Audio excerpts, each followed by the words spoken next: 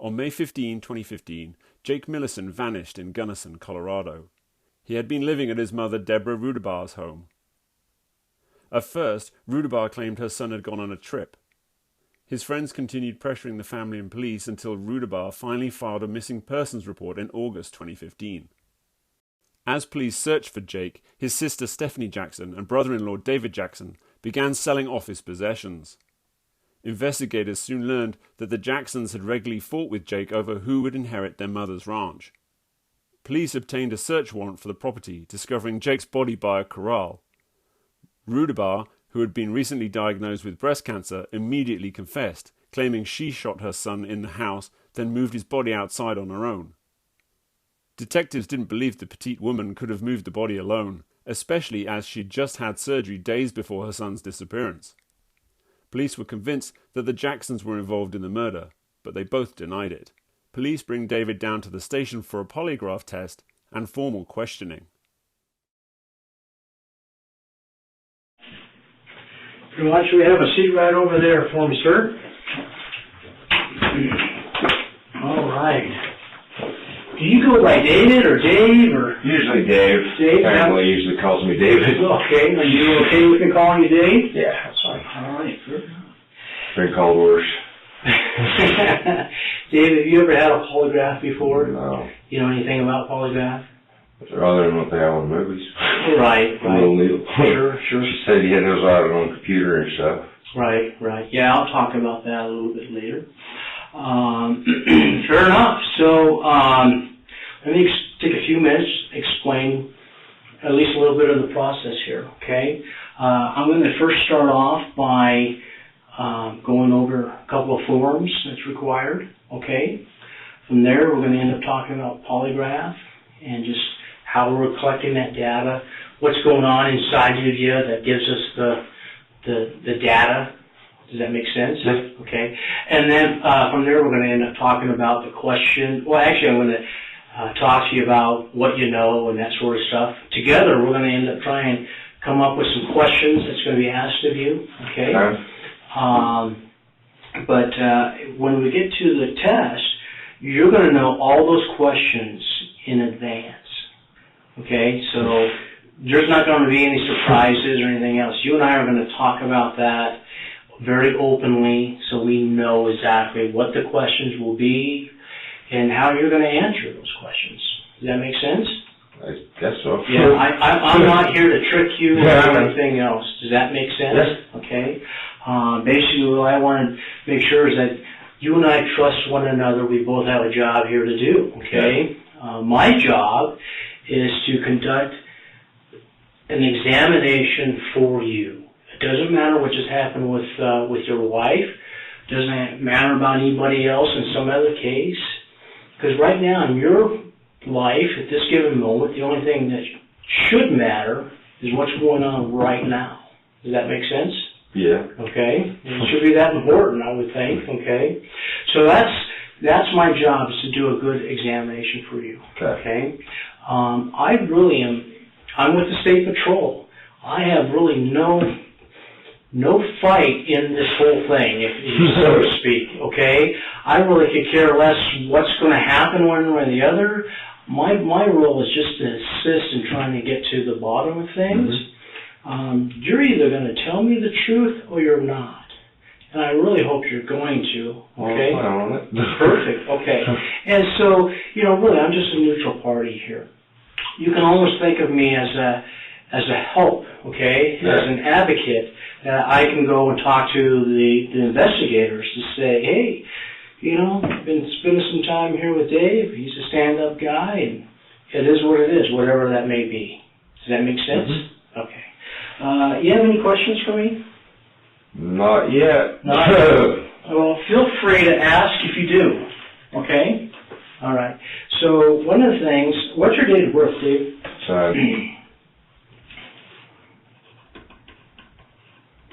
Okay. Do you understand you are not under arrest?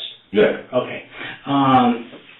Everything you and I end up talking about, I am going to end up recording on here, just so you know. Okay. You are not under arrest, like I told you, but obviously at some point in time, I'm going to end up talking to you about what you know or what you don't know, that kind of deal, okay? And so I am going to advise you of your rights and go from there. Does that make sense? Yeah. Okay. Have you ever had your rights read to you before? Oh, yeah. You have? Okay. All right. Fair enough. Dumb kid. All right. Can you read? Yeah, just not very fast. Okay. How I read this to you, and you just follow along. That would help, actually, yes. Okay. So up here it's the Colorado State Patrol, advisement of rights, your name, your date of birth, the place where we're at, which is here at the Gunnison Sheriff's Office, the date and the time, 8:52 p.m. Okay? It says you're being held for investigation of the following. It's a homicide investigation. Okay? Before you are asked any questions, it is required that you be advised of your rights as follows. You have the right to remain silent. You do not have to answer any questions if you so choose. Do you understand that? Mm-hmm. Anything you do say can and will be used against you in a court of law. Do you understand that? Yes, sir. You have the right to consult with an attorney before any questioning, and to have an attorney present during any questioning. Do you understand that? Yes, sir. And if you cannot afford to hire an attorney, one will be appointed by the court to represent you before any questioning. Any questions about that? No. Okay. It says you can decide at any time to exercise these rights and not answer any questions or make any statements until you have talked to an attorney. Do you understand that? Yes, sir. Do you have any questions about any of that at all? No, sir. Okay. If you understand those, if you would initial each one of these, and then this question says, do you understand each of these rights? You just told me yes. Is that correct? Yes, sir. All right, and then go ahead and mark that for me.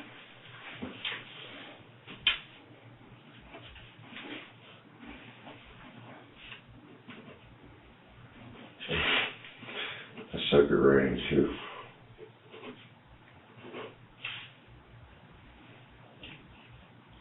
Perfect. Okay, so under here, Dave, it says, waiver of rights. Do you wish to waive your right to remain silent and answer questions at this time? The question means, will you talk to me? Yes. Okay. It says, do you wish to have an attorney present during the questioning? No. Shouldn't need one. Okay. And it says, I understand my above rights. I am aware of what I am doing. I agree to answer questions. No threats, promises, or coercion have been used against me. I do not want an attorney. Some people don't understand what the word coercion means. It means I'm not going to trick you. I'm not going to force you. I'm not going to, shine some big bright light in your eye. I'm not going to do that sort of stuff. Does that make sense? Yeah. Okay. Do you have any questions about that phrase or these words? No. Okay. If you agree with that, would you sign in the deed for me, please? You'd have to tell me the date. I'm not sure. That's fine. My dates just blend. Yeah, that's fine. July 18th, 07, 18 of 17. Sorry. 07, 18 of 17. And the time is 8:56 p.m. Okay? Is that it? Yep, and I'll sign below you. Sorry, my writing sucks. I'm not here to judge your penmanship, my friend. Okay? I can build a car, but I don't do the reading and writing all too well. Or No worries. I'm not. And my memory is really crappy. In fact, I think I'm going to have it looked at. Okay. All right. This next form, Dave, it talks about. It's basically a consent form. It's a release form. You're saying that you're giving us permission to do the test. Okay. So I want to see if you agree with this. It says Colorado State Patrol polygraph examination release. Once again, your name, the date of examination, 7/8/17, case number. And it says, I, David Jackson, the examinee, represents that I am in good and mental physical condition, and that I know of no mental or physical condition which might be impaired by the polygraph interview and or examination. And you do hereby voluntarily agree to be interviewed and or be given a polygraph examination, which is to be conducted. Now, there's a lot of words in there. Do you have any questions about that? Yeah, I think I understood that one. You understand that? Okay. And it says, in agreeing to this examination, I do so of my own free will, with no force, duress, or undue influences being exercised by anyone, nor have I been given any promise or any reward or consideration of any kind for my cooperation in agreeing to this examination. Do you understand that? Yeah. Any questions about that part? In consideration of the foregoing, I absolve the state of Colorado and its agents, together with investigator Tyler Tobias, that's who I am, who is to conduct this examination, and the agency named above from any and all liability or damage which may result from the examination. Any questions about that? Okay. It says, therefore I have signed my name as my as my agreement with the release provisions stated above. Okay. If you agree with that, go ahead and sign that, and we'll note the date and time as well. And the time is 8:59 p.m. And 7:18 and 17. Oh. Yeah. You're all right. Cool. All right.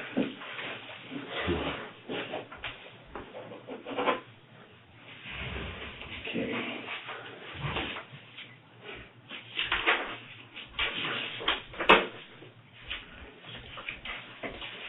I have that issue a lot. Sometimes I'll start writing stuff backwards. Oh, yeah, yeah. It's weird. You know what? That I can relate to that. My family's got some of those issues and stuff too. Wow. So I get that. I'll even read it backwards. Oh, really? Oh, yeah. Hey, that's a talent, my friend. Absolutely. I guess. That's what they say, I guess. I know it gets kind of annoying sometimes. Sure. Dave, I'm going to ask you some different things about you before we get started. The purpose of a lot of these questions is to make sure that you're able to do the examination, because otherwise we're wasting your time and my time if you're not capable. Does that make sense? I agree. All right. So, hey, what's your address?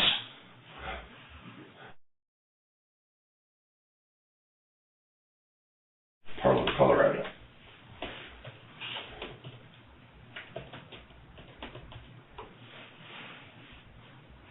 Do you by chance know your driver's license number? Oh, no. Do you I have my wallet, though. That's all right. We're good with that. It's not that important. Do you know your Social Security number? On occasion. Let's see if we can remember it. Okay. It's 52. And what's your date of birth again? You are how old? 33? 32 or 33? I feel 33. Should be 33. Okay. All right, man. You'll be 34 later this year. Too soon. No kidding. I was flying too much. Well, I understand that. Watching my son the other day playing, I was like, I wish I was his age. Nice. Hey, how tall are you? 6. As far as I still know. 6 foot? Even? Yep. Biggin', huh? How much do you weigh? Usually about 160. Okay. I've never gained a pound over 165. Do you go by brown hair? Yeah. Okay. I guess it's starting to go a little freckled now. A little freckled. Color your eyes, my friend. You got They're brown. Brown. Okay. Where were you born? Ogden, Utah. Raised in Logan, Utah.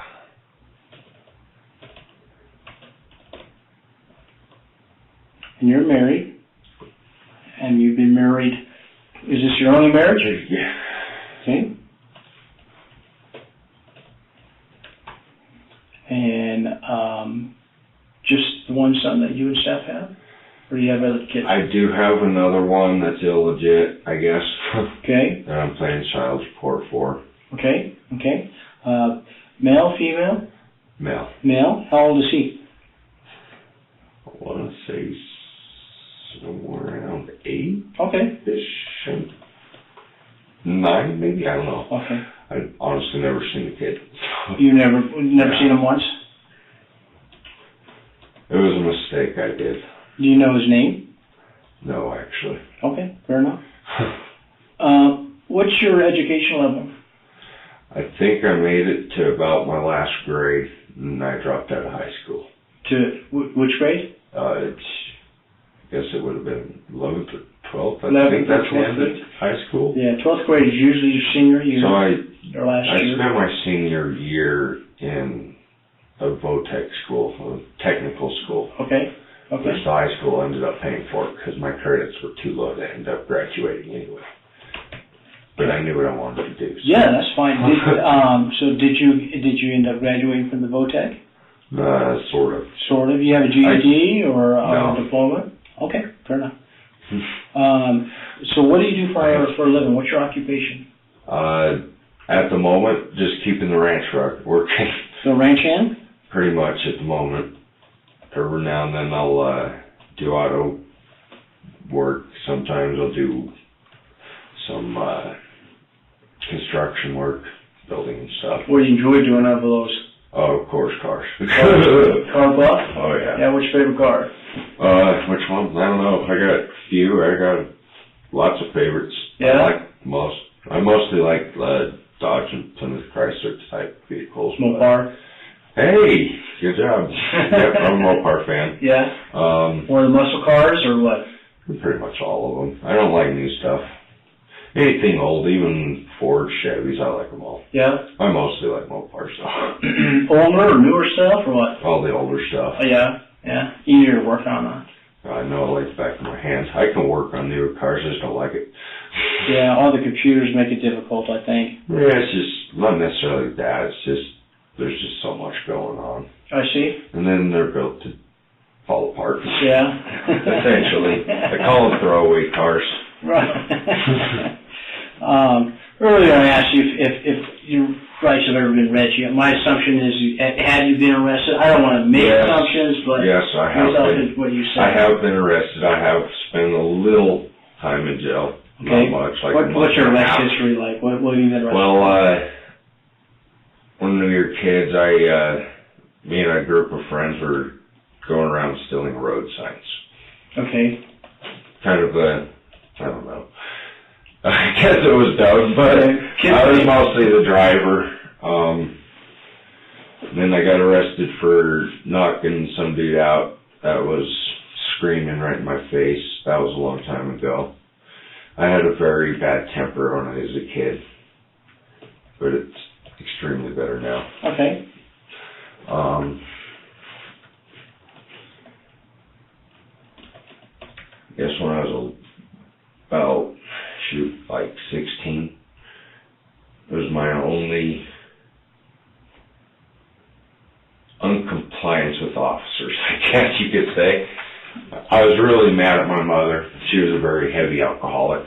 Okay. And she called the cops on me for taking the car some. Yeah. So I was just mad sitting in the car, and they were wrestling me, trying to get me out of the car. And then I gave up.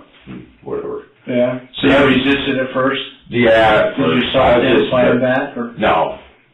I just didn't want to get the hell out of the car. She was afraid. All right. Anything else? Trying to think if there was any other times. My memory is very bad, so I have to zone out to think about what happened in that time.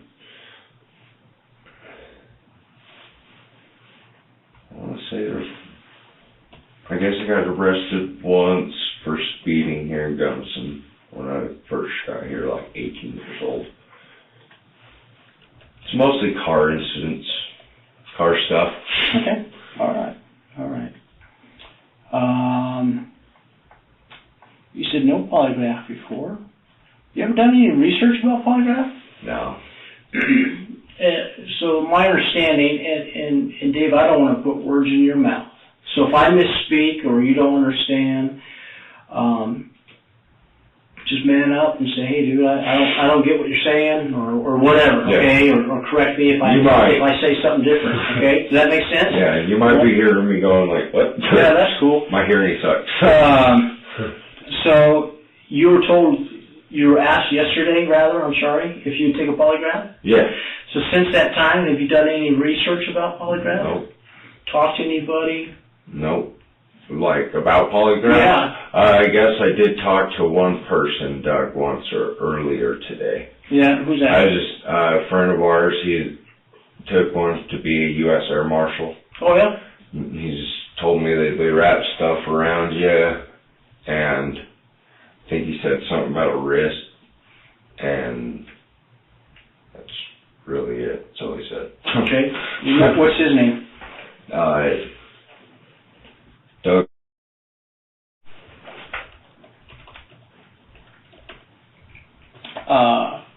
Did he tell you anything else? That's pretty much all he told me about it. Talk to you about the equipment? No. He just basically how they do it. Oh, yeah. okay. And that they ask you random questions. Yeah. Not quite random. You know, like I said, I explained to you earlier, we're going to end up talking about it, I mean, so that's fine. How did that go for him? Was he like not happy with polygraph, or he's okay with it? He said it was simple or something. Yeah. Did he give you any other advice? No. Okay. How would you describe your physical condition right now, or today? Physically? Guess I'm alright. I'm always hurting. Okay. Is anything, what's hurting right now? Nothing really at the moment, I guess. I usually have, like, some pains in my left arm, which kind of worries me here and there. I do have that issue in my family, I guess, but, Okay. like today I've been pretty freaking stressed out. So, I've been, I don't know, stressed out. It may sound like a dumb question, but what are you stressed about? This whole situation, everything that's going on, is just quite overwhelming. Okay. Yeah. Are you stressed about the polygraph? No, just everything that just happened, like yesterday. Yeah. Big day. Yeah. Okay. All right. So, currently you don't have anything that's hurting you? You're not in any pain? No, not at the moment. Okay. Within the last 6 months, have you had any major injuries or any surgeries? No surgeries. I always injure myself. No, nothing major lately. Yeah, I'm talking big things, you know what I mean? I'm not talking like, oh man, turned a wrench and I banged up my knuckles, you know what I mean? I'm not talking about that type of stuff. No, there's something that's going to hinder you from doing this test. Yeah, I haven't broke no bones or nothing like that. Okay, all right, fair enough. Do you have any discomfort at all for any reason right now? Not at the moment. Okay.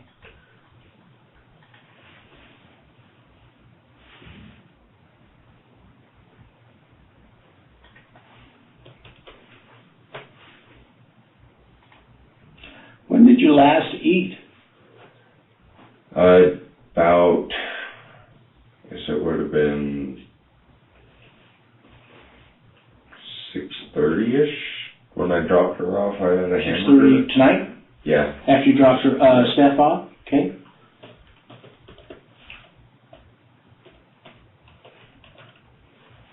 Big greasy burger or what? No, just a little dollar hamburger and Yeah. a little coffee. I eat like a bird. I don't eat much. Okay. Is that normal for you at time or the amount or whatever? Pretty much. I guess what I'm getting at, we're going to be here for a little while, okay? Yeah. Your hunger or anything, is that going to cause any problems It shouldn't. Okay. Do you have any special needs, reference to diet or food, or you're going to need that after a while, or anything like that I need to be aware of? Maybe a water. Yeah, I've got some water. You want it right now, actually? I could use one right now, actually. That'd be awesome. There you go, bud. Thank you. Yep. Okay. What time did you go to bed? Shoot, like 12:30 last night. Okay. It was pretty late. Got up about 7, maybe a little earlier. Okay. How would you describe your quality of sleep that you had? Pretty normal, not very good. I usually sleep like a rock and a tornado can come through. Last night wasn't quite as well. So not normal, is that what you said? Not as normal. Okay. Okay. Are you sleeping right now? Huh? Are you sleepy right now? Slightly, yeah. Okay. How important is this moment right now for you? What do you mean? This test. Important? I guess it's fairly important. Why is it important to you? I'd like to get it done and like to figure all this out and hopefully get on with my life. What do you think what do you think the importance of the test is for? Why are we doing this test? So you can make sure everything's the way it should be and what you got told. And is it to clear your name? Are you trying to clear your name and say, hey, what I've been saying is truthful? Yeah. Right? Essentially, yeah. Right? Okay. I mean, I just want to make sure that we're seeing that, right? Yeah. So knowing the importance of how valuable this is, are you going to be able to stay focused, stay awake, and attentive to what we're doing, or are you going to be sleepy on me? I should be good. Okay. All right. And it's a legitimate question, because the reason is if you can't focus on what I'm saying, again, we're spinning our wheels, and it just isn't going to go well for you. And so we would need to do it at a different time. You see what I'm saying? Yeah, I understand. Okay. So are you good or no? Yeah, I should be good. Okay. You tell me otherwise? Yeah. All right. If I get sleepy, I'll let you know. All right. Fair enough. I just want you to tell me, hey, Tyler, I'm getting tired. If I feel like I'm going to start dozing, I'll let you know for sure. All right. And if you start snoring some logs here, buddy, then we know what happened, right? Oh, yeah. You'd be like, hey, wake your ass up. Hey, have you ever been a patient to a mental hospital? No. I was in the hospital once because I was having a toothache. And,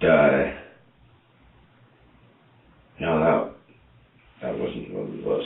I get my days all mixed up and stuff.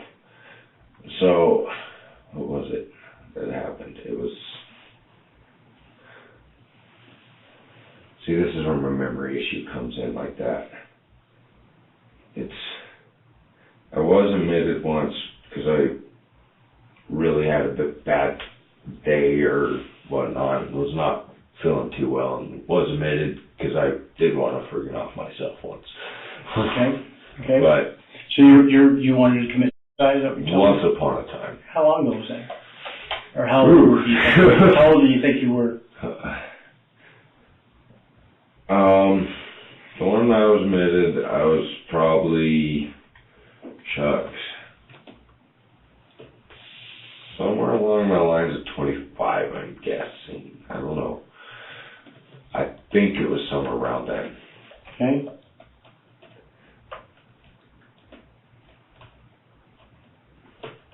You had any other thoughts of that since then? Yeah. Okay. You good? Yeah. All right. Have you ever seen a psychologist? A little, like once or twice. Was it during that time? I think it might have been actually somewhere around there. Okay. I think. Had you seen him, a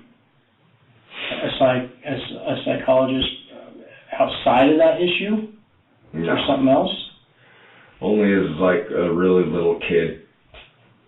Okay. I had like I still have ADD issues, and I was extremely bipolar. And I think they had me on drugs and stuff as a kid. I think that's kind of what affected my memory, honestly. Okay. So you have been diagnosed with bipolar? I think as a kid, nothing recently. I really avoid going to doctors. Okay. I literally broke this pinky sideways, and I straightened it by myself and let it go. Okay. I heard after a week, and I had the doctor glance at it, and he's like, well, you did about what we would have done. Okay. All right. So, in fairness, you're not sure if you're still bipolar or not? I'm sure I am a little bit. I do self-medicate with marijuana. It does, like with my ADD, it helps me calm down, focus, so I'm not so, I get scatterbrained really easy and can't focus for crap. And when I was younger, I really had a very short fuse and flew off the handle a lot.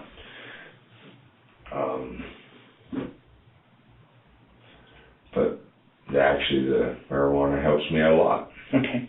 So I want to ask you, make sure I understand this right.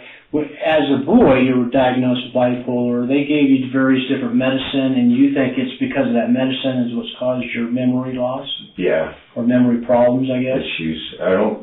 It's almost like it's slightly short-term memory issues, but not extreme.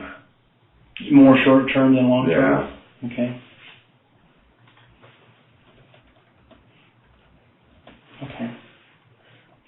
And so to address that now, you self-medicated by marijuana? Yeah. Okay. Well, that probably doesn't help amend your memory thing, but okay. All for right. the bipolar and the ADD is why I use that, so I can focus. Do you take any other meds? No. What's the last medicine you took? I did take some Xanax earlier today. Okay. Was that yours? It was not. Okay. I've had it for a while. There's a couple I've had, because if I have a pill, I'll usually save it for when I need it, because I don't really like pharmaceuticals. Okay. What time did you take that, do you think? By 4:35. This afternoon? Yeah. Okay.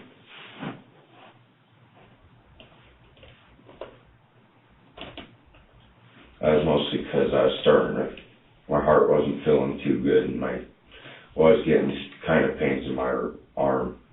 I actually haven't even told Steph about that, because I really don't want to have to deal with the hospital issues. So explain to me what's going on with your heart and your arm today? I don't know. Well, it's kind of all the time. I kind of get sharp pains. It's kind of through here and kind of through here. And then my chest gets really tight. It feels. Is that going on right now? No, not right now. I'm actually pretty calm right now. But it's hard to breathe sometimes, and I don't know. I kind of guess it's anxiety a little.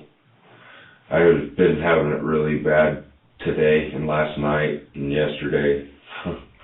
Just because the whole thing, waking up and then coming to find out all that. Okay.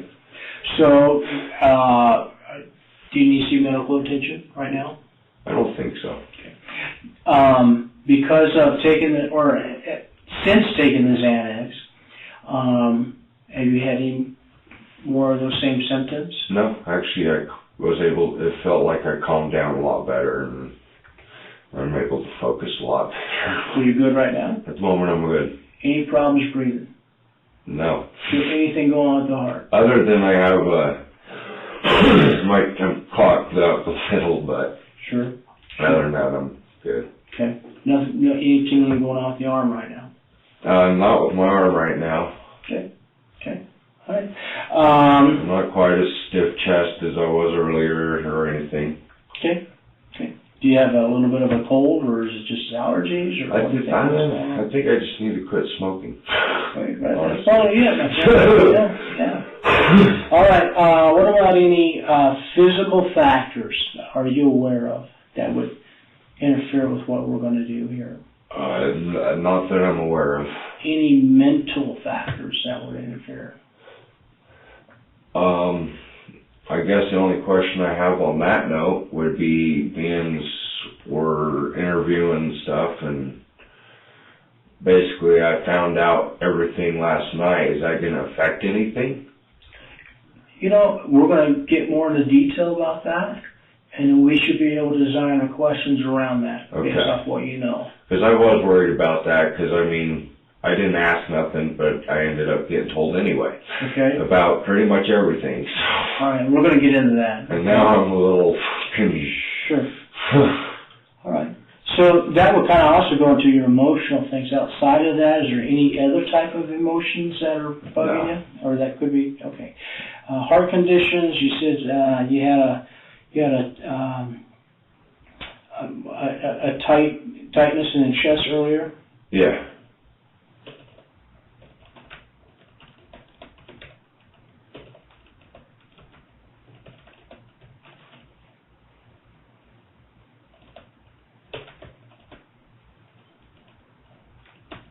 Okay.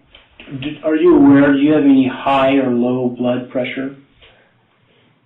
At the moment, I don't know. I haven't checked it in a long time. Okay. So I really, honestly don't know. Do you have any communicable diseases? No. Sexual yeah. No, sir. I'm getting right there too. No? No transmitted disease? Okay. No. Have you ever had seizures before? I don't know about seizures exactly. I have passed out on occasion. When it first happened, I don't know, that was the sore tooth incident, actually, is where I passed out. I was having sore tooth. As you can tell, I don't have a very good face teeth. Okay. But I forgot I had taken like a ibuprofen or something, or two, and I took a shot of vodka to soak in my mouth, just kind of help numb it a little. Well, I think I mixed a little too much of each together that day, and I was in the middle of Walmart, and was then checkout line, got really dizzy, and next thing I know, I woke up on the floor. Oh. Twice. Twice, huh? Yeah. So I ended up in the emergency room there. And sure. I think I almost died on that one. Oh. And then ever since, I get, it's weird, I get like really lightheaded, and I'll pass out randomly. And that's only happened a couple times. Like when my son, he had his finger ripped out by a cart at Home Depot, and we were at the hospital, and they're just explaining what they're doing. Next thing I know, I'm on the hospital bed. Okay. When's the last time that ever happened to you? I'm trying to think of the last time I passed out like that. It's probably been, when I cut my face right here. When was that? Probably, actually it wasn't too long before his disappearance, when I was in Denver, working on the house by myself. I was actually standing in the toilet peeing, and the next thing I know, I'm waking up on the floor bleeding everywhere. Oh, wow. Yeah. It was not a very pleasant, I was quite out of my mind. Luckily, I was able to manage to get to my phone, text the neighbors, my friends, neighbors, because nobody else I was there alone. I was able to text them, and they came rushing over and picked me up. So about 2 years ago? It was probably about 2 years ago. Okay, all right, fair enough. When was the last, or actually let me ask you this, do you have any back pain right now? Back pain? Yeah, a little. I always have back pain. Okay. What is that? I think it's mostly muscles, stiff muscles, like up about middle to lower back. At the moment, it fluctuates, but mostly it's the right lower back. Okay.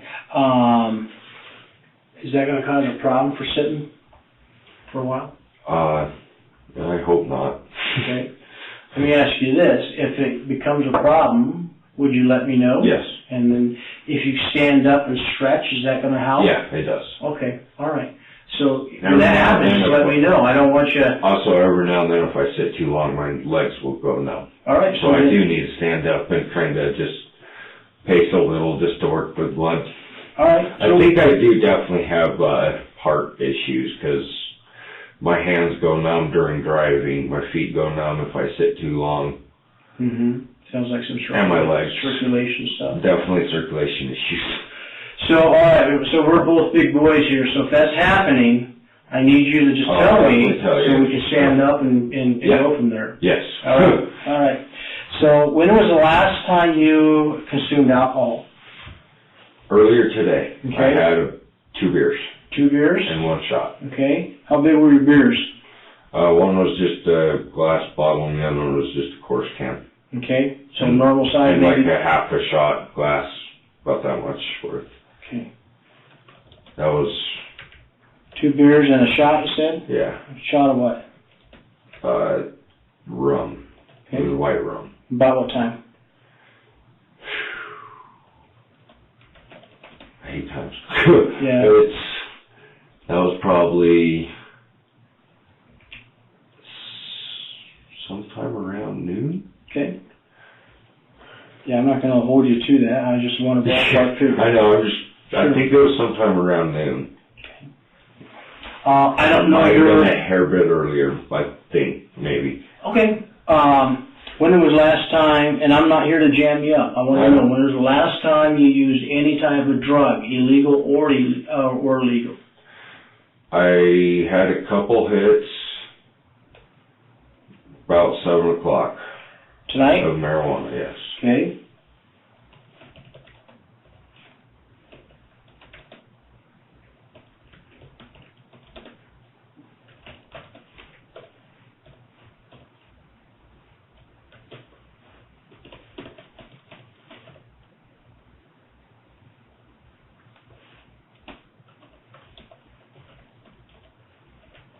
Okay. I mean, I don't know your body and how well you react to this and that, okay? You said you self-medicate with marijuana. Are you a chronic user? I guess it means something. Do you use it often? I do use it often to a point. I use it, I'll wake up, I'll take like 2, maybe 3 hits at the most, and just try to set my brain where I need it to be set, to be focused, and I go about my day, and if it wears off a little, I'll take a hit here and there. Is that on pretty much every day? Pretty much every day. Every day. So doing your thing at 7 o'clock is no different from any other day? No, sir. Okay. What about the 2 beers and the rum? Is that a normal thing or no?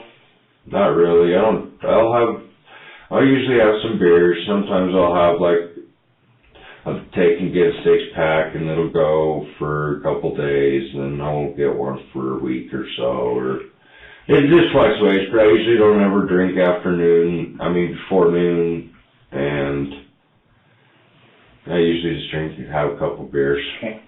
So based off what you're telling me, that's roughly 2.5 hours ago. Do you have any... no, I'm sorry, that was around noon. I apologize. So,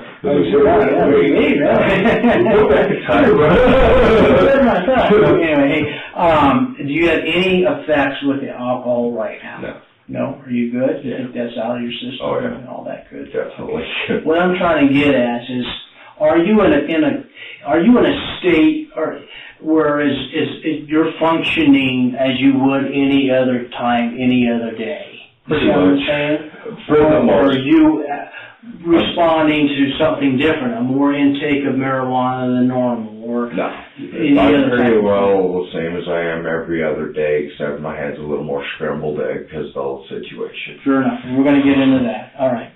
And I know I'm asking a bunch of goofy, complicated questions. All right. The reason I do that, like I told you earlier, I am just making sure that I'm doing my job to find out, he's sitting here, but is he also mentally in the game? Yeah. Can he understand everything? Is his body condition okay to do things or not? Does that make sense? Yeah. And at this point, I think you are, okay? If I determine that later, we'll address that at some other point, okay? So, hey, So besides cars, what do you like to do for fun? Go shooting, ride horses, hiking, just guy stuff. Yeah, cool. Build stuff, just whatever. Just Right. like to build things. Right. Good with my hands, so I use it. Right. Okay.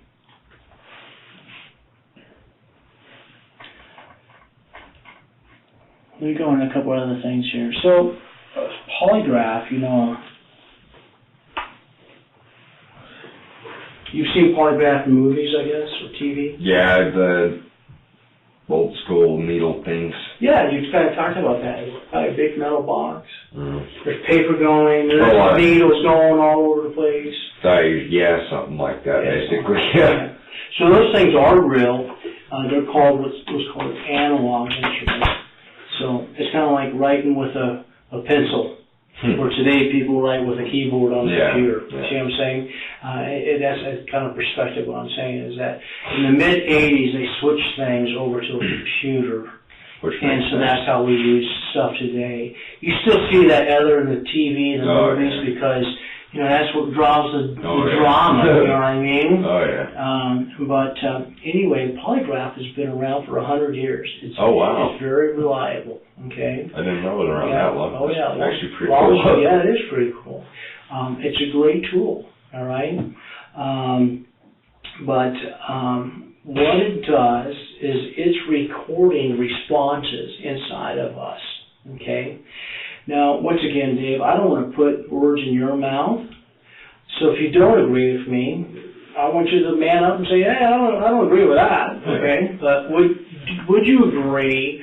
You can do certain things if you want to. You can control your body to do certain stuff. Yeah, you can move your hands. Exactly. Just control your body and to do that, right? If you wanted to, you can do it again or whatever. Does that make sense? Yeah. Okay. Would you agree there's some things you have no control over? It just does it on its own. Oh, yeah. Okay, all right. And that's what's called physiology, okay? And again, those are just different responses that happen inside of us because it's automated, it's automatic, okay? We're created to have these different systems. You don't need to tell yourself to breathe, you just breathe. Yeah. You see what I'm saying? Yeah. It's just that kind of stuff, you know what I mean? So that's kind of what we're doing, is we're recording those responses from things that we know that trigger that. Things that trigger that stuff is what's built inside of us, that's built that we will automatically respond in those certain situations, okay? I guess an odd analogy, but let me ask you this. You ever been sick on tequila? Yes. I hate it. You hate it? I really don't like tequila. So let's say you bring in some tequila, my friend, and you just smell it. What's it going to do to you? Yeah, the smell doesn't really bother me too much. So is it going to kind of make it maybe have some mouth sweat or anything like that?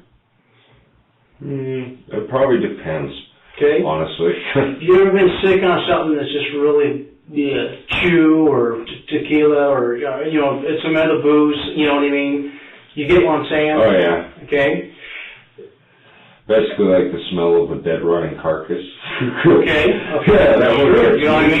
If it gets you every time, okay. So every time you're driving by and you go over a fresh roadkill, how do you respond? Sick, I guess.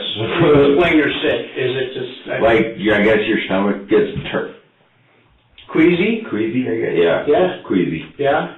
You just don't like that, right? Yeah. The smells in your nose kind of goes a little bit weird, right? Right.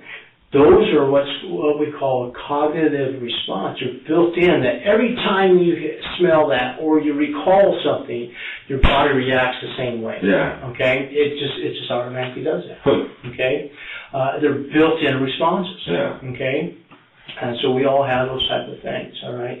And so that's just an example is what I'm trying to get you to understand when those things come across, you're going to end up responding over here. Okay, I don't know how you were raised.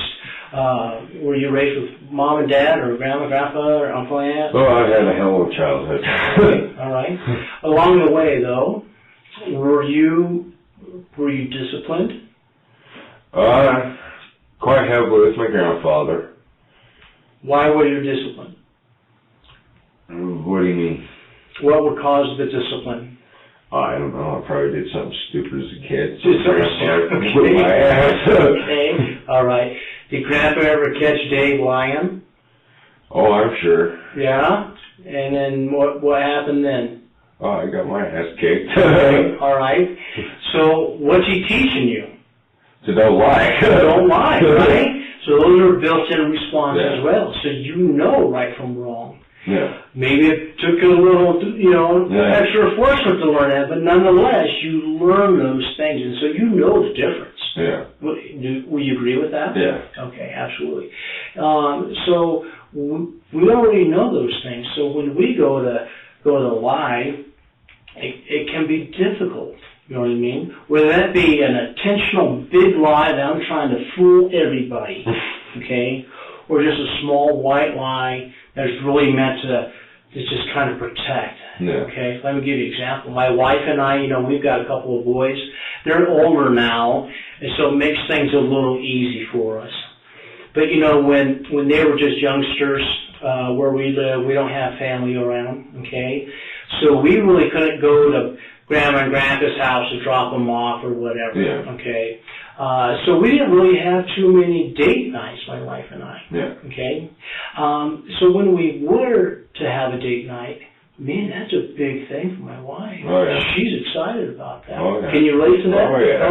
You know where I'm going. Oh, yeah. I think just about every guy knows, all right? Sure. What's going to happen? She's going to go to the bathroom, and she's going to take the time, and she's going to doll herself up and look as best as she can, right? She's really done a good job to try and look really attractive, right? Well, what is she going to do to me? She's going to come out of the bathroom and she's going to what? She's going to ask you, how do I look? Absolutely, right? You look damn good, honey. Yeah, there you go. So you know right where I'm going with this, okay? I understand. Let's say she doesn't look as attractive that night as I have seen her in the past. Yeah. What am I going to tell her? Same damn thing. As long as I want to get along that night, if you want to stay married. In the doghouse, I'm going to tell her the truth, right? But it was just you see what I'm saying? Yeah. Okay, those sometimes are what people call white lies. I wasn't really trying to deceive you. I wasn't trying to cover up some big thing. Yeah. Okay, I really was just trying to get along. Yeah. Does that make sense? Okay? Sure. But that's your fine. But see, when we do those things, that's still a lie response because we are built to know the difference. Yeah. And it's been reinforced with behavior things, such as what your grandpa did. Does that make sense? So inside, think of us as this duck on the water. Okay? You looking at me and me looking at you, we're looking at that duck on top of the water. Hey, we both look pretty cool, calm, and collected, man. We're two cool dudes, all right? But under the water, that's what's going on inside. And that duck is just paddling like crazy to survive. Does that make sense? Yeah. So when we go to lie, it just is enhanced. It's just crazy. So inside, it's going, ooh. Yeah. And then that's where all this stuff is picking up. Okay? Does that make sense? Yeah. All right. Let me summarize it real quick. Kind of been babbling on here. When we do polygraph questions, as we get later on, we're going to end up talking about some questions, but those questions are going to be designed so that you will say yes or no to that question. Okay. Make sense? You won't answer it anyway. It'll either be a yes or a no. Okay? All right? So, for example, I want you to look at my wrist. What am I wearing? A watch. A watch. So I'm going to ask you, Dave, 3 questions about that watch. Okay? Am I wearing a watch? Yes. Okay. And that's polygraph. It's that simple. Now let me tell you what happened there. Okay? You had to listen to that question. Your brain had to analyze that question. you had to momentarily rewind your brain for a few seconds in time and physically recall, oh yeah, I remember him showing showing the wrist, pointing to the watch, the color is black, or whatever else you recall, but you physically remember that. Then you had to reanalyze that question again, and then you had to give the proper answer of yes. Now that's a lot going on in just that few seconds. You see what I'm saying? Well, it's not even a few seconds, it's a nanosecond, half a second. You see what I'm saying? And that's everyday life. You know what I mean? No matter what. That's what's going on. But that's what's happening inside of us. Okay? Now, I'm going to ask you the same question. However, I'm going to tell you to say no when I ask you that question. So what am I having you do? Say no. Exactly. And what are you doing to me by saying no? I guess lying. Exactly. See, you got it, man. You know that you're going to end up lying to me. Now I'm telling you to lie to me. Does that make sense? Okay.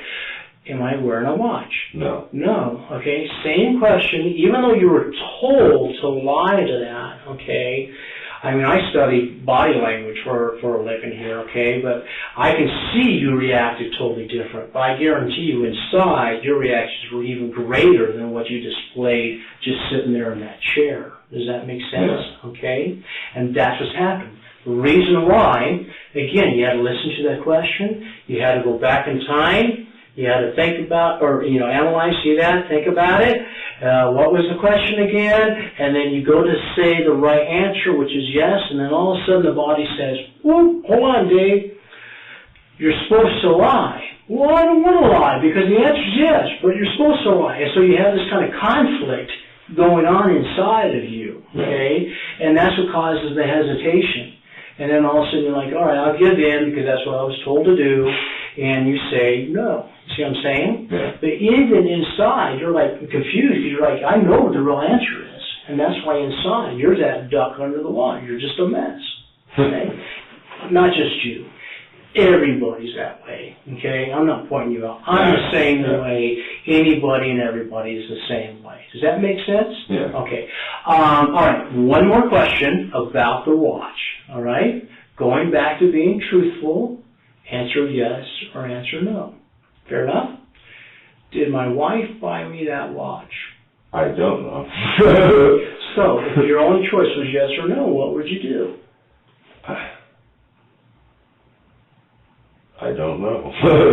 Honestly. Yeah, that's no big deal. My point is, I always ask everybody, is that a valid question to use for polygraph? I guess not. Okay, in your opinion, it's not, right? I'm going to tell you that it is a valid question. Why would you think it's not, though? Because, I don't know, because you told me it was like yes or no question, right. I guess. And deep inside, it's because you don't know the answer, right? Yeah. You'd want to ask me some questions. Hey, dude, did your wife buy you that watch? Where'd she buy you that? You know what I mean? You'd want to have a little bit more information before you were committed to say yes or no. Does that make sense? So it's a good question to ask, but not now because we haven't talked about it. Yeah. Okay? See, so many people, kind of like what your buddy said, they just ask some random questions. That's not the answer. We don't bring you right in here and just say, okay, dude, I'm going to hook up all this stuff. I'm just going to start firing some questions at you. Those questions that I would ask you probably are good questions, but it's not fair to you because we haven't talked about it. Does that make sense? I want to give you every chance to pass this polygraph. All right? And the ball is in your court. And how are you going to be able to do that? How are you going to pass this polygraph? By telling you what I need to tell you, the truth. Yeah, exactly. That is the only way to do it, is by telling the truth, okay? And sometimes the truth is hard to be truthful on, but this is a very important matter. Wouldn't you agree? Oh, yeah. Absolutely, okay? And so it's that critical. And that's why we and I both have to take it so serious, okay? I agree. All right? So that's what's happening. Knowing all that and seeing this equipment, what's the polygraph? What do you think the polygraph is? To let you know if I'm lying. No. What is the polygraph? What do you think it is? I actually don't understand what you're trying to say. say. Fair enough. What I'm going to get at. Do you think it's this equipment is the polygraph? Yeah, I guess. Is this okay, so is this equipment going to make you tell the truth or not tell the truth? No. No. This equipment is only going to tell me you are telling the truth. So you, Dave, are the polygraph. Yeah. You see what I'm saying? All right? And that's kind of an odd way to look at it. But you're the one that's going to tell the equipment, which I'm going to then look at and say, oh yeah, he's being truthful or he's not. Okay? Does that make sense? Yeah. And that's what's going on there. So the only way to pass this is being truthful. If it's anything else, it's not going to go well for you, my friend. Okay? Yeah. All right? All right? So I want to give you every opportunity to pass this, but what's your job? Tell you the truth. Absolutely. All right. That being said, we want to talk about what it is you know. I mean, I'm coming in here blind, I just got filled in about a few things today. Yeah, I talked to your wife a while. But this particular exam, right now at this moment, isn't about your wife, Steph. It is about Dave. Mm-hmm. And that's all I'm focused on, okay? So, Dave, I want to know, what is it you know? Not what you've been told. Well, we might get into that. But what does Dave know? What's your involvement? What's going on? That, I don't know, where do I start? Sure. Well, what I knew, I guess, is that he disappeared and he went to Reno for some fighting stuff, and I wasn't allowed on the ranch when he was there, so I never went on the ranch. I don't know. It's hard to explain what I know. I really don't know anything. That he disappeared, and I thought it was kind of weird that he was gone quite so long. Started making me wonder. And just, I don't know, just weird how everything kind of trying to piece everything together. Just, I don't know. It's honestly seemed weird to me. What was weird? Like that he was missing and he hadn't come back. Okay. When somebody like that, you think they go missing for a little bit. Sure. If they're still out there, still alive, and doing whatever they're doing, they're probably going to reach out eventually. It may take them a week or a month. Okay. But once it started getting to about a year is when I started kind of, I guess, coming to conclusions of what happened. What could have happened with him, or where did he go, or what happened. And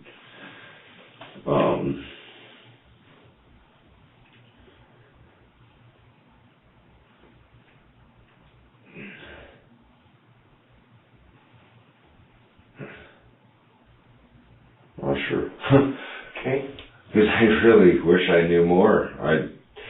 Let's start. You say he, just so we're both honest. I'm sure we both know the same person Jake. you're talking about. Jake, We're talking about yes. Jake, right? Yes. Jake. Do you know him more as Jake or Jacob, or does it matter, or you refer him as Jake, or what? I've always called him Jake. Jake. Okay, fair enough. So when did Jake go missing?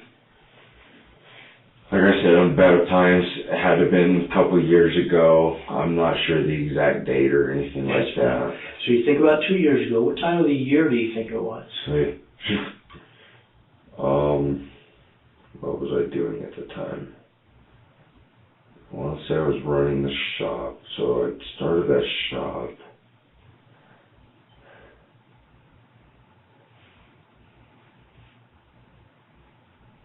Someone got kicked.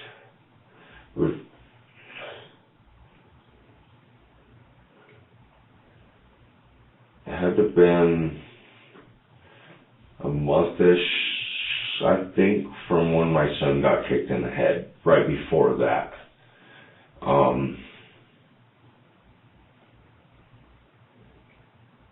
And he got kicked in the head? By a horse. Yeah, okay. Yeah. That was an extremely rough ordeal. Okay. And not to discredit that, but let's just focus on Jake, okay? All right. I'm just trying to equivalent, because that's I get about when, I think it was like a month or so that I got told he left to Reno, or I think I heard Reno. Then I started hearing, what the heck was it?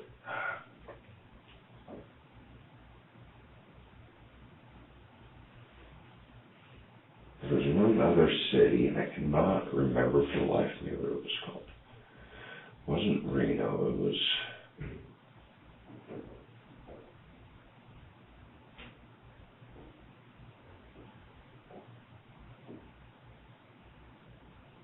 I honestly cannot.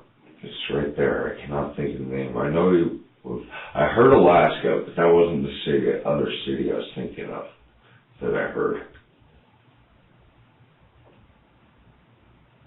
Reno.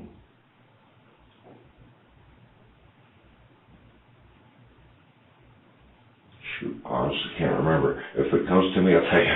Sure. Okay. Who was telling you that he went to Reno? Deb, Stephanie's, my mother-in-law, Stephanie's mom. That's what she pretty much told us. He met a guy, had a blue truck, and he hopped in and flew off to Reno, or that's the first one I heard. Then there was that other city, and I honestly cannot think of it for the life of me. Okay. There was another one that he said he was, that I think that I heard that he told his grandparents, which would be Deb's mother and father. They told them that he was going somewhere else. And I want to say he told his dad that he was going to Alaska.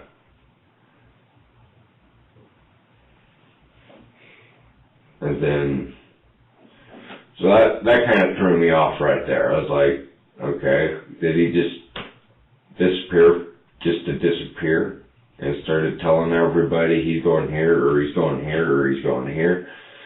So that kind of put me on the thought of, well, maybe he disappeared and so that got was sick of it and left. Is that all kind of in the same general time frame? Yeah, it was. Or the course of how long do you think that was all? It seemed like all these plans were being made within 2 months of when he left, which apparently he didn't leave. Okay. Now I've come to find out. Okay. But... Alright. What else from that? We'll just keep going forward from there, okay? What else do you remember from?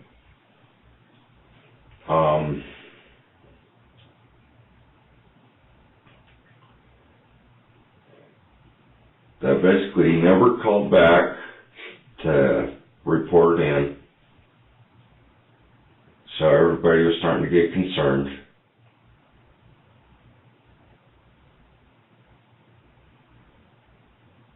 And then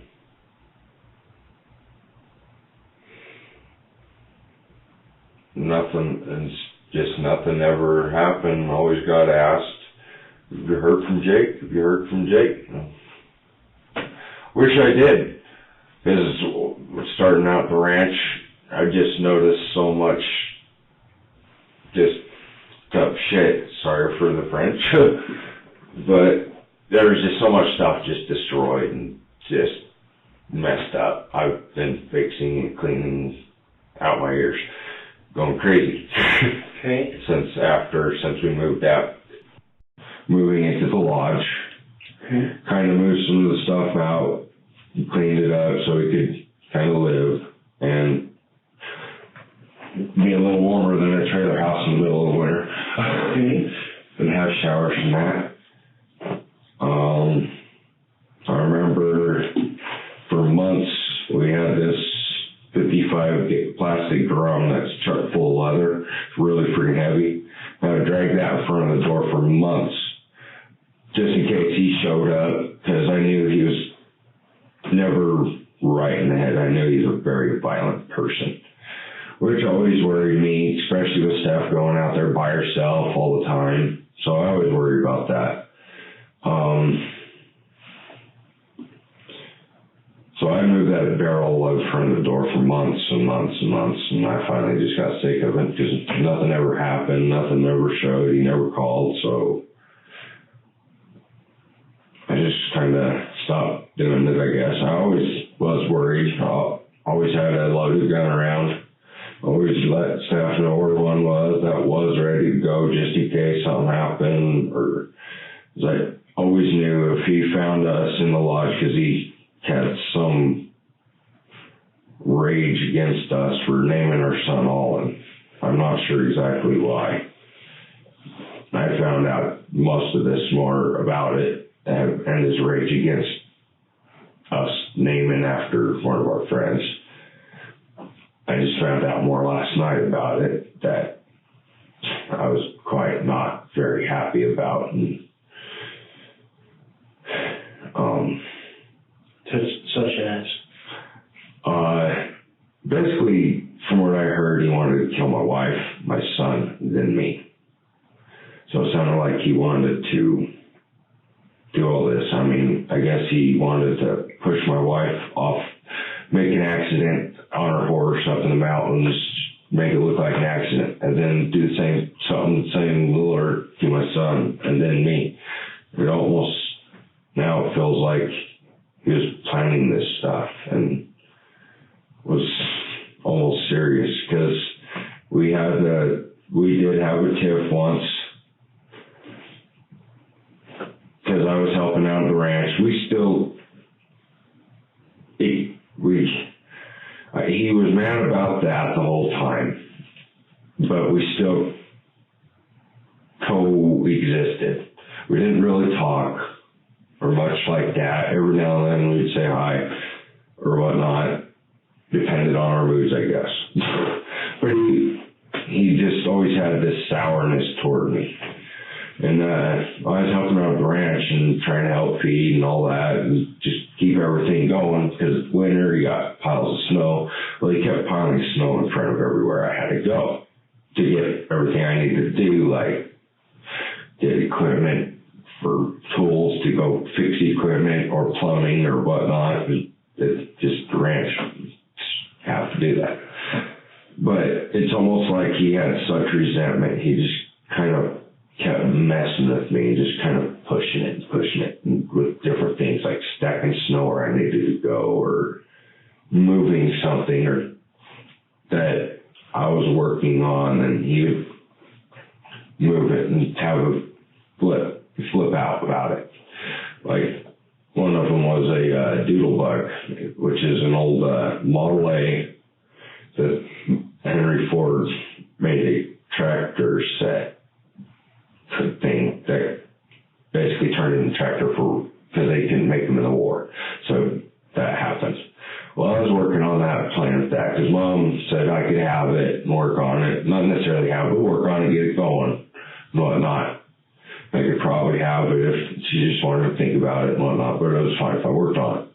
Well, he had a major meltdown about that. Freaked out, all sorts of stuff, moved it over somewhere else, that type of thing. Well, one day I was coming out the house and he was coming down the driveway, and I was mad about the snow being piled up because I got my truck stuck that day, and it took me 3 hours to dig it out because I was pissed, and I just tried to ram the snow and just go over it. Well, it was a block of freaking ice. It pretty well stopped. So I was quite pissed about it, I will say. So I wanted to have words with him. Why the hell do you keep doing this shit to me? You need to stop. I'm trying to help out here as much as anybody else. And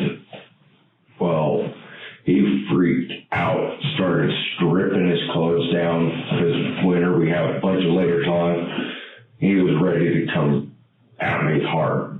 I mean, he was running at me, stripping his stuff. And at the time, I was learning about it because he was in the mixed martial arts. I knew he had a concealed weapons permit, etc. So I would carry a gun. Not necessarily for him, just because I am a very firm Second Amendment believer. Okay. But I was stripping down, and I was going to pull my gun out, put it down on my clothes and stuff, and all the snow and shit. Well, as soon as I got my coveralls down around my legs, so I'm like a kid with his pants down. Right. Getting ready to put that down because as soon as I lean over and pull my boots and stuff off, it'll just fall out because the holster I was using was kind of loose, and if you lean over, it just fall out. Gotcha. Which is slightly unsafe. I'm sure you agree. Yeah. So I was getting ready to do that, and he just stopped, dead in his tracks, as he obviously saw the weapon, and started yelling and screaming and just picking up his clothes and wandering off. And then the next morning, the sheriff comes out and serves a summons to appear in court and whatnot for a restraining order. Okay. So I'm like, okay, whatever. So I left, and I didn't go back on the ranch since for a long time. I think I stayed in town at a friend's for the time being. Yeah, I did. Yeah, that's right. I was in town at, I think it was her cousin's for the time being, for like a week until the court date. So I went to the court date. He never showed. I guess he didn't feel it was that big of a deal. Okay. I guess he realized it wasn't that big of a deal afterward or something. I don't know. So I appeared in court and just waited, and they dropped the case and whatnot. So I went to Denver because we were trying to sell our house at the time. So I went down there to try to work on it, fix it up, get it more showing so people could see it and be more interested in it, hopefully. Right. Busted my sold 2 cars and stayed down there in a sleeping bag on a hardwood floor. Okay. It was not fun. Well, my wife was down here,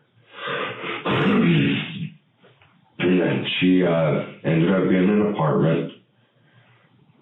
Now, she stayed with the cousin as well for a little while, and she was able to get the apartment here in town.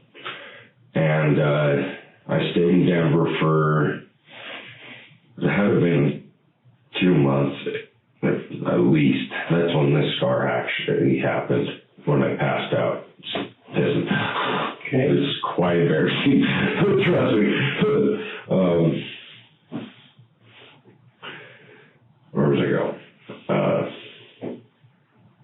So I stayed in Denver for a couple months and just pretty well stayed away from the ranch completely. I would never even touch I wouldn't go on the ranch unless Jake was gone, doing whatever he did off in town or whatever. I'd go out, help Steph a little bit for like an hour, and I'd be like, I'm gone, I'm out. I don't feel like doing any of this. Because I don't want a damn thing to do with that. It's not me. Okay. I don't like confrontations. I really don't. I really tried to avoid them, so I did. And I stayed out, and then once I got the house done, for the most part, I went back to, came back to Gunnison. We lived in the apartments, I got a job, helped building the 6 Points, and that lasted about a year-ish, not too long. And I helped them down in Montrose. They're good people that I work for there. Same company, they were building things, so they had me go down to Montrose every day. That sucked. I guess you were from Grand Junction, Steph said? Yeah, so you know the drive. So I did that every day for like 3 months while we were doing that job. Then I came back and I helped this old boy that was moving out his stuff and moving to Texas. He was like 85 and health declining and stuff. So I was helping him pack his stuff up in these giant trailers, and he ended up buying a junk one. So we rebuilt the whole undercarriage of it. And he kind of taught me a few things with that. So we rebuilt that, loaded it up with his stuff. So I had that going for about a month. And I met his real estate guy, and he's into cars. And obviously I was into cars, and I was driving my 56 Chrysler daily at the time. And he's like, well, we ended up becoming friends, and he ended up leasing out the building that the old Six Points was in. And then he worked a deal to where I could start a shop in there, and we built a section off, and I had my little shop going on there and building cars and stuff, fixing cars, and then all of that just ended that, basically, and we ended up moving back out to the ranch. Okay.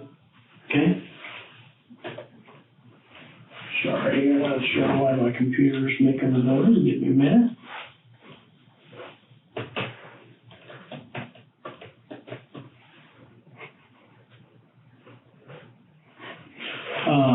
Go ahead.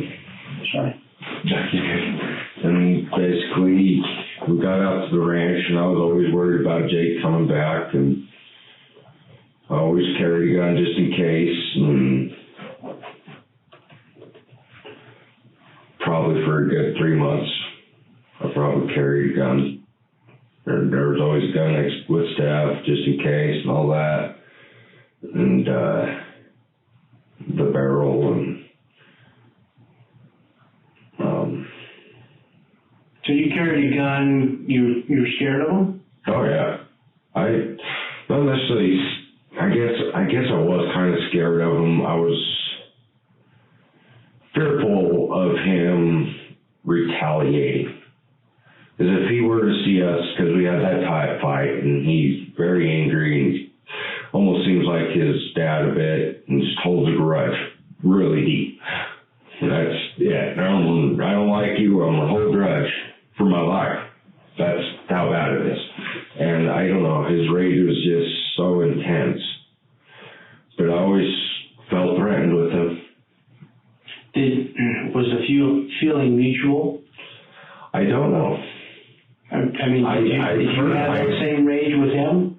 Did you No. hold a grudge with him? No. I've actually, one of our friends that we're both friends with, and one of Mom's, like, and Rudy's older friends from back in honey camp days and all that, which is kind of took in, or the friend, well, they were coming out to shoot, and, well, they invited me, and they invited Jake, and I was going to apologize for our little confrontation and that, and he didn't want anything to do with it. Just wouldn't. Saw me up there, stopped, talked to them, like, oh, he's here, and gone. And he left. Didn't come shooting. And I was wanting to actually come up and talk to him and be peaceful. And because I don't like holding a grudge. Hell, me and my best friend, we grew up together since I was 7, he was 8 years old. I consider him a brother, and he's here at the ranch now, finally. But, we got in a really bad fight over a car. I was mad at him for probably a month or so, and he was mad at me for probably a month or so, and we ended up seeing each other passing. So I worked for a water district, out reading water meters, and saw him, and I waved him down. We're still friends. Okay. I like to keep friends. I don't like to keep enemies. I'd rather, especially when it's family, I'd rather keep it cool. I would rather I wanted to apologize to him, be like, dude, I was just mad that you're doing that. It just felt like you're fucking with me. Don't like that. So, I mean, sounds like he's really getting on your nerves though with the snow thing and this and that, just building it up. Tension getting. My short fuse. I just got mad. I just get mad, but I get over it quick. Okay. I always do. I just do. Okay. Was there any other confrontation other than potentially that one? No. Did you ever go after him or say things to him or? threaten him or? Never. Okay. But he was getting on your skin quite a bit. Not a lot, just every now and then. It usually just builds up, and then I'll say my words. He wanted to fight, so I was ready to fight, and then he saw the gun and he didn't want to fight, so I was kind of mad about that, so I wanted to fight. Okay.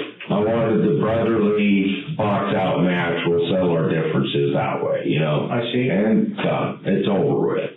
We're both a little bloody. Let's go have a beer. Okay. Type of deal. I see. And it never went that way? No. Okay. Instead, he bitched and moaned and did that, and I never talked to him again. By chance? I never will be able to. Right. By chance, did you ever pick up that gun that you had and point it at him? No, never. Like that? It just simply fell out of the holster? It didn't even come out of the holster. I wasn't even touching it yet. I was like this. So you had that holster? So basically, he was coming around the corner, and I come around the corner, and hey, what the hell, blah, blah, blah. So I said our words, and he starts coming at me like full sprint, like really fast paced, stripping his clothes off. Like he was ready to just tackle me. It's what it felt like. Okay. He's ready to tackle me. And I didn't even get down that far. I unzipped, got my coat off, pulled my coveralls down, was ready to undo my boots, and got up so I could kick them off and put that down. And that's as far as I got. I didn't even, because I carried a cross draw at the time because it was easiest and the coveralls and all that. And it didn't fall out when I sat down. Okay. So I got down to there, stood up, and he saw it. And he's like, oh, you're going to carry it. And he's gone. That's as far as it went. Okay. Are you backing now? No. Okay. I got my lighter. No, in fact, I would like to go try to get a concealed weapons permit because I only carry on private property. I see. And if it's anywhere else, it's unlocked, taken apart, ready for shit, ready to go do shooting or whatnot. Okay. Unless it's in the house. So going back here in time here a little bit, so then you had this confrontation and you were talking about all the things that led on after that. And then you jumped to where your son got kicked in the head and then you guys are on the ranch. But earlier than that, you said something about he had left prior to you guys getting to the ranch, right? Yeah. Okay, so let's start around there again and go from things. So I guess I was in town with the shop, and like I said, I never went back out to the ranch whenever he was there. And whenever he was there, I just stayed completely away. I just stayed in town, did my car thing, and that's it. Okay. And Steph would be like, okay, he's gone. I could really use the help doing whatever it was, maybe working with a horse or something like that she obviously needed a little extra help. So I'd go out, help her real quick, and I'd leave. And that was it. When you guys moved to the trailer house, did you think he was coming back? Oh, yeah. Yeah? I always felt worried about it. Okay. So I'm just curious, why would you move in there then, knowing that you may have to move back out then? Because the ranch needed help.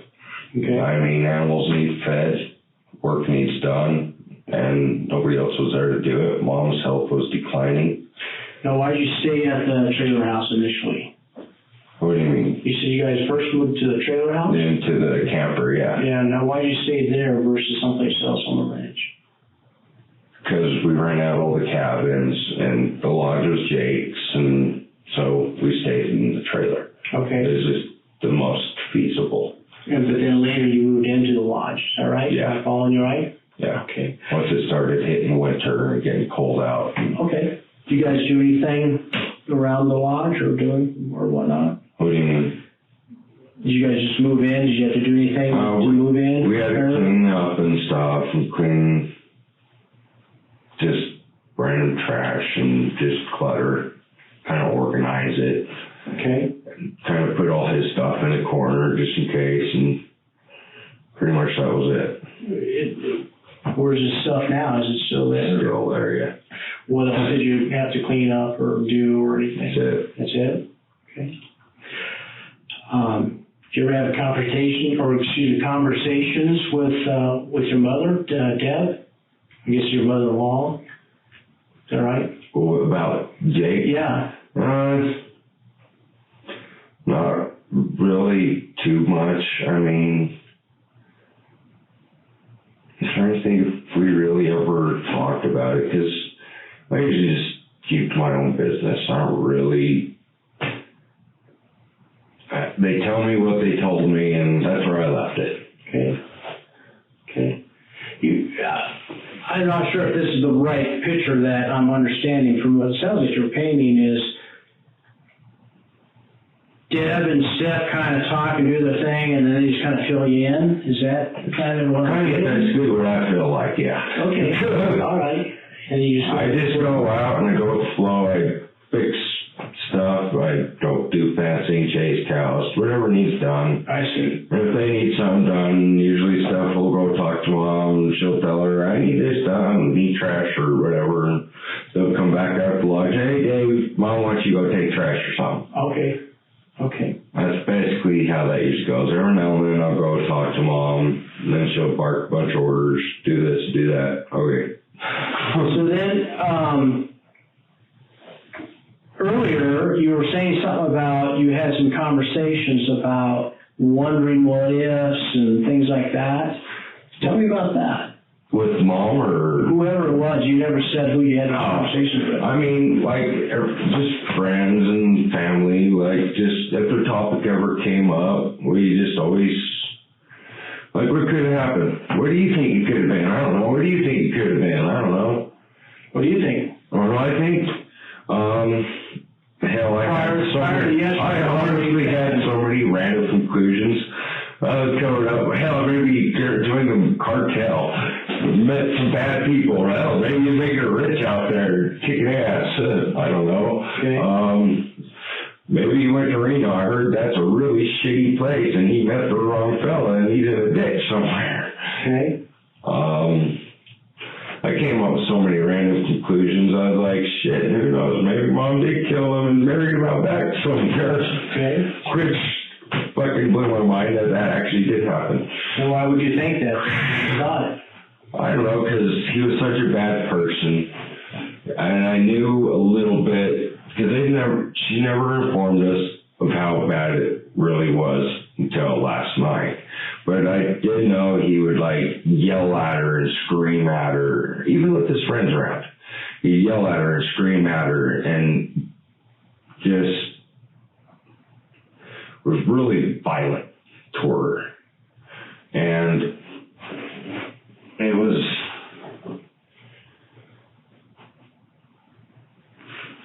I forgot where I was going. It was,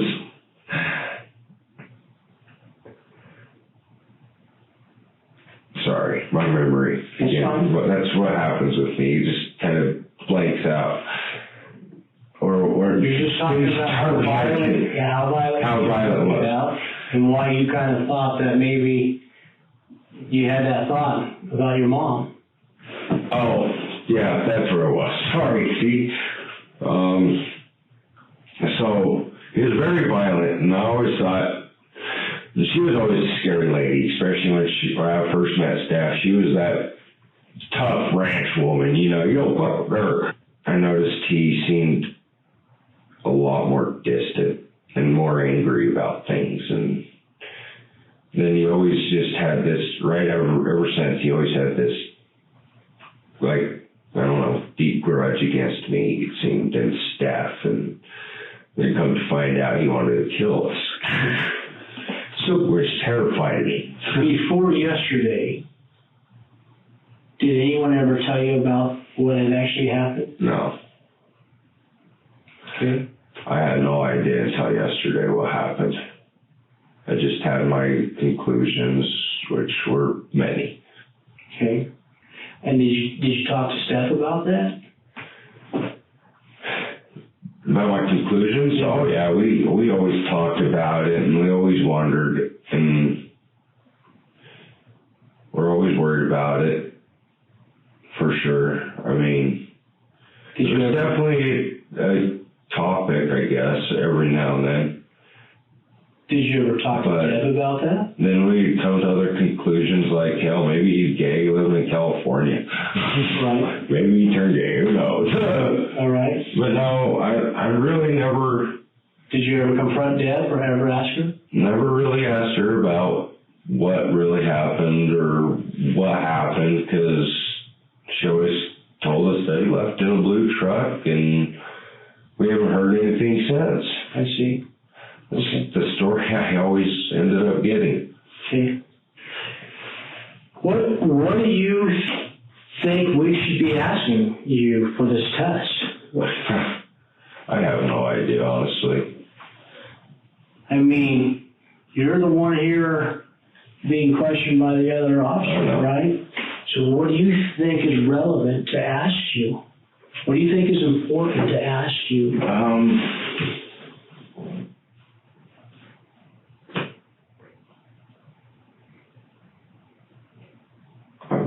Honestly have no idea. I really don't know what to think about this whole situation. I never thought something like this would ever happen in my life. I'm from freaking Logan, Utah, Mormonville. Good t-shirt, you know. Right. Did you anticipate at least one question that would be asked of you today? No. No? I don't believe so. Okay. I don't know. Like I said, I've never done it. Right. I have no idea. Right. I've never been in this kind of situation before. Did you think, Phil, coming in, man, he's probably going to ask me what, you know, I mean, something like that. You know, he's going to ask me about whatever. You know? Okay. I'm trying to think as hard as I can, and I don't think I could think of anything that I was going to think let me just ask you this. Did you kill him? No. Did you have anything to do with it? No. Did you have any knowledge about that? Did anyone tell you before yesterday? Did you have Before any yesterday, I had no knowledge of anything. just a possible hunch. Just possible hunches, and that's all it really ever came to. Okay. And yesterday was a real freaking mind-blowing shock. Do you know if anybody other than Deb could have done this?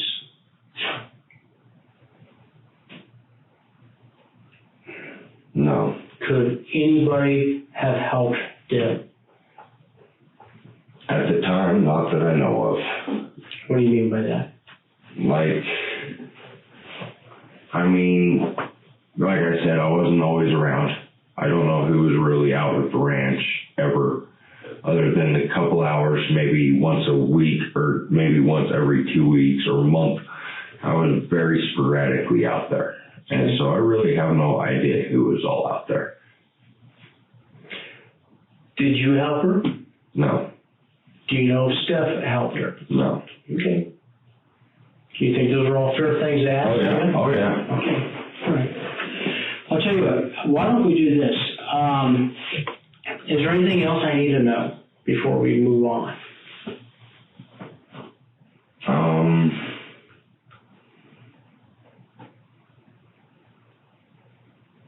The only thing I could think that may have been something I might have helped with unintentionally is this mattress they were talking about that I was helped carry out to Burns because I was told it was full of bed bugs.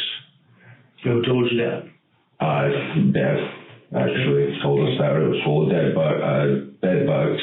And then actually at the time we were having a bed bug problem at the apartments we were living.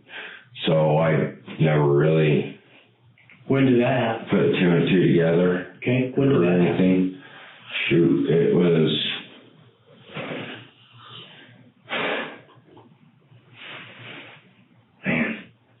timelines again. Here we go. I got a picture where I was. I want to say it was toward when we were just moving there to the trailer house, just getting into the trailer house. she wanted the bed bugs out. So about the time you came moved. Yeah. So when I went to go help her move this bed, it was wrapped up in plastic. I couldn't see anything.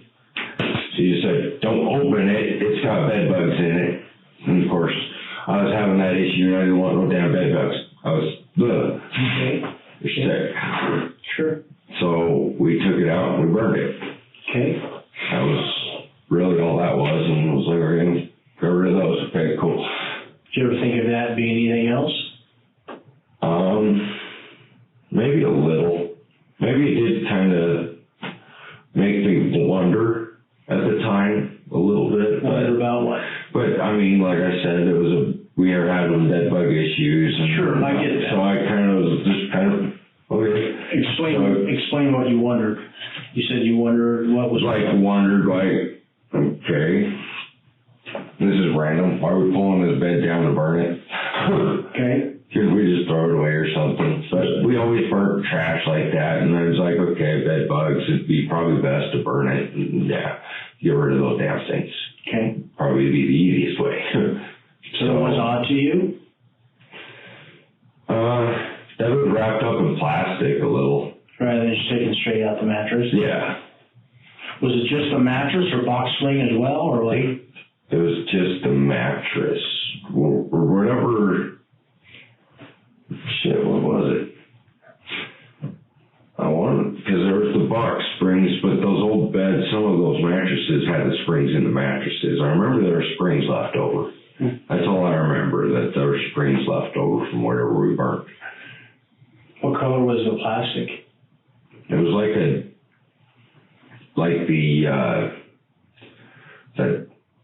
how do you explain it? It's the kind of grayish, you can't really see through it. It's like that faded, what the hell is it? It's not clear, but it kind of is. If you put your hand up to it, you can kind of see a fade of your hand through it. That's really what the plastic was. It was like painter's plastic, I guess it would be. Oh, okay. But like a really thick painter's plastic, like a big bunch of it. I see. And was it just wrapped, or was it anything else on there? As far as I remember, it was wrapped. The whole thing was wrapped up and taped on one end, or both ends, or something like that. I was assuming to keep the bed bugs in. Okay. So With outside, plastic. sorry, I didn't mean to cut you off. You're all right. You're all right. Is there anything more about No. that? Outside this mattress, is there anything else? No. Okay. Why'd you bring up the mattress? Because they mentioned it last night, and that actually just stirred up the memory of the mattress. Right. See, my memory really sucks, and certain things will click, and I'll remember something. Well, and the reason I'm asking you is you might remember something more about that now than you remembered yesterday. You know what I mean? Yeah. Is there anything else? Nah, it's all that I remember. I remember just lighting it on fire and Do you watch it burn? Not completely, just kind of make sure everything was safe and the wind wasn't going and it was good, and it was just burning away. So I stayed kind of in visual of the fire, not from here to the door, but a football field away, doing other stuff, and just keep checking on it, make sure it's not burning down or something. Did you ever go up to it and look at it though? No, it was burning? Not as it was burning, just as after I lit it, right after, and I went and carried on. It fizzled out, and that's where it stayed. Did you have other trash that you burned with it at the time? I don't remember. Okay. Actually. All right. I don't remember. I think, I'm trying to think if there's anything. It might have just been a few leftover burnt sticks from the previous fire pile, bonfire, or whatever. Okay. Just chunks of wood that are charred up, I think that's all that was really on it. Okay. Anything else at all? All right. So what we're going to do, we're going to take a break and let you use the restroom again. And then we're going to move a couple things over here. I'm going to attach when you come back, then we're gonna attach some of these things on. You're gonna wire me up. Yeah, exactly. And then what we're gonna do is we're gonna go over these tests, and again, I'm gonna explain those as we do those tests, and we're gonna work on the questions together, review those before we do the testing itself. Does that make sense? Yeah. Any questions at all? Yeah. Anything other than the water in the restroom? Actually, I don't even need to use the restroom yet. Until I probably stand up more likely. Why don't you try, just in case, rather than disturbing it in the middle of the test, and give you a chance to kind of move around anyway, okay? All right, you remember where that's at? I'll show you. We're going to go right over here, and then first left down the hall. And then straight down and to your left, okay? Yep.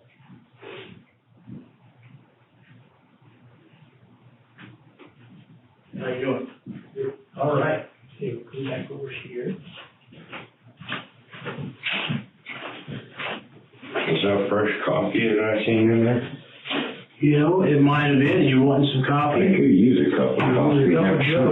Let me see what I can track down for you. Give me just a second, okay?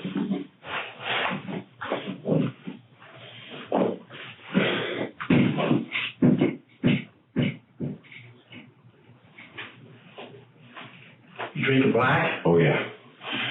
There you go. Yep. It just kicked off. It might be starting to cool down a little bit. That's how it would be drinkable. Yeah. Okay. Not quite sure if it's cowboy coffee, but you know, you'll be all right. Hey, you know, I was just thinking of something. You earlier well, actually, you talked to some law enforcement officers yesterday, right? Is that correct? Yes. Who else did you talk to yesterday since then? What time frame, I guess, did you ask, or did they talk to you? Was that yesterday morning? The two officers, yeah, the investigators? Right. It was like, had to been sometime more morning. Like, okay. I'm guessing somewhere around 11. Okay. So since then to today, who all will you talk to? About the whole thing? Yeah, about this.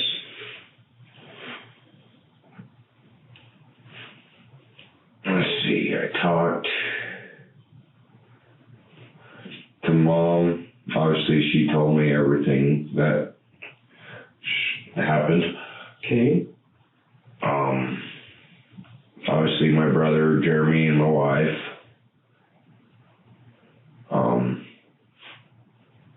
I had to tell my sister this morning because they were all freaking out this morning. What's your sister's name? It's Randy.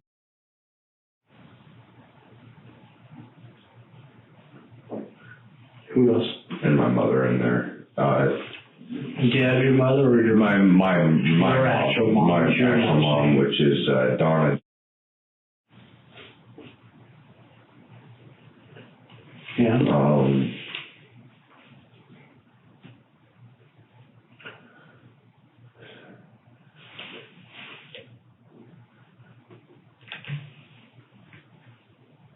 That's pretty much it. That's it? That's pretty much, I guess we talked to a couple friends in Pitkin, just so they weren't worrying about us and freaking out. So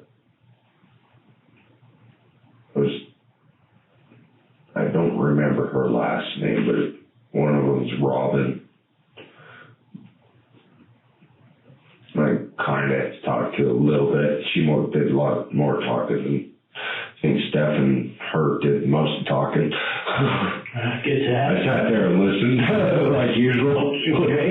Yeah, fair enough. And our friends, Vanessa and Doug. And that's it. When you talked to Dad, what time was that? Shoot, that was sometime probably, had it just been getting dark, like 10 o'clock-ish, I'm thinking it was. 10 last night? Yeah. So you said she told you everything. What did she tell you? What do you mean by that? She pretty well went into detail about the whole thing. Share that with me. she said that he was sitting on her quite often, choking her out to the point of passing out, standing over her with pillows. I don't know if she actually meant that he was actually smothering her with a pillow or whatnot. It kind of seemed like she meant that's what she was saying, and that he was really pissed off about us to the point where, like I told you, he wanted to murder us all. It seemed like he wanted me to live through it until I had my turn. Okay. She went up there and shot him while he was sleeping, .357 Magnum. Wrapped him up in plastic, I guess, and I'm still baffled on how she was able to get him from there to outside. Because she's so little. But I always figure, shit, I guess you got away. It's with anybody. So somehow she got that. I didn't ask. I didn't really want to know any of it. And then she buried him somewhere in the back corral. Okay. How did she bury him? I guess with tobacco. Did she go into detail with that, or are you No. just assuming? I'm assuming with tobacco. She knows how to operate it? Oh, yeah. Oh, yeah. Okay. There was quite a long time she wouldn't even let me bother trying to touch tobacco. Oh. Because she wanted to run. She ran tobacco. Okay, well. So. Actually, I don't think it was until after he disappeared I really got to run tobacco. Okay. Shortly after then? Yeah, because I had to use it to feed cattle and all that, because we had to use it to pick up the big bells. And load trailers and that. Okay. You mentioned she wrapped up Jake's body in plastic? Yeah, that's what she told me. She wrapped him in plastic and disposed of it. That's what she told us.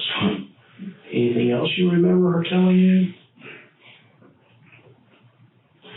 Other than the physical abuse that he was causing her, which I understand had to have been pretty bad, and I guess that would drive somebody to that point. So I basically said, I understand. That's the only emotion I have toward it. I understand, but I really think it could have went a whole different direction, okay, rather than what it apparently did. Okay. How detailed did she go? You said just basically 357 shot him while he's sleeping. Was there more detail than that, or not really, words, or what? Not really. That's pretty much. She basically said that, like, how violent she was, how violent he was doing, and that she blasted him and didn't want anybody a part of it. She made sure nobody was around at the time that it happened, I guess. And that's the way she wanted it to be.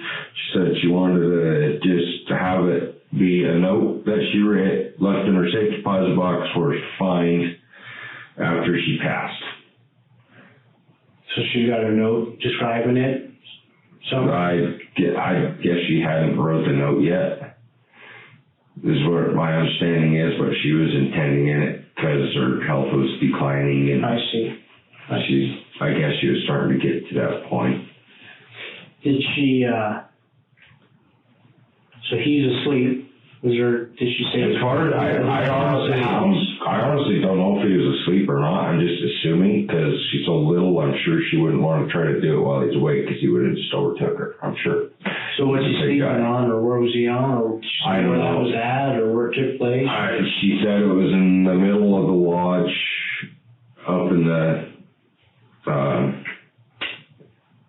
what's the word? Loft. Okay.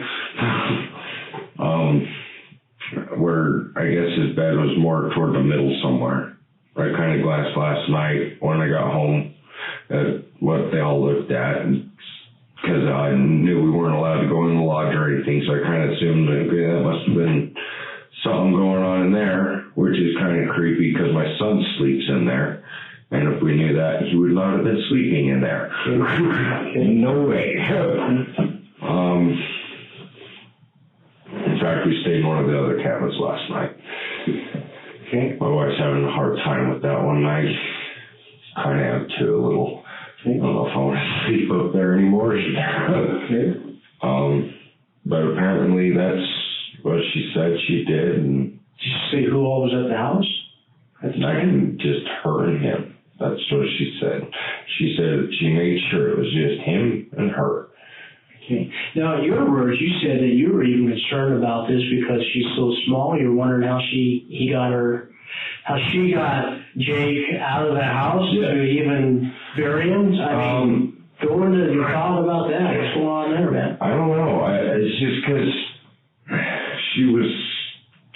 I guess she wasn't as weak as she is now, but in my mind she still looked kind of weak, but if there's a will, there's a way. I'm sure she is a very, very smart lady, and I'm sure she kind of figured it out. Either she dropped him off the balcony or whatever, I don't know. I have no freaking idea. But that's the only thing that kind of had me curious. But I mean, then I started like, okay, if I was small, I'm trying to get this, he was a pretty husky dude. He wasn't little. How would you do it? And I was like, well, I guess there's posts everywhere. Because, I mean, the whole damn thing's made out of logs. Okay. And I'm sure there's plenty of rope, and she's smart enough. I'm sure she could make a pulley system or something, wrap a rope around a log, I'm guessing. Okay. But that, I haven't asked her. I almost wish I would have in a way, but I didn't, because I just didn't. Right. That's my only way I could think that she could probably do it. How was her demeanor talking to you about all this last night? She's very shook up. She seemed more relieved, I guess, in a way, to get it out. It's not bottled up in her no more, but I don't know.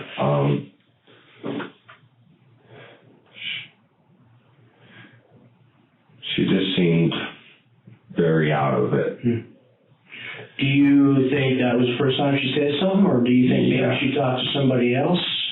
Pretty sure that's the first time she's really ever, except for the police before that, a bit outside of that. I think that was really the first time she actually talked about it. I mean, I don't know all the relationships or whatnot. Yeah, Is there somebody that she could have talked to you about that in the past?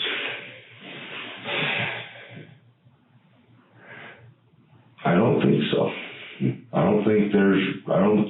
think she was the type of person, if there was a secret to be kept, she kept it. Okay. So I'm just throwing things out here. I mean, it's bad enough that she told my wife that her cancer was getting better, and she just told us last night it is not. She lied to her, and it is worse. So what kind of cancer does she have? I'm not sure the exact type, but I guess it's all over her body. Is she telling you she has X amount of time to live or something? She hasn't told us anything about that. So you're not really sure how serious it is? We're starting to wonder how serious it is. I see. But you haven't had a sit-down conversation with her about that? Now we're going to. Sure. Plan on it. But, yeah, that's the first time she's ever talked about it to anybody, and it sounds like her cancer's really bad. And now all this happens, I don't even know what to think about it. Sure. Yeah, I'm just curious about something. I know. You know, just because I know how family can be, and joking around, and you know, different matters and stuff like that. I mean, you listen to your words, what you're telling me. You know, there was thoughts from yourself and the others that were like, oh, could she have done something like this or not? You know what I mean? Yeah. Was that ever out, it's like, even in a joking manner, was it ever verbally said or brought up while Deb was in presence, you know, in the room? No. Did Deb ever say anything like this or joke about that or something? Never that I was around, and no, that I don't think it was all like me, Steph, and my brother. She would never be around, and she'd go up to. Did she know that you guys were joking around, saying that type of stuff? I don't know if she knew that we were joking around a little bit about it. Just wondering, but I don't think she actually ever knew that we actually thought of those scenarios and joked about it a little. But in all seriousness, even though you're joking, from hearing you out, you really had some serious thoughts about those. Yeah. I was wondering if this really is true, not so much a joke. Is that right? I've had many thoughts about it. Like, could it have really happened? But the only thing that really stopped all of our thinking of it mainly is, okay, she could have killed him. She could have done it.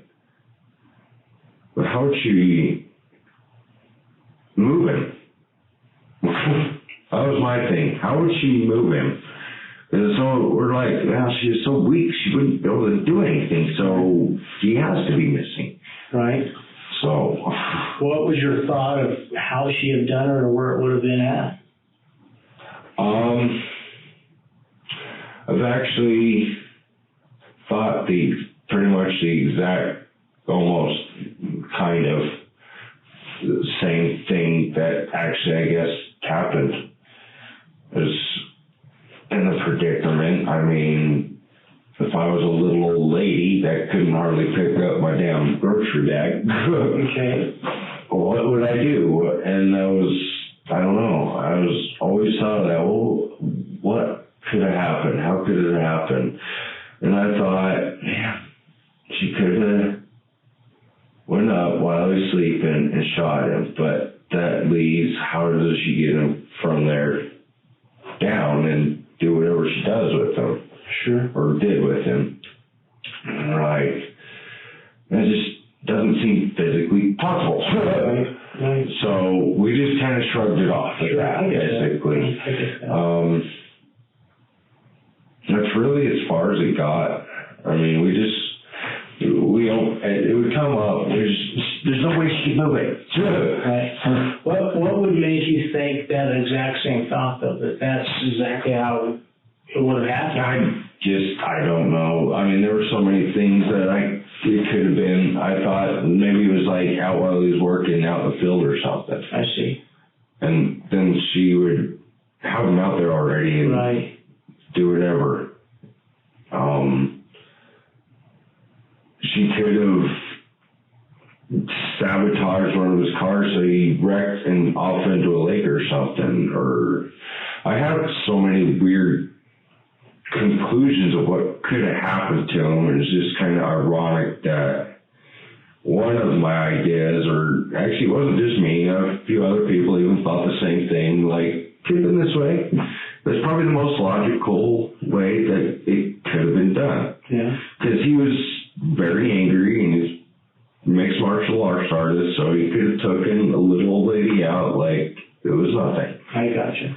So I'd imagine the only logical way that if you were going to do an act like that, do it while he was asleep. Right. Like he was going to do to her. Right. That it seems good. Okay.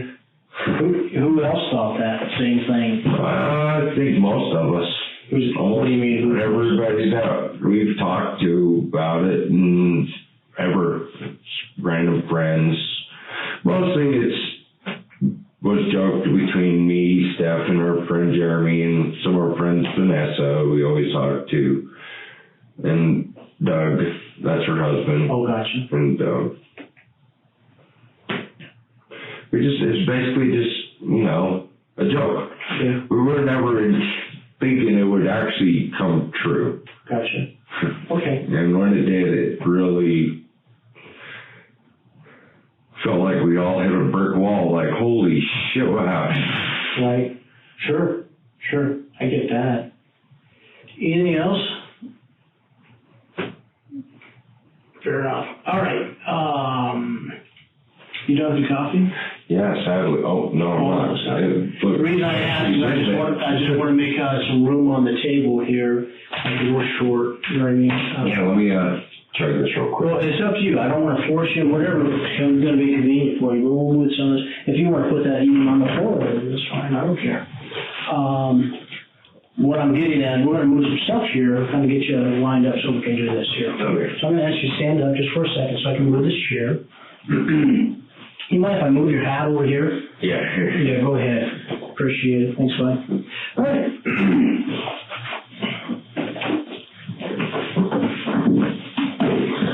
All righty. Why don't you go ahead and have a seat right there for me?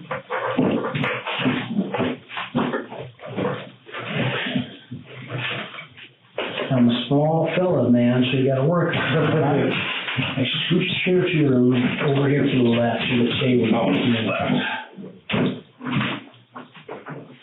You're on it, right? Corner's there. Yeah, you're fine. All right, what I want you to do, I want you to put your hands together almost like a frame for a second. What I'm going to do, yes, sir? All right, I'm going to have you lean forward so I can put this chain around your back. I want you to lean back now, raise your arms up. I'm going to put this right around your belly. With that, is it too tight? Feel okay? Okay. All right, so I'm not going to make you throw up or anything, right? Okay. Similar thing, okay, but this time, bring your arms down for just for a second. Down, bring them straight up in the air. I'm going to put this right in your underarms. Okay, bring your arms down. Feel okay on your chest? I guess. Too tight? No. Comfortable? Okay. So it's going to bug you at all? Shouldn't. Okay, let's see. No more than I guess it would anyway. Sure. You were a cowboy boots, right? Yeah. How about this? Take those boots off for me.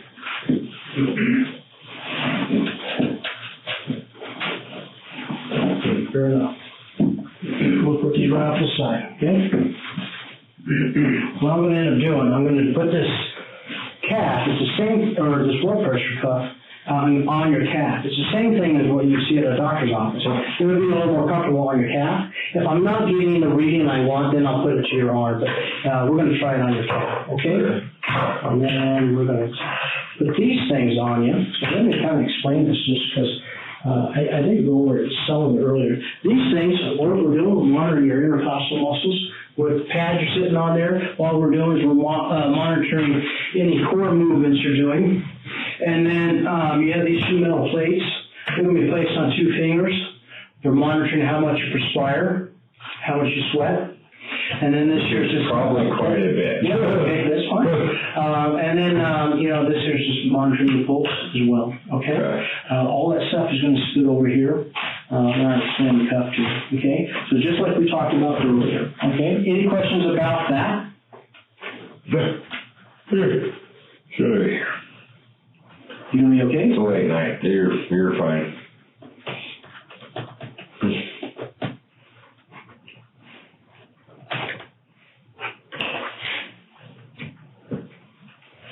That's the reason why I wanted some coffee. Oh, I get that. Yeah, no problem.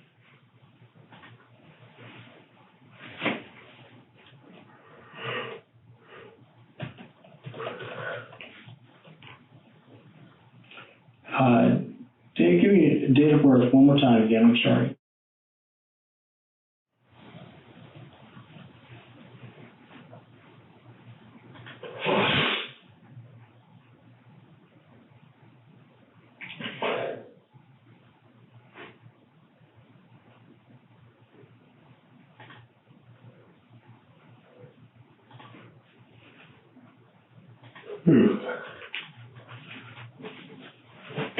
Alright. Well, what you do, I want to take this foot, which you put just right on your heel.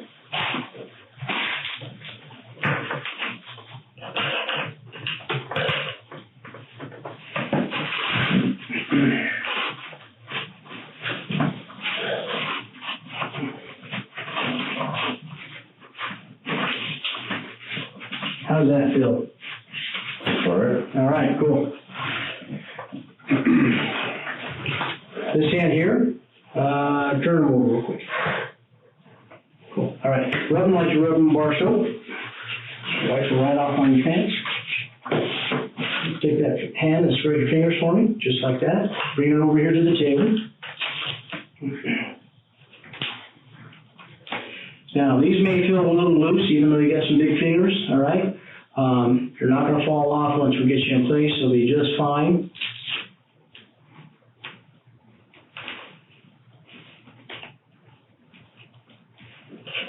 Okay, spread those a little bit more for me. I'll put this right here for you. Okay?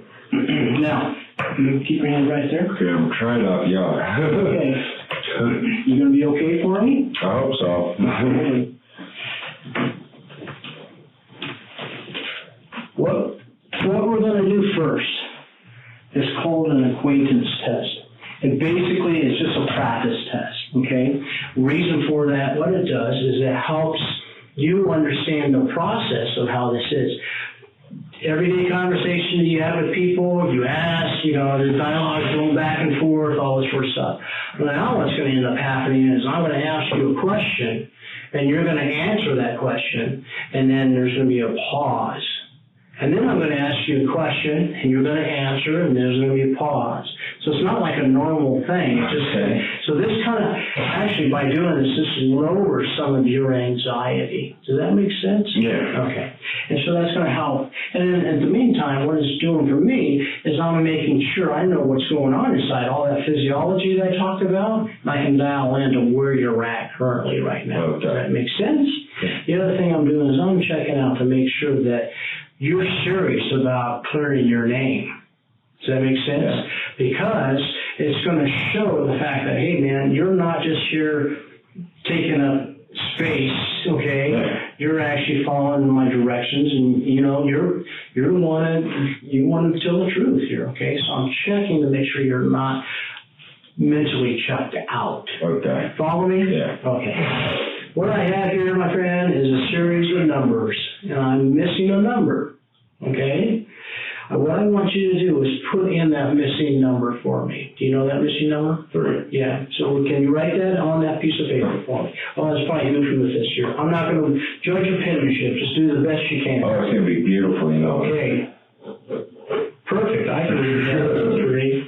Oops. Sorry, my bad. Oh, well, good. Fingers. We're good.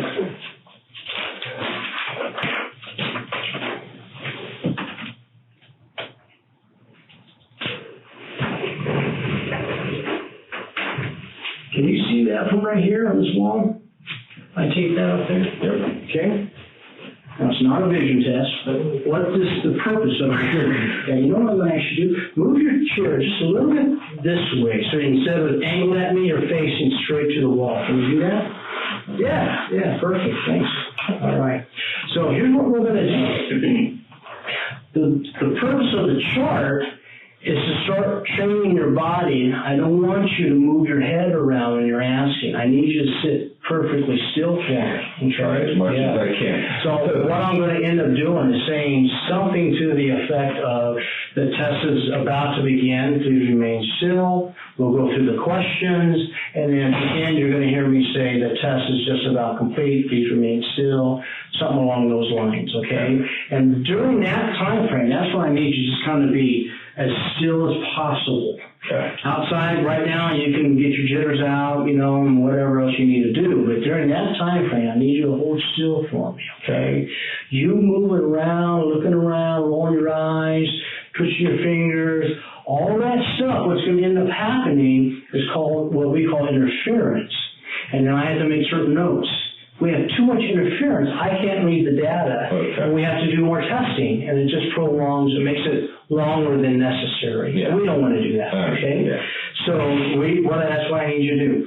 So just like you're sniffing, you're coughing, I'm going to ask you, try not to do that when I'm saying those things, okay? Does that make sense? I'll try my hardest. Right, and get it all out before we get started. If we're in the middle of the test, and you have to clear your throat or do whatever, do what you got to do. I'm not going to draw attention to it. I'll make the right notes, and then we move on. Okay? You will hear me make keystrokes. You're going to hear me typing. You're going to hear me using the mouse and making click noises. That doesn't mean you're doing good or that you're doing bad. Don't read into that. that, okay? That's just Tyler doing his job, okay? That's all it is, all right? Your job is to focus on the question and answer truthfully. Yeah. Does that make sense? Yes, sir. Okay. So, reviewing this question, or this test, okay, we're going to go to the questions I'm going to ask you. I'm going to ask you, Dave, regarding the number you wrote on that piece of paper, did you write the number 1? And you're going to tell me, no. Thank you. And then I'm going to ask you, did you write the number 2? And you're going to say, no. Now, I'm going to ask you, did you write the number 3? Now, before you answer it, you and I both know what the real answer is, okay? But similar like what I was talking about with that watch, I am going to ask you to say no. In fact, I'm going to direct you to say no. That's how I want you to answer. So what am I having you do? Say no. Exactly, but ultimately, what are you doing to me? I'm gonna lie. You're lying. You're like, what? Why do I come here to lie? Yeah, exactly. That's not the purpose. Yeah. The purpose is to make sure that you understand how serious this is, okay? And I am checking your innards, okay, what's going on inside, and make sure that you're still here in the game, that you're not thinking about something else. Yeah. Every question we talk about is critical. Yeah. Every question, all right? There is no more question more important than the next. They are of equal weight. They all are important. And if you don't answer honestly, it's not going to go well. Okay? I'm beating a dead horse, but it's very important. You see what I'm saying? Yes. Okay. So going back to the number 3, I'm going to have you say no. So I'm going to ask you, did you write the number 3? And you're going to tell me, no. Exactly. That's exactly what I need you to answer. Okay? You follow me? Yeah. Okay. I'm going to ask you, did you write the number 4? No. Did you write the number 5? No. And that's going to be the test. I'm not going to ask you any other questions other than those right now. Okay? All right, so let's review one more time. All right? Regarding the number you wrote on that piece of paper, did you write the number 1? No. Did you write the number 2? No. Did you write the number 3? No. Did you write the number 4? No. Did you write the number 5? No. And that's going to be the test. Okay. Okay? You got it? Sure. All right? All right. So, good, you're fine. So, feet flat on the floor is going to be easier than wearing the heels of your boots and everything else as well. That hand, if you're good holding the knee, that's fine. Most people, a natural rest is just to hold it right on your thigh or the inside of the thigh. I'm not sure what's natural to you. I just don't want you, whatever, okay? Wherever you're going to be so that arm is going to stay still. That's all I'm looking for. Does that make sense? Yeah. Okay, so are you good like something like that? I think so. Perfect. Okay. How you're sitting with your back to the rest of your back setting on the back rest of the chair, that's how I need you to be, sitting up just like you're doing. Hand just like that, except actually I'm going to move so your thumb's not rolling off the table. Perfect. Okay? And then just kind of look at those numbers and follow along, and now keep from your head moving. Okay, so you just want me to... Yeah, just look at the numbers as I'm asking them, and that helps you from doing this sort of stuff. Got it? Yeah, I'll try. Any questions? No. All right, you're going to do just fine, all right? Hold on.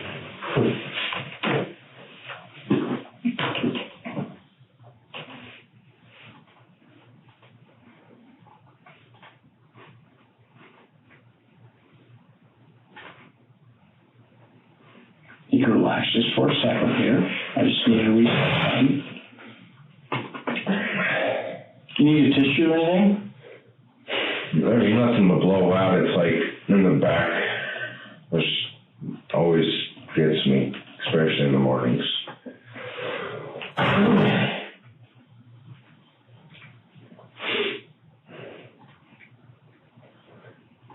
That's probably why I need to quit smoking.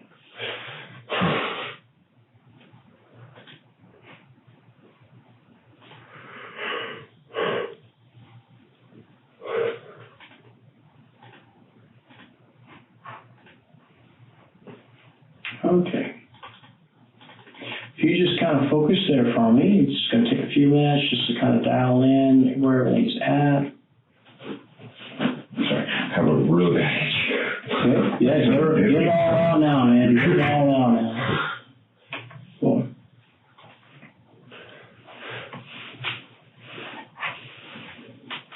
All right, you kind of settled in, you think? As much as I think I can. Okay.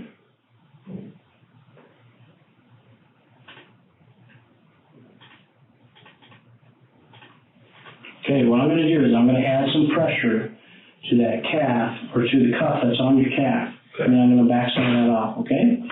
All right, just stay focused on that paper for me for right now. Okay. You're probably like, what just happened here? Hold on, I want to see if I got something that might help get a better reading.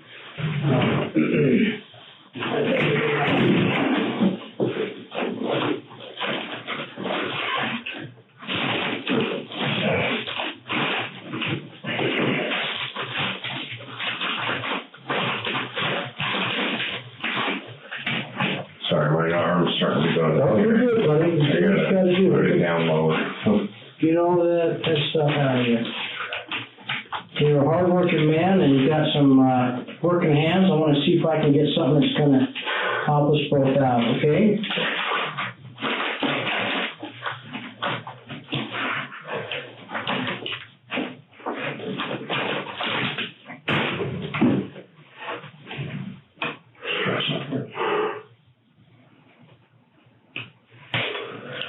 This may or may not work, so we're just going to see if that makes things better for us.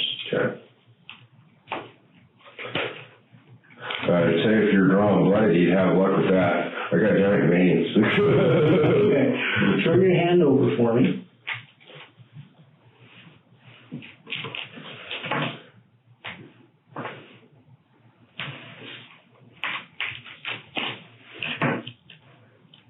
All right. Turn back over. Just rest it. Don't put your palm straight down. You're fine. If it feels awkward, then you're going to be fine. Just rest. There you go.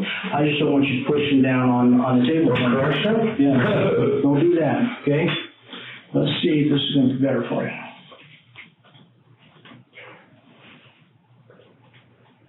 Oh, we're going to be in business, man. How about that? Is it working? I think so, bud. I think we're going to be okay. Okay. All right. When you get comfortable, I'm going to add some pressure to that. Yeah. Okay, go ahead. My arm starts going. No, you're fine. You're okay? When it's like up high, especially when I'm driving it. Sure. Are you going to be okay for about maybe 5 to 10 minutes? Should be fine for that long. Okay. And I gotta Let you do what you got to do. Yeah. breathe. Yeah. You're good. You all right? Okay, I think so. I think my arm's good to go. Okay. Go ahead and look right at that wall, just like you were doing before for me. Add some pressure to the cuff, and I'm going to back some of them off.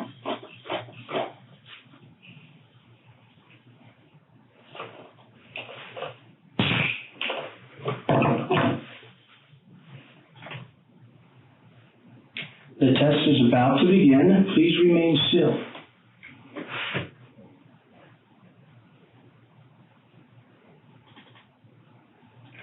Regarding the number you wrote on the paper, did you write the number 1? No. Did you write the number 2? No. Keep your head still for me, please. Sorry. Didn't realize. Did you write the number 3? Yes. The test is now complete. Please remain still. Okay. I know there's a lot we're talking about. There's a lot of stress here. But I need you to really understand what I'm trying to get you to do, okay? Because I'm trying to help you, all right? Let's review this one more time. When I asked you number 3, I want you to lie to me. Oh. Remember? So you're going to say no rather than yes.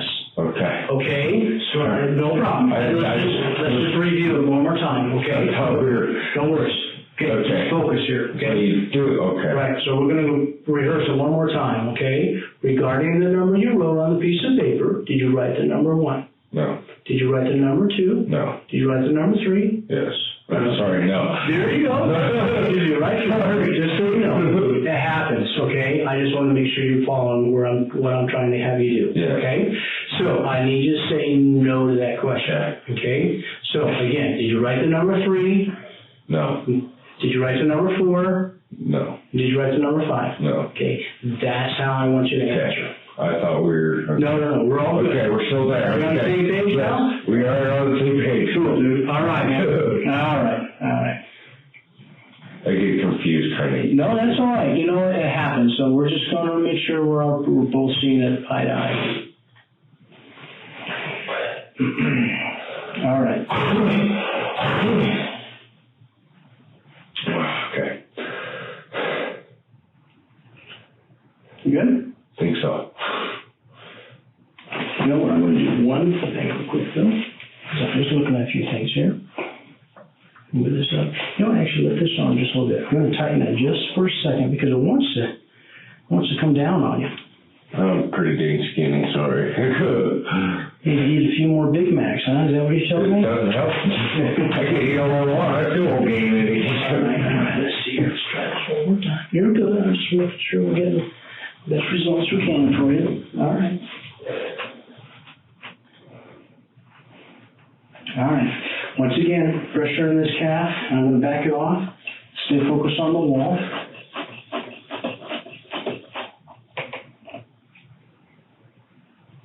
The test is about to begin. Please remain still.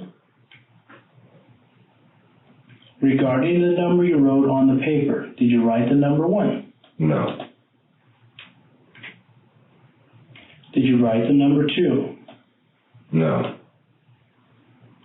Did you write the number 3? No. Did you write the number 4? No. Did you write the number 5? No.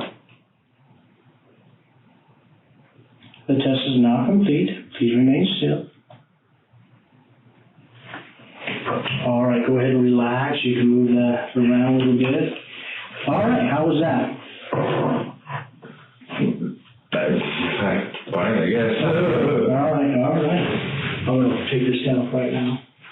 Well, Dave, you know, one thing I can say is that it's very apparent you don't like to lie, do you? No.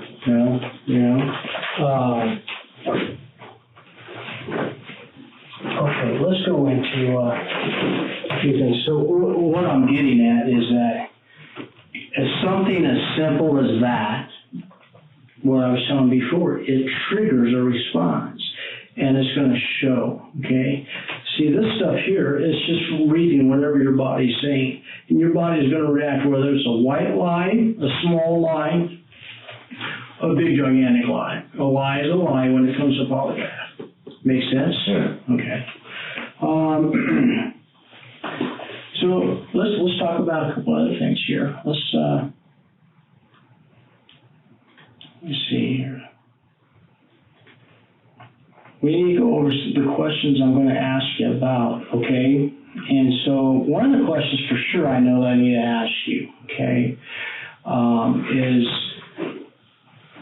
regarding Jake's death, do you intend to answer each question truthfully? Yes.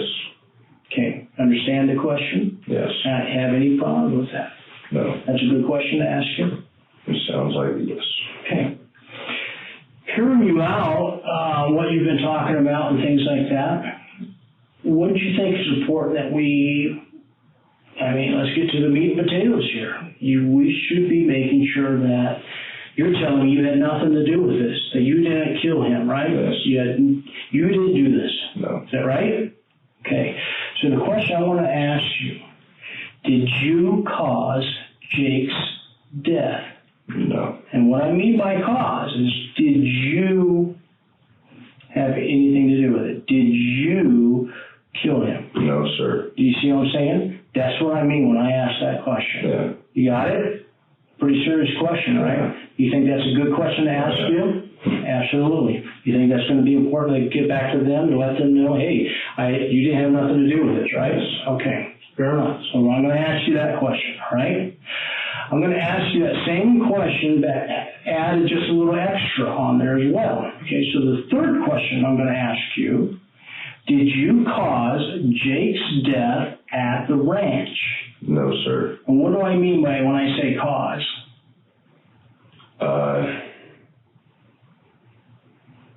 Did I do it? Right. Physically? Right.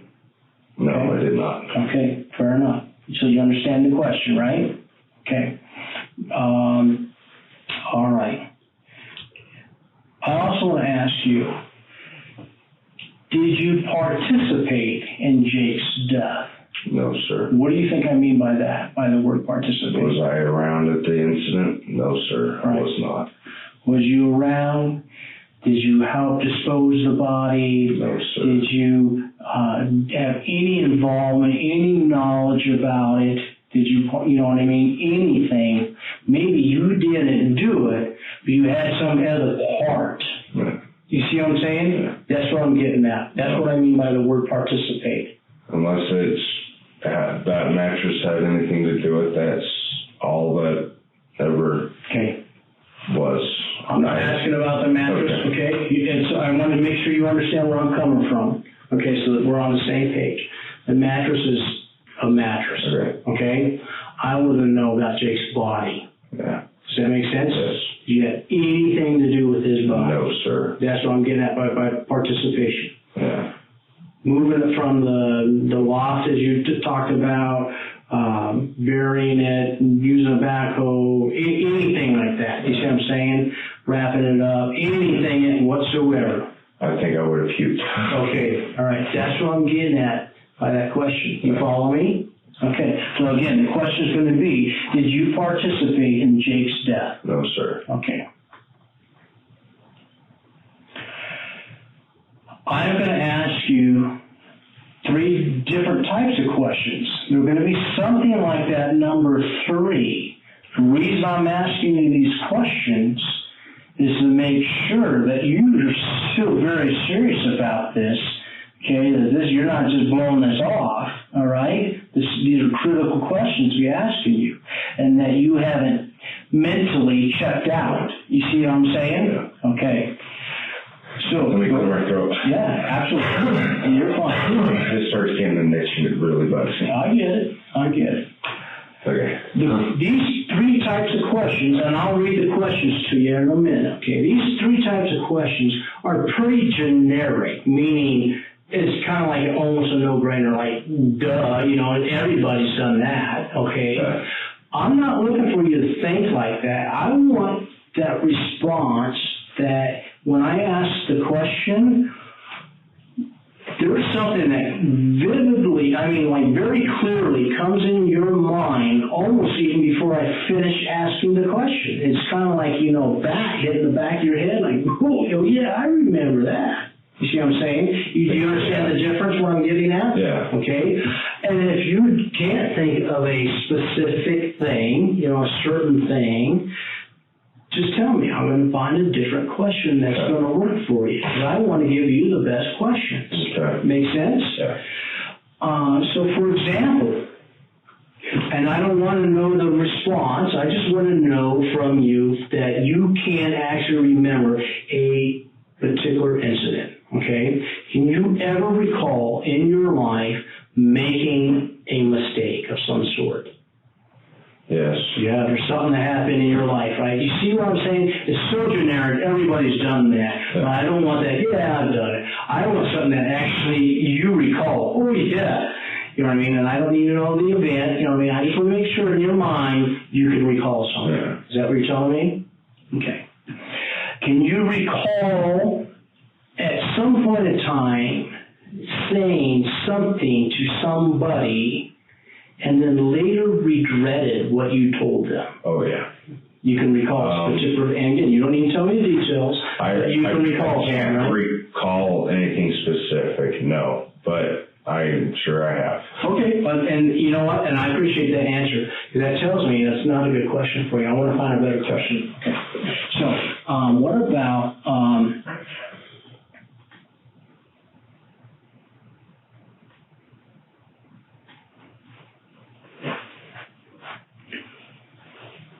did you ever cheat while in school? Probably. Okay. Probably. Did something come to you like, oh yeah, or No. maybe? Okay, don't worry about it. Maybe. How about this? My memory sucks, Don't worry. especially when No, it's that's way past. this is where I'm doing my job to help you. Okay. All right. Have you ever told a lie? Yes. Okay, you can recall at some point doing that?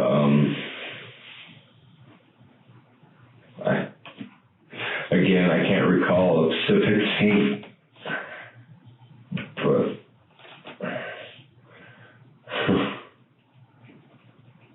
okay, is that a good question to ask you? I guess not, because I can't remember anything. Okay, all right, no problem. What about this? Who do you consider people of authority? Police officers. Okay, anyone else?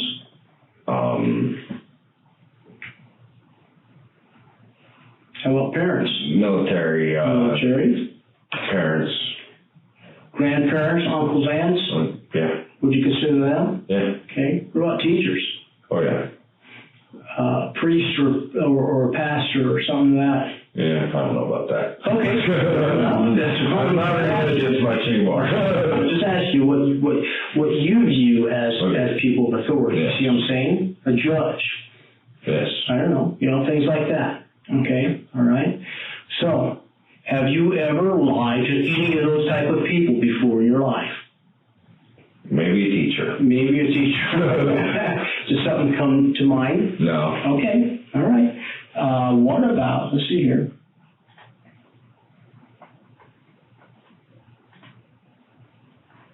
I know it's going to look here. Do you ride horses? Yes.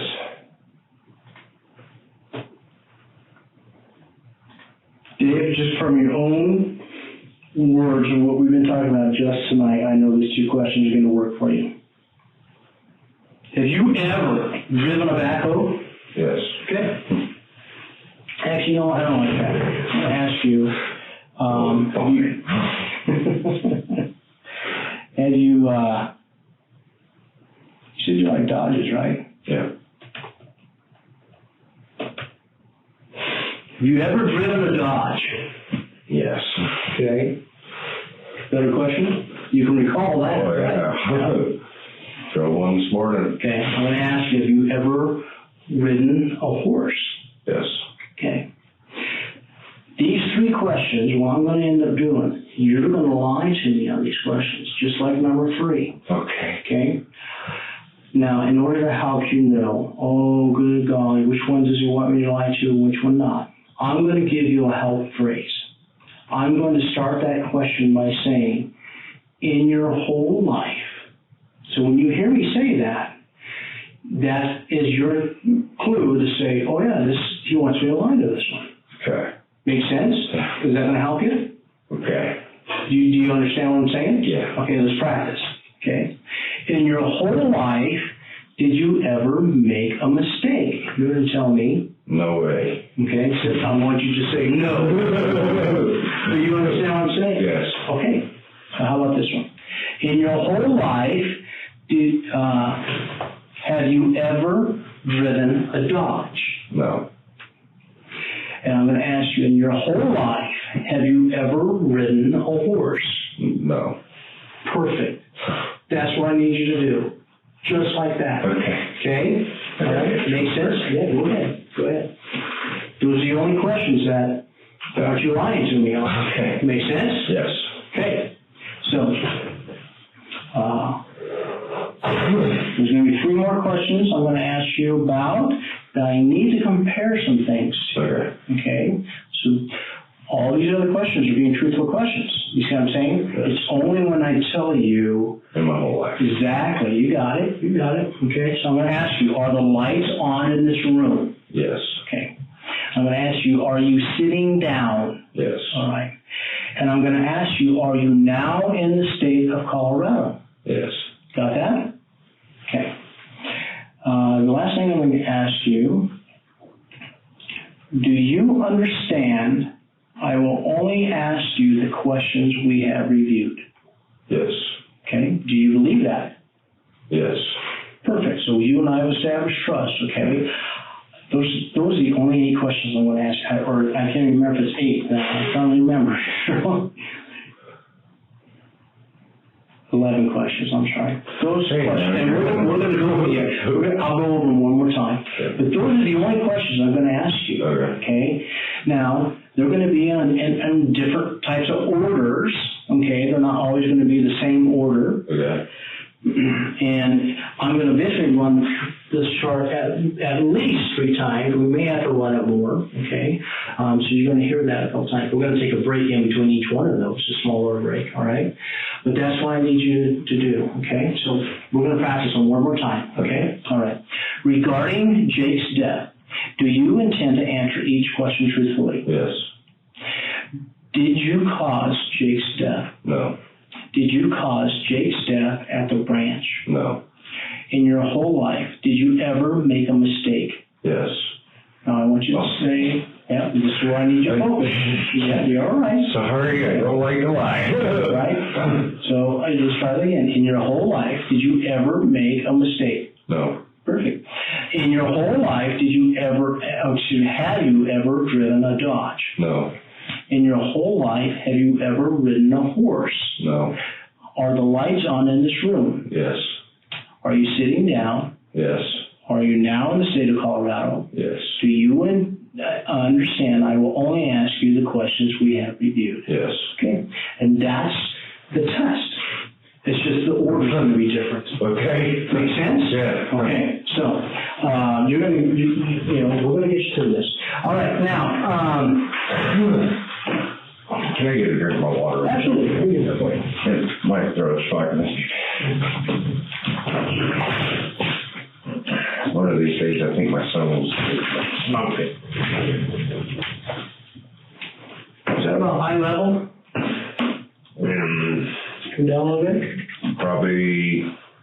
Right there? Eye level would. Yeah, straight at you? I'd say another half foot. Okay, so what I want you to do is, here's what I'm looking for. I want this to be just slightly above eye level, so you have to look up just a little bit. Does that make sense? Yeah. Because what I'm trying to do is keep your back straight. Okay, so can you focus on that? Yeah. I dropped my lid. Don't worry I'm about not sure where.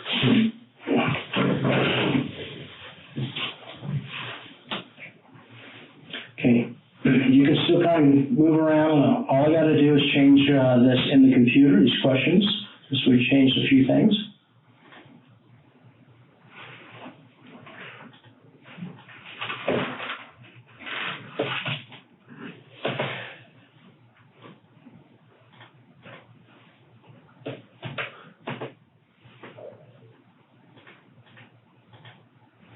Sounds like I'm not the only one hungry. Oh, yeah. It's all good.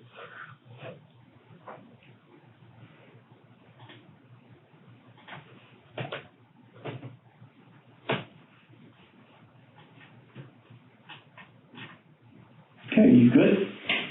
Think so. All right, so here's what we're going to do. I'm going to add some more pressure for the cuff. All right, tell them what I get. You need to move your arm, let it relax for a At the second. moment, we're all right. Okay, all right, here we go. Ready?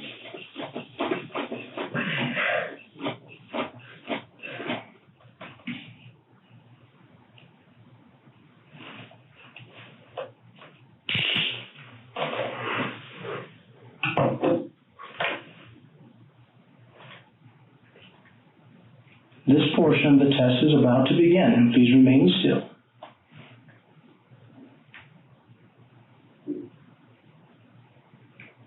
Do you understand I will only ask you the questions we have reviewed? Yes.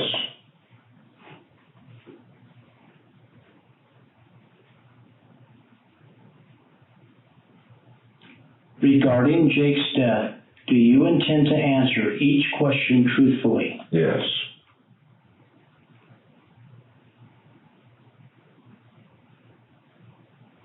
Are the lights on in this room? Yes.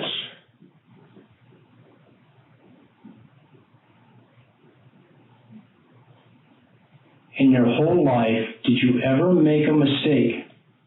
No.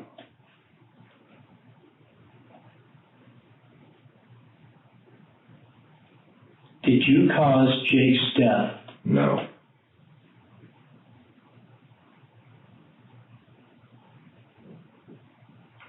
Are you sitting down? Yes.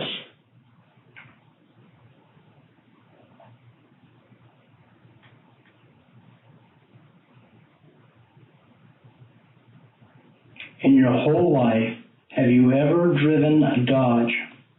No.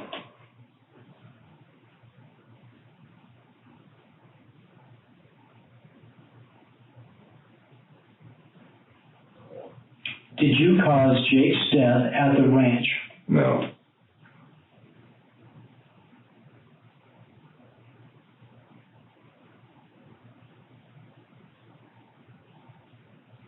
Are you now in the state of Colorado? Yes.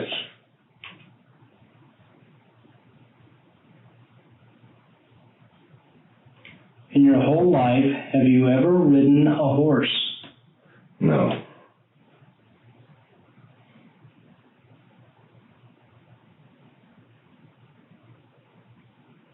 Did you participate in Jake's death? No.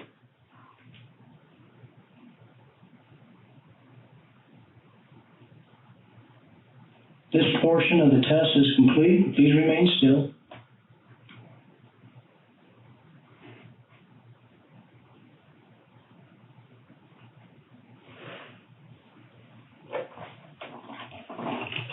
All right, go ahead and put that hand in your lap. That'll help you around a little bit. How you doing? Good. You all right? Okay. Getting a little numb there. All right.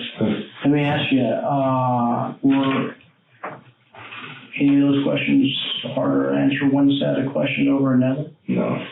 Okay. Okay. The questions involving Jake, was that difficult? No. Okay. What about the questions I have you lie to? Those questions? Those are a little funny. Yeah. A little harder, yeah. They okay though? You have any issues with those? Other than just the beginning.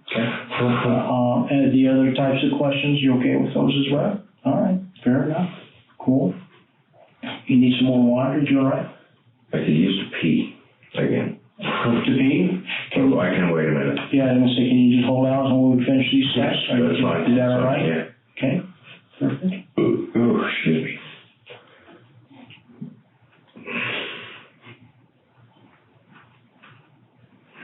Okay, so here's what we're gonna do. We're gonna go ahead and, when you're ready, you let me know, and we will start the second set, okay? Okay. So, I don't wanna rush you. If you need a few more minutes, you say so.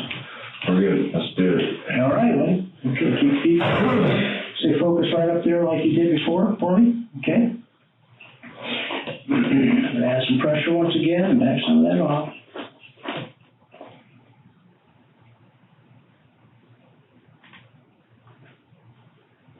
This portion of the test is about to begin. Please remain still.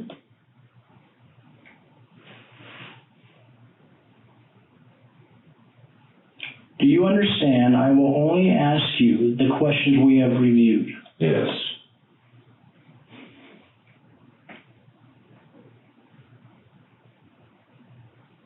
Regarding Jake's death, do you intend to answer each question truthfully? Yes.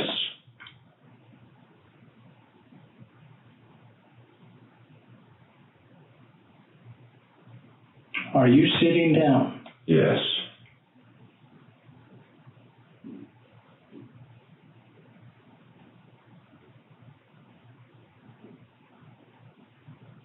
In your whole life, have you ever ridden a horse? No.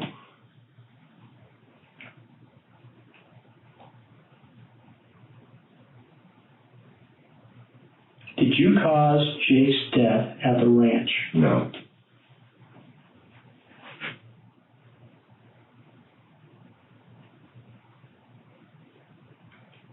Are you now in the state of Colorado? Yes.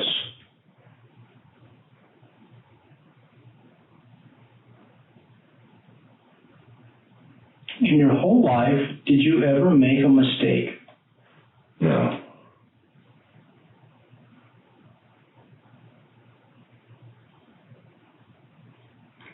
Did you participate in Jake's death? No.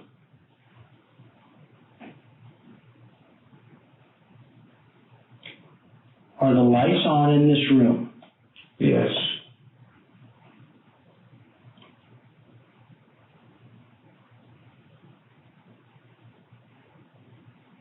In your whole life, have you ever driven a Dodge? No.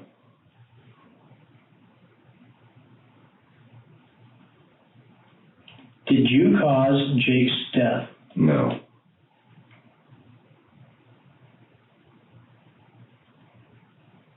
This portion of the test is complete. Please remain still.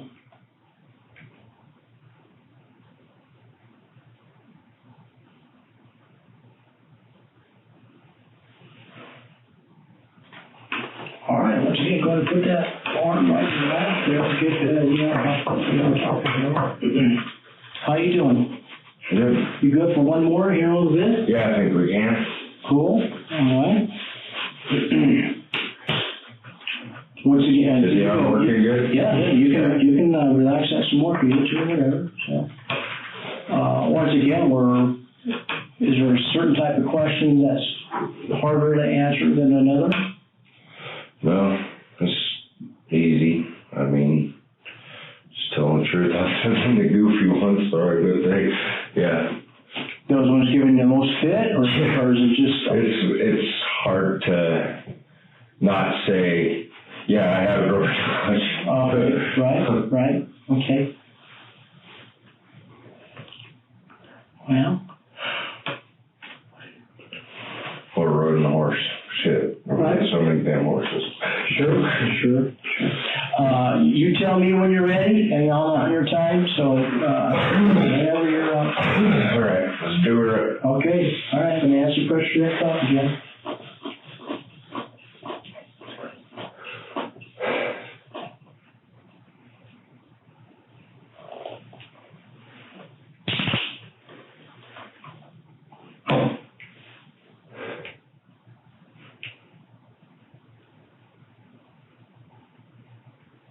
This portion of the test is about to begin. Please remain still.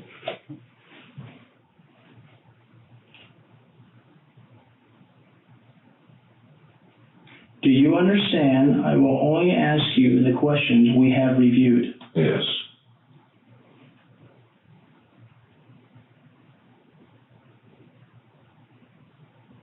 Regarding Jake's death, do you intend to answer each question truthfully? Yes.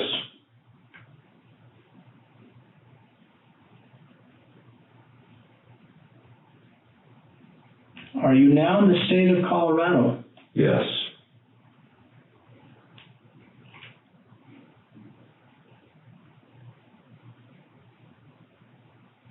In your whole life, have you ever driven a Dodge? No.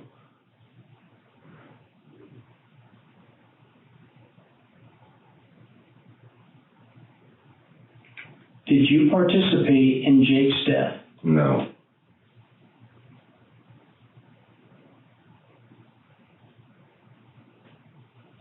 Are the lights on in this room? Yes.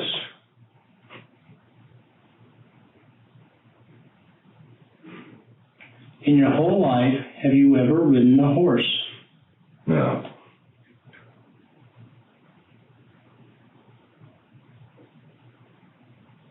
Did you cause Jake's death? No.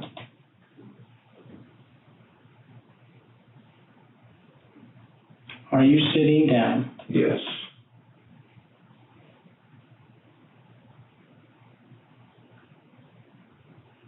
In your whole life, did you ever make a mistake?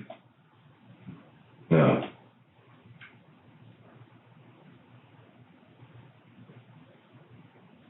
Did you cause Jake's death at the ranch?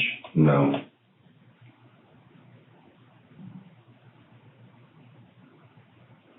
This portion of the test is complete. Please remain still.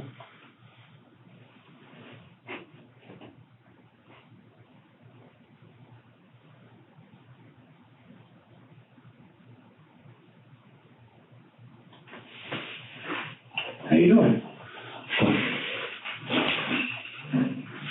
Any pain or anything going on? Not yet. Yeah, back still okay? So far, so good. Cool. This thing arm just goes numb a little. Yeah. I'll tell you what we're going to do, okay?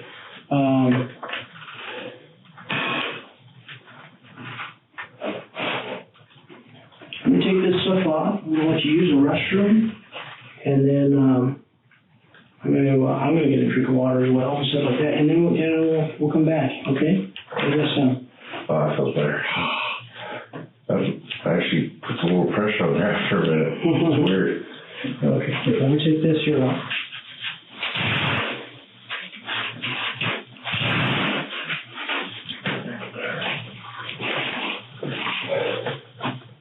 Go ahead, lift your arms up for me. I'm going to take both of these off. You're fine.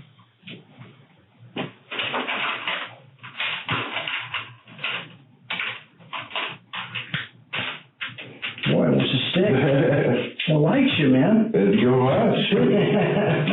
So hurting. All right, buddy.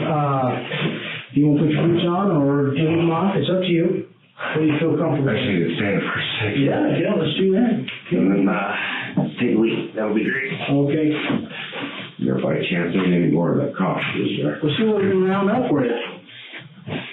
Actually, whoever made it did a pretty good job. I Did hate they? that. Well, us cops sometimes, you know, we can make a pretty good copy or a Donuts. All right, let's go on through here. To your right, and then down to your left.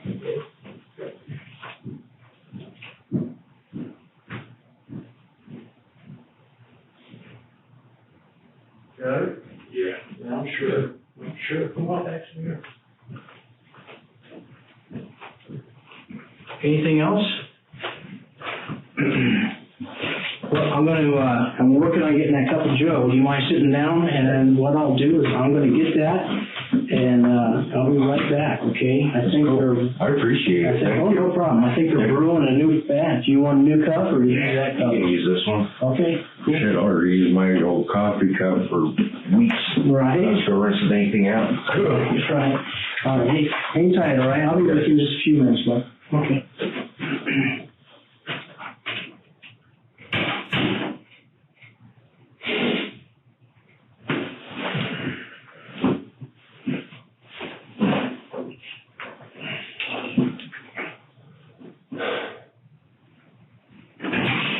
You're brewing it. You still good? Yeah. All right, so we just should be done in a minute or two. Right on, thank you. Okay.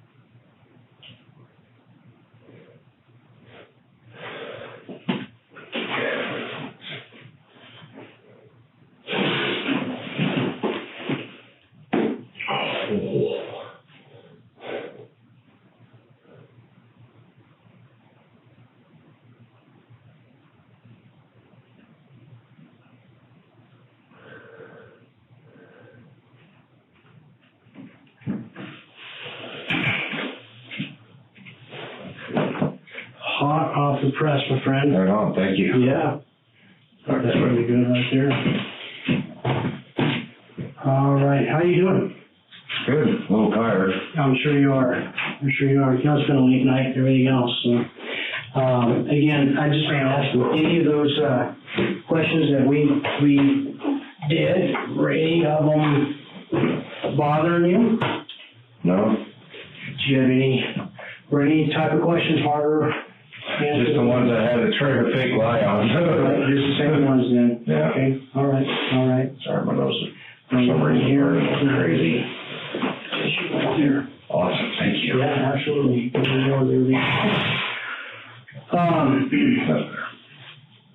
So here's what I'm thinking. Okay, I always have another examiner look at this as well as I do. Okay, obviously given how late it is, the examiner's probably sound asleep. You know what I mean? Yeah. And so what I want to do here is we're just going to call it a night. Okay, and then I'm going to have them relook at it and myself. Sometimes, you know, we need to do more testing, and sometimes we don't.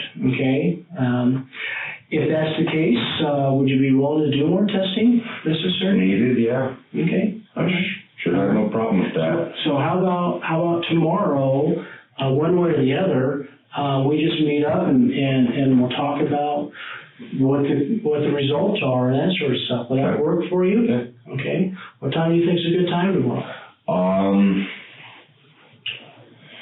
Whenever, I think Steph said she had to come in too, so whenever she said it would be good, I mean, she kind of plans everything, so. So you just willing to work around her schedule? Pretty, yeah. Okay. I just gotta make sure I gotta get animals fed and stay in their spots. I get that. What time is that normally for you? Depends on what I'm doing to them or for them. Okay. Usually I just let chickens and that out, do some watering. We gotta feed pigs in the morning, that type of stuff in the morning. Then at night we usually put chickens away. And Gotcha. And then sometime like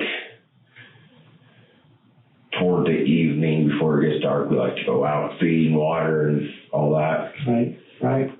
And the cows are unpredictable. Right. I'll tell you what, it's 12:40 right now in the morning. So why don't we leave here? We'll go out in the hallway. We'll talk to Steph at the same time, and then I'm going to grab those other investigators too, because I don't know their schedules as well. Yeah.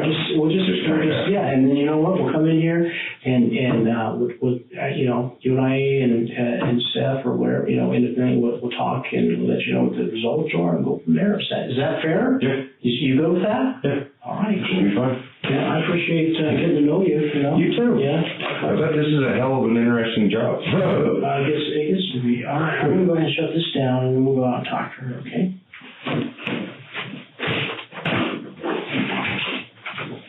All right, come on, Butterfingers. And don't worry about the bottle. I'll get that taken care of for you. You can just look there. I'll get Sure. it. Yep. Okay. I'll get it. I ain't gonna make you grab this one, no. Sorry. I get my snot right. All right. Let's see.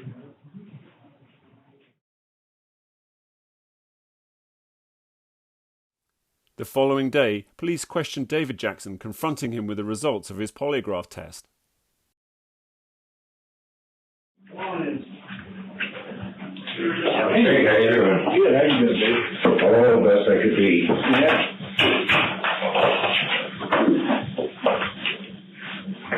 Dave, just as before, we're going to record our conversation, okay? Just so that we've got everything on record. And I know you're kind of a Second Amendment guy, like me. Are you armed? No. You got anything on you? No. Do you mind if I just check right quick? That's fine. I just got a lighter in my phone and my cigarettes. Okay. And my wallet. We're just more comfortable if... Oh, I totally understand. I don't blame you at all. It's kind of like Brooke said, we're running a little behind, but there's some, we thought we'd take the opportunity to kind of clear up some points after all of the stuff that we did on Monday. Okay. And a lot of information and stuff. We talked with you, we talked to Steph, we talked to your mother-in-law. So there's some things that we'd like to kind of get cleared up, but we know you took the polygraph and everything last night, and there's some information there. So if we could kind of walk back through some of the stuff and have you walk back through the history. When I talked with you on Monday, I had some knowledge of information that you had provided, and to me at that point, it wasn't necessary to have you go back through all of that. Yeah. It was more of the reason we were there. Yeah. But now we need to kind of tie up some loose ends. Okay. Yeah. So I'm going to just kind of give you the opportunity to get started. And kind of start at the beginning and kind of walk me through the events that occurred involving you, Stephanie, the ranch, and Jake. Where would you like me to start?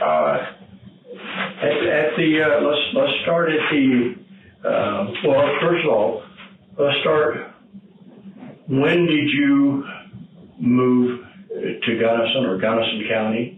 How did you get here? From the start, I ended up here from Logan, Utah.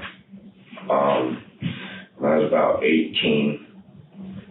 I joined the carnival from Logan from a guy I knew. And was a paintball referee. We set up a tent, went to different carnivals and stuff. Ended up in Gunnison, met Stephanie. Okay, and what year was that? Shoot, I was 18, so my math ain't good. It had been like 2000, 2001, I'm thinking. You was 18 years old? Yeah, no, I was 18. Okay. Probably just turning 19 that year. Anyway, met Stephanie. And you met Stephanie during that time? Well, I was doing the paintball referee, and we hit it off pretty good, and me and my boss that I was working for that had the paintball set, tent, and a little RC kart track and a buggy trampoline. And I got mad at it for some reasons, and I quit. Ended up staying with Stephanie. Where were you staying when you stayed with Stephanie? We were staying in one of the Hans cabin at the ranch for a little bit. I don't remember how long. And this is still roughly when you're about 18 years old? Yeah. Then we ended up getting an apartment at they used to be called the Red Cabins at the time. I don't remember what they're called now, but they're right down there on Tamichi, around that corner over there. I think you know what I'm talking about. We got an apartment there for, had been a little over a year, I'm thinking. I'm not for sure. Yeah, I think it was about a year, because I proposed to Steph when we were living there. We ended up getting married, and we moved to Salida. Okay, when you got married, how old were you? I think I was just turning 19. Okay. So we only dated for a few months before I asked her to marry me. Okay. Should have waited a little longer. And then you moved to Salida? Then we moved to Salida. We lived there for probably a year or 2 years. And we ended up moving to Denver to her dad's house. Lived in his basement for a couple of years. And we ended up getting an apartment right across the street from him. Lived there for quite a while. I'm not sure how many years. It was quite a while. And then we ended up buying a house. Rudy helped us, well, more staff, but us. Probably maybe a year old or so when we got the house, I think. Your son? Yeah. Okay. And so roughly how long were you in Denver then? Oh, we were probably in Denver probably most of the time. I'm trying to think of how many years it was. It's been like...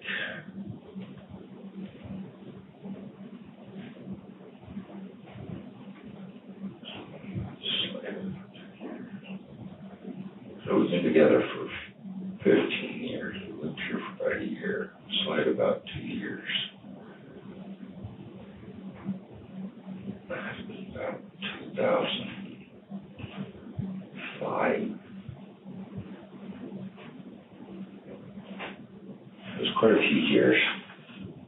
Let's see. Well, let me ask you this. Were you in Denver until you moved back to Gunnison? Yeah. Okay, and do you remember roughly the year you moved back to Gunnison? I think it was like 2015, 2014 when we got back. Let's see if I can remember where we were at the time again.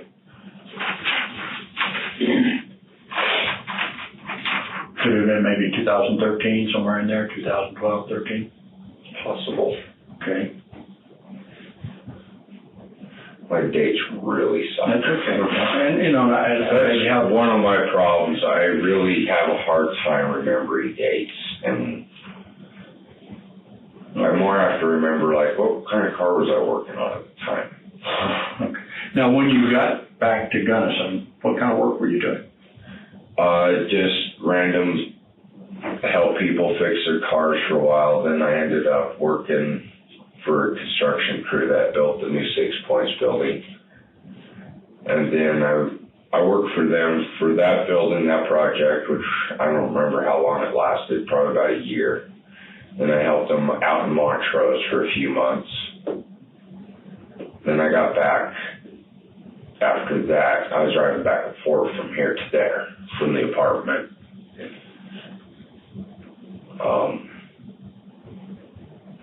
After that, I helped the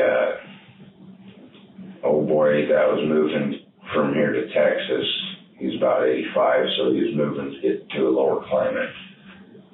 I helped him for a few months. He had a lot of stuff.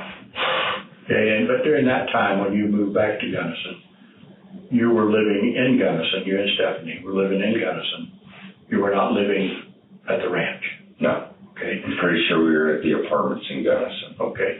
Prior to you moving back to Gunnison, when you were living in Denver, when you met Stephanie, what was your relationship with Jake? Between when? When you first met Stephanie, when you first moved here with the carnival, you met Stephanie. Yeah.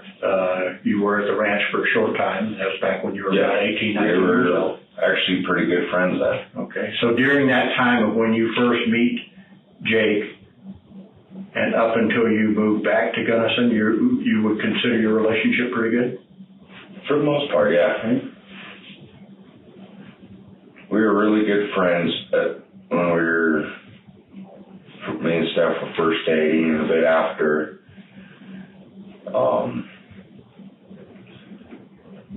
It didn't seem like we started not getting along when Olin was born around that time.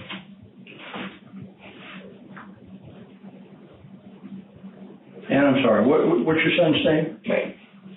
Okay.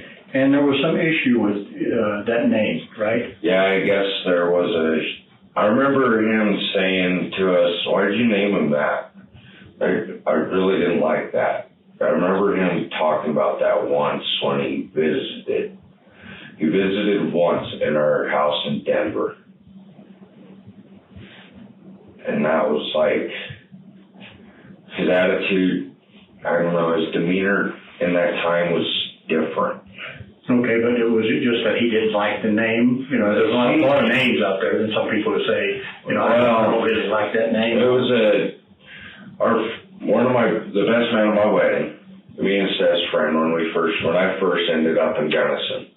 It was one of my wife's friends in their little group that they hung out with, and I ended up being friends with him. He ended up being the best man at my wedding. And after that, we obviously moved away, and well, I guess him and Jake ended up being good friends, and a lot better friends than I guess he ever mentioned, and to the point where he was very mad we named Iraq, or heck was that city. Okay, so there was some friend in your life and in Jake's life who's named your son. Yeah. Okay. Because he ended up passing in the war. Okay. So we felt it was an honor. He was a very good friend of mine. Obviously, the best man at my wedding. Okay. Everybody was pretty upset when he passed. Okay. Now, I'm just going to help you out just a little bit in terms of the timeline. In January of 2013, were you living at the ranch? January 2013. Remember you telling us about having an issue with you and Jake having an issue as far as he would move snow and that kind of thing? It was that day. I was living in the upstairs of the house. At that time. In the upstairs of the house or upstairs of the lodge? So the main house. Main house, okay. Main house. Yeah, you and Stephanie? Stephanie's old room. The two of you? Yes.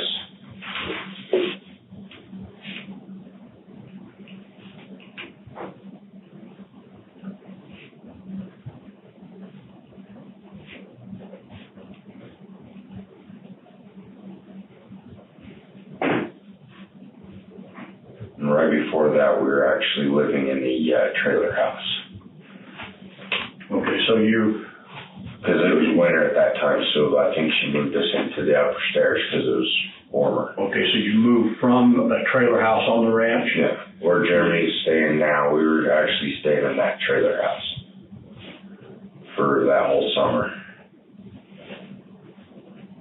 I think it was at least most that summer anyway. I don't know about whole summer.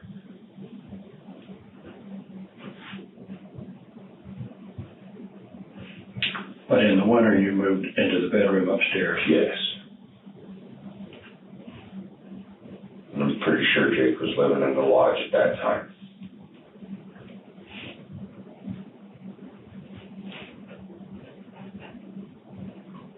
And Jake was living in the lodge? Yes.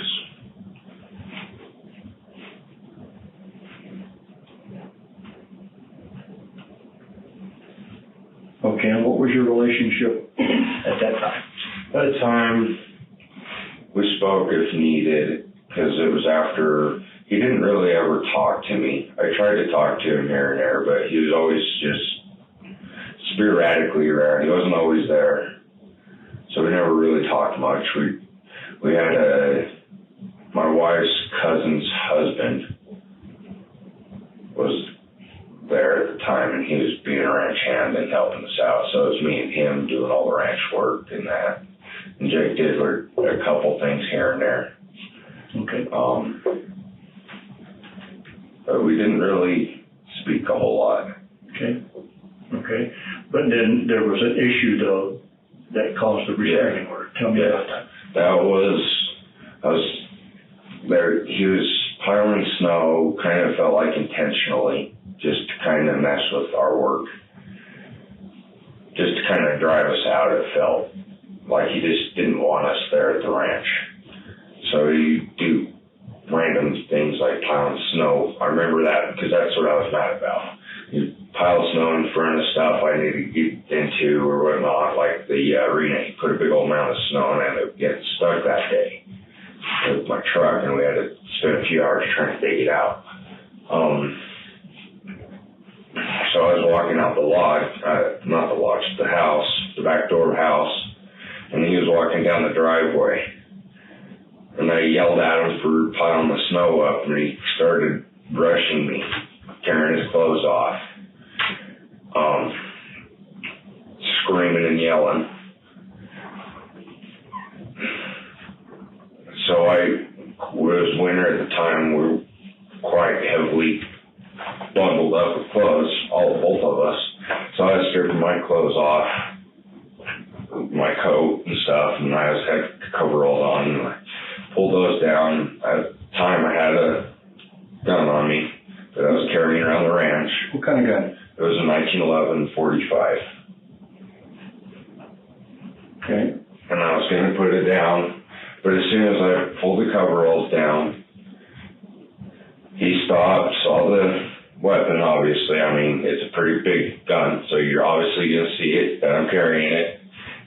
And he just stopped, yelled a few words, started gathering his clothes, screaming and yelling, left. And I left it at that because I was ready to fight him and go for a boxing match like a brotherly thing would do. Get our fingers out on each other. Okay. And then carry on about our lives. Let me ask you, how do you carry the 45? The holster I was using, I usually carry cross drive on my left hip. Is it a separate holster from your normal pant belt? Yeah, it's just this belt loop, leather holster, nothing fancy. Okay. Okay. The reason why I carried it there is because it stayed put. It didn't, like when I sat down, it didn't fall out or nothing. Okay. It just stayed there. Understand. And it's a lot more comfortable wearing one of your coveralls and all that. Understand. I only carried it on the ranch. I don't carry it outside of that. Yeah. I would like to, but I want a permit for it first. Okay. Correct me if I'm wrong. As a result of that, a restraining order was filed. I guess that was what happened. Tell me what you know or what you think. I guess he filed a restraining order because the sheriff showed up that day and served me in that. So I wasn't on the ranch. I stayed at the cousins the rest of the time there till the court date. Went to the court date, and he never showed, and the case got dropped, I guess. And I ended up going to Denver to work on the house we owned so we could sell it and buy some property up here. Okay, no, I apologize for interrupting. I want to make sure I'm getting everything in sequence. The restraining order is filed. You get served with the restraining order, right? Yes. You're on the ranch at that time, and Jake's on the ranch at that time. Yes. Now, what are you, as a result of the restraining order, what are you ordered to do or supposed to do? I was supposed to show up to court. Okay, but were you to leave the ranch? Were you supposed to leave the ranch, or you two were restrained from? I don't quite remember. I think it was I had to stay like 100 feet or something. Okay. Away from him or something like that. I guess my point is, did you then, once you were served, did you leave the ranch, or Yes. did you still stay there? I just left. You left the ranch. I left the ranch. Where did Stephanie leave the ranch? Yeah, shoot. I don't remember if she did or not right the first couple days. Okay. I think it was, she might have actually. Okay. I'm not for certain whether she did or not. Okay. Okay, so you leave the ranch and you said you go where? I stayed here at her cousin's apartment that was here in town. And went to the court date. So I stayed there until the court date, and I think like a day after the court date, I went to Denver. Worked on the house for, it was a good 2-3 months.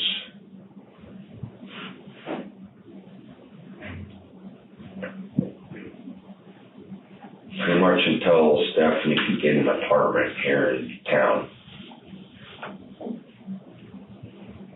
So you stayed in Denver till Stephanie got an apartment here? Yeah, it was probably half a month before I was able to get back because I wasn't quite done on the house. And I was able to get pretty much most of what I needed done on the house and was able to come back down. Okay, and so this would have been, and we know this simply because of the court records. This is in January of 2013. Yeah. When the restraining order was. That actually helps a lot because I have no idea. Well, yeah, it does, and we want to help you as much as we can as far as time, so that it's not a trick or anything like that. So when you come back from Denver, you're not living at the ranch, you and Stephanie. You're living here in town. We're living here in town. Okay. Now, was there any further follow-up argument or whatever between you and Jake? No. Following that, do you have any conversations, any confrontations, anything? No? Never talked to him again. Okay. Did you go back out at the ranch at any time? At occasion, Steph would call, or Mom would call and say, okay, Jake's left. He's not at the ranch right now, so if you want, come help us do this real quick, like set up a post or do some fencing or something like that. And I'd go out for maybe an hour, maybe 2 at max, and I would leave because I just didn't feel safe there. Okay. Then I'd go back to town, do what I was doing. Okay. And do you remember when it was that Jake was reported or went missing?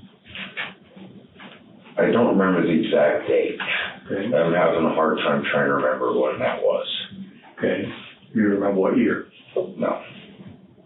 I don't remember the year. Okay. I want to think it was like 14 or 15. Okay.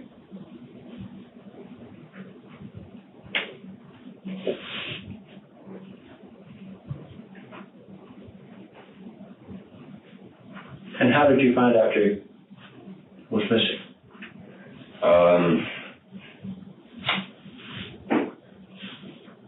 Over time, I guess, and Steph kept saying, Mom and Steph kept saying that he hasn't called or nothing for like days and days. And he was supposed to call when he got there, and there was never a call.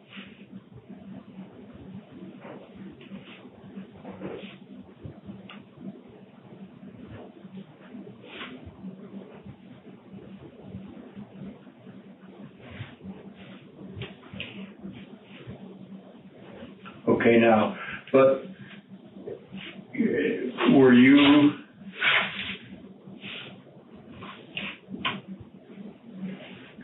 living at the ranch when someone thought he was missing? No. You weren't living out at the ranch? We were living in the apartments. In the apartments, okay. And Which apartments is those? it's the Palisades.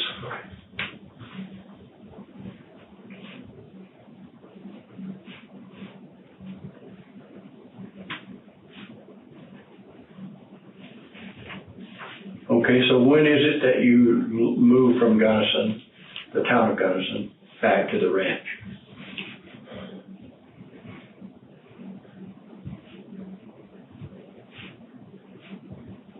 Probably about a week or two after my son got kicked in the head. I don't remember the date of that. What was after we got back from his whole ordeal out in Denver, getting surgeries and that. I mean, we were out there for months or something like that. Where was he at when he got kicked in the head? He was at the ranch, and I was in town working at the shop. Okay, and what, a horse kicked him in the head? Yeah. How old was he? He was 6. 6 years old?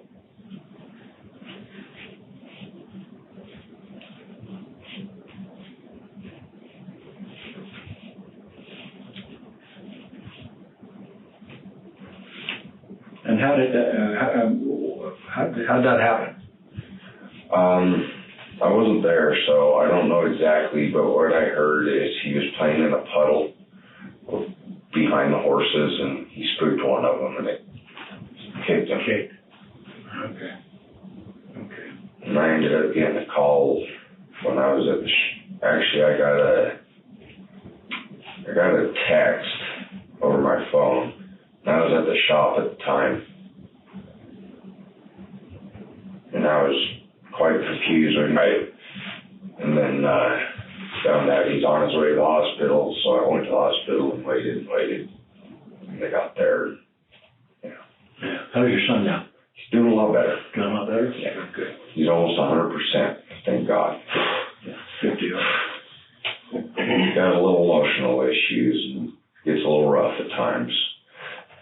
He has a hard time going to sleep. Okay. Maybe time will work through that. I hope. Okay.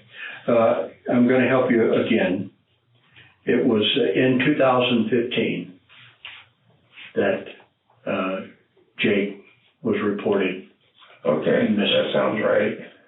So now, in 2015, do you know roughly when it was that you and Stephanie moved back to the ranch? So it was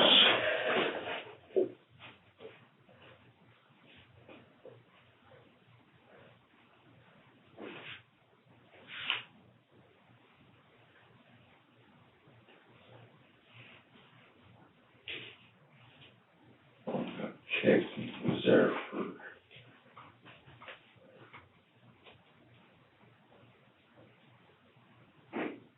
I'm pretty sure it had to been 2 months after he got kicked, because we were there for like a month and a half with all his surgeries and stuff. Sometimes this helps, Dave. I apologize for interrupting your All right. Sometimes if you think about a holiday, or whether it was springtime, summertime, or wintertime, that'll help you with the time frame. In other words, like July the 4th is a summer holiday. Do you recall if your son got kicked prior to, was it in the summertime? Was it in the springtime, fall? If something like that might help you in terms of putting a time frame together. Shoot, my service. I actually pull up a picture. I don't know if it'll have a date on it. Do the best you can. Has it been midsummer? I'm thinking. It felt like. It was like midsummer. Does this help any, when you were told, and whomever told you that Jake was missing and had not been calling or whatever, did that happen before your son was kicked, or did that happen after? That was before. So you learned of Jake's disappearance or missing before your son was kicked in the head? Yes. Okay. So and then when your son is, I basically got the information I ended up getting. This is all I ended up getting. It's like, well, I guess Jake hasn't called yet. Like the next day, or he still hasn't called the next day. Right? He still hasn't called. That's coming from whom? Stephanie mostly. Okay. And why was she was being told from Mom? Okay, but was Jake routinely calling Stephanie? No, Mom. He was supposed to call Mom.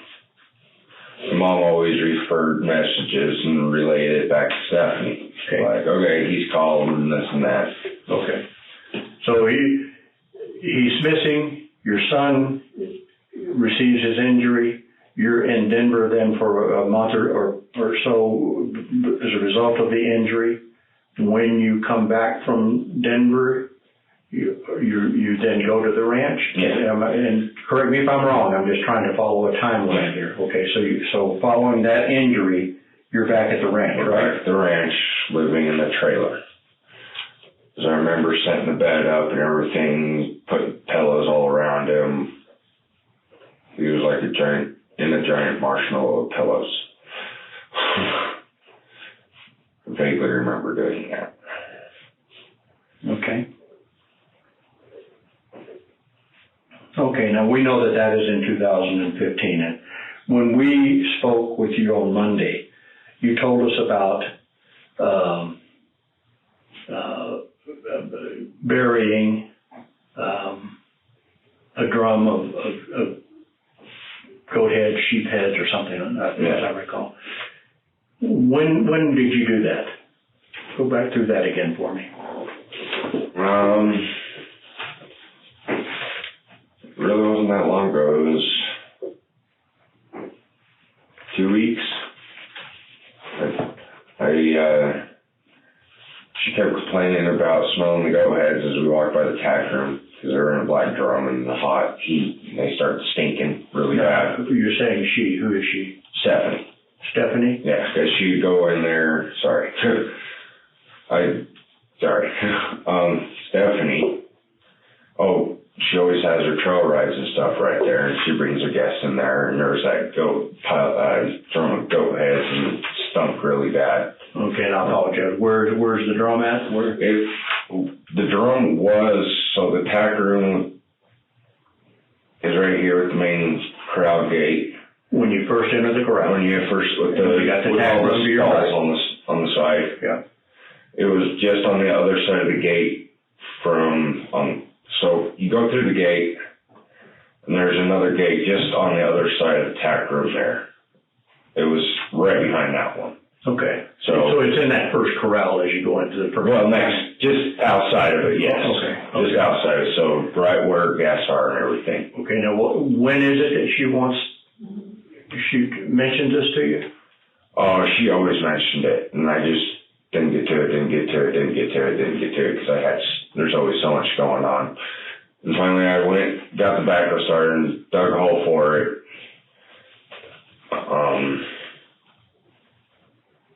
I wasn't able to go get it because it was kind of late by the time I got back there because I was doing other stuff that day. So it was a couple days after I was able to go grab the barrel with the skid steer, go over, dump it in the hole and bury it in. Oh, along with some stinky sheep remains from when we had a slaughter that ended up dying from bloat. So there's some remains of it that was stinking real bad. That was by the chicken coop, so I put it there in the same place.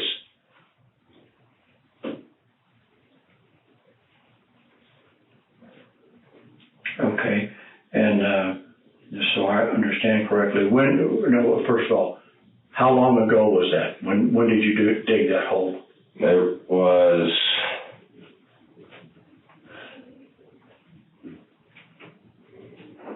at most 2 weeks. 2 weeks ago? Yes. At least 2 weeks ago? At least 2 weeks.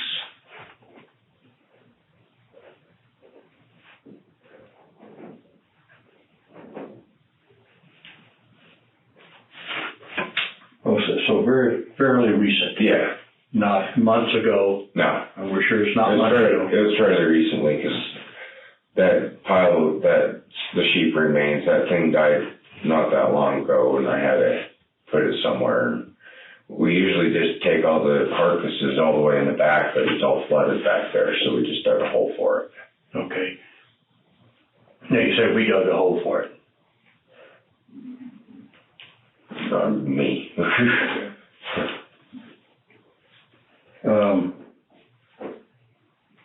You dig the hole, but you don't put the barrel in there that day, and you wait a couple of days. And when you go put the barrel in there, what's the hole like?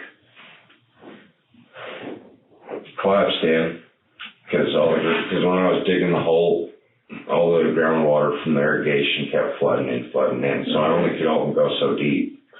How deep did you go? I think I only went like 4 or 5 feet before the groundwater. It was pretty much right at groundwater.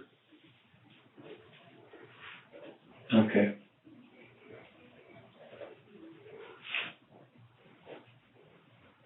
Now, when you put that drum in there, was it in the front end loader? I used the skid steer. Skid steer? Yeah. Okay. And the front end loader of the skid steer, or? Yeah, just the bucket of the skid steer, because it's easiest to move around than the backhoe. Okay.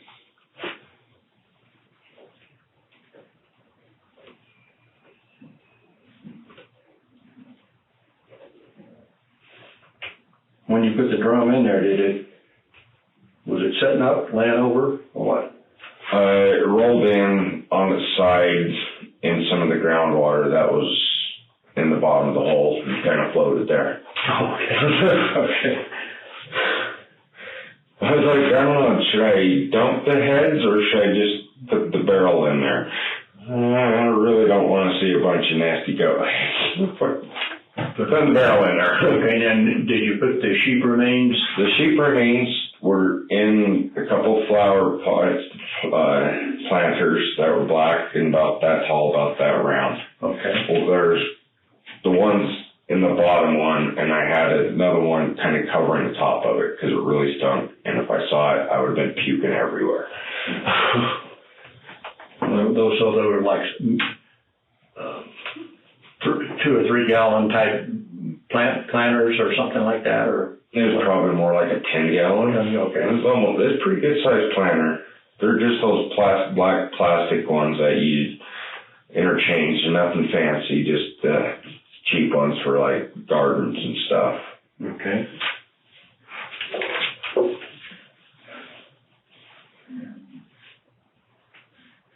I've thought about keeping them, but I was like, rotting intestines and stuff, no. Okay, now when you put the drum and those other little planter buckets in the hole, was there anything else in the hole? Dirt. Dirt? Okay. Was there water in the hole? Yes. Okay. Now, did you cover the hole? Yes. You covered it. Okay. And you covered it with that skid steer? Yes.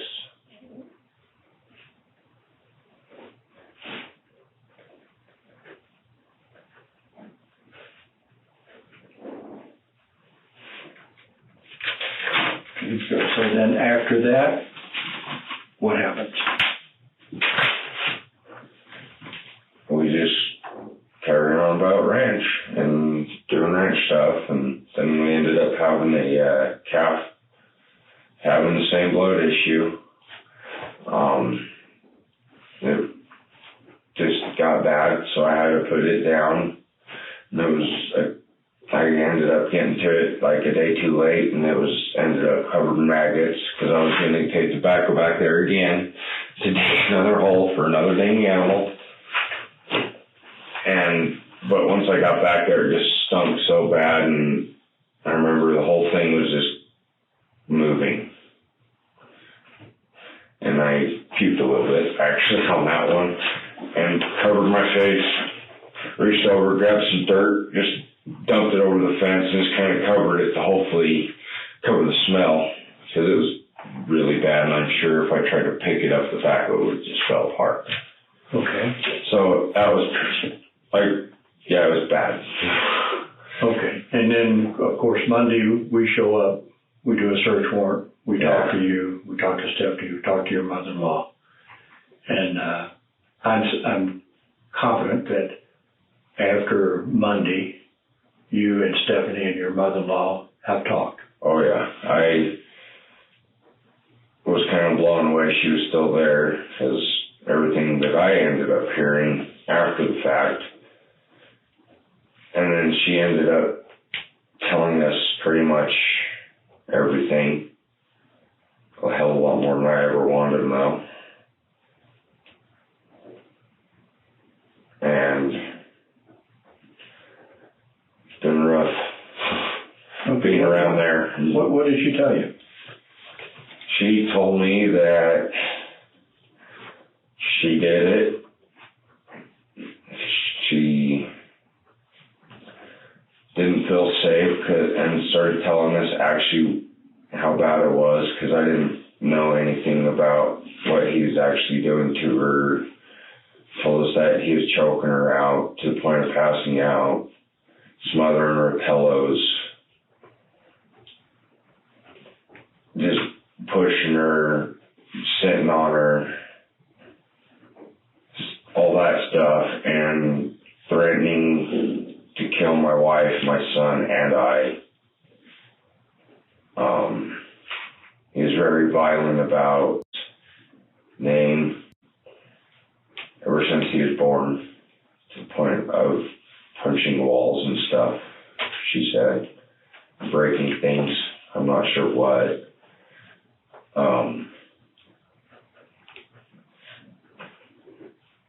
And she had enough of him, shot him, wrapped him up in plastic, and buried it somewhere.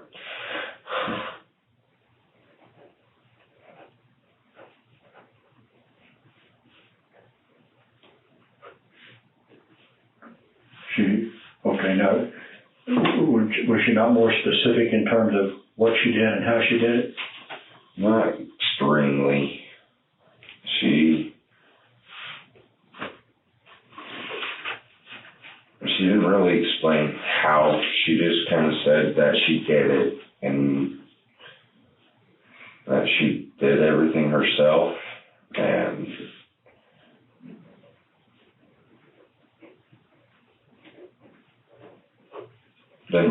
wanted to wait till everybody was not on the ranch, so nobody had anything to do with it. Nobody would ever know. She intended to leave a note in her safe deposit box for us to find after she passed. And then she told us her cancer was still there when she said it wasn't on her last scan, and it's still throughout her body and everything, I guess.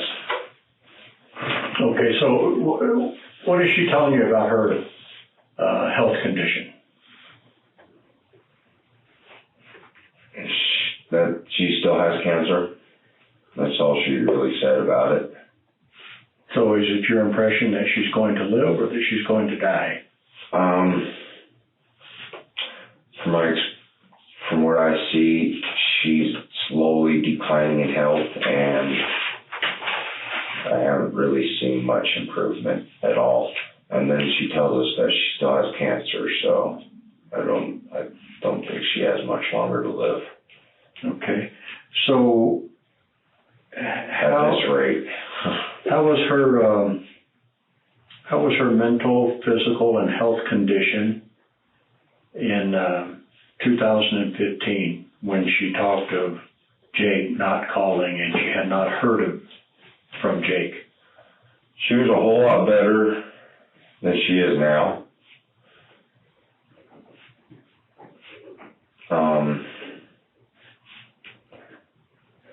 She was still physically able to move around and do things a lot more than she is now.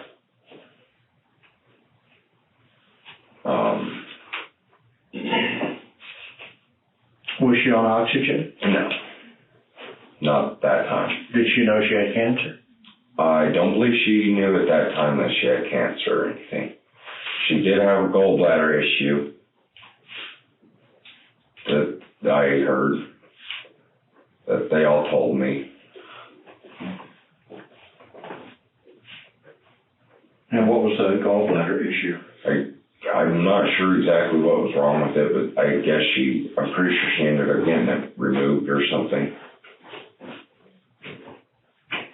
Do you know when that was?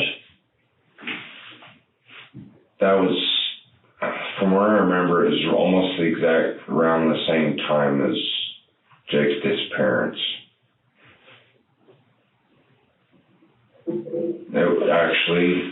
It was right after she had her surgery. Like, I want to say it was 4 days after he left, supposedly left. Okay. She had her surgery. So correct me if I'm wrong. So he leaves, and then 4 days after he leaves, she has the surgery. She has her surgery. Okay. I'm pretty sure it was 4 days. I'm not positive, but it seems like that's what happened, because I remember Steph being mad that he hadn't called when Mom's having surgery or anything, and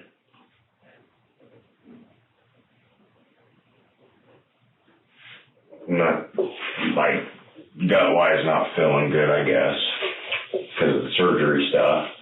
And she was pretty upset that he hadn't called at all or anything to even let her. So it was almost like Steph was mad that he hasn't been doing this. He's disappeared. He's putting Mom through more stress than she really needs, because she's already having surgery for her gallbladder. And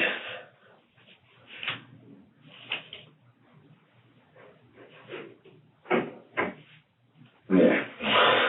Okay. So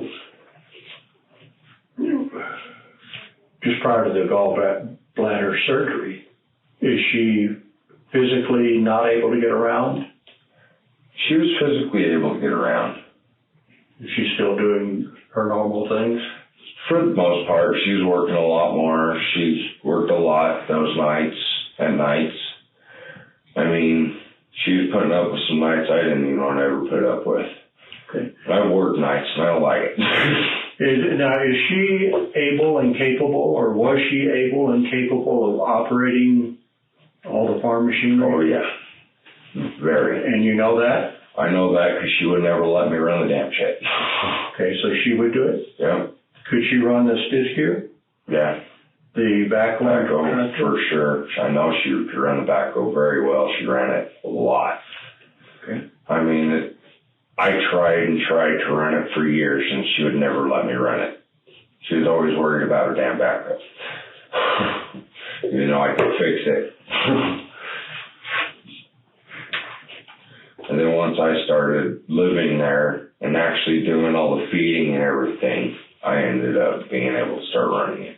What is your and Mom's, and I'm going to call her Mom, your mother-in-law, Yeah. What's your relationship? We've always been good, close for the most part. I mean, she was, in her younger days when I first met Steph, she was kind of a mean woman. I always probed her for questions because she's a very knowledgeable person. She knows a lot. And I still ask her questions about anything half the time, and she'll know the answer. Okay. Do you know her to not be truthful? Yeah. She She can definitely lie. Tell me about that. She's always like, for instance, the cancer thing. She just recently told staff that her cancer is subsiding and is getting good, when it's all actuality the exact opposite. Okay, but now how do we know that? What do you know about her cancer? She told us that she still has it, and it's not good. But do you know does she have cancer? As from what she's told me, I haven't seen any papers or anything that says it. Okay, when did she start the oxygen? Just recently. She was just in the hospital with a collapsed lung. It had to have been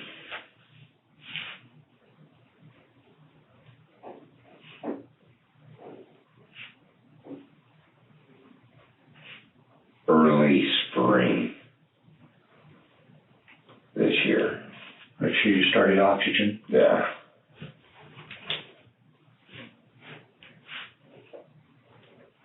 Yeah, I'm pretty sure there was still snow on the ground there.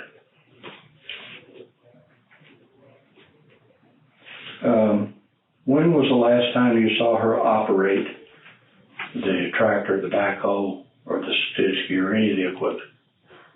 The last time I heard she operated it is when she needed the feed, when me and Jeremy were all in Denver for an appointment for his head injuries and stuff. She had to operate it to put feed out for the horses and cows.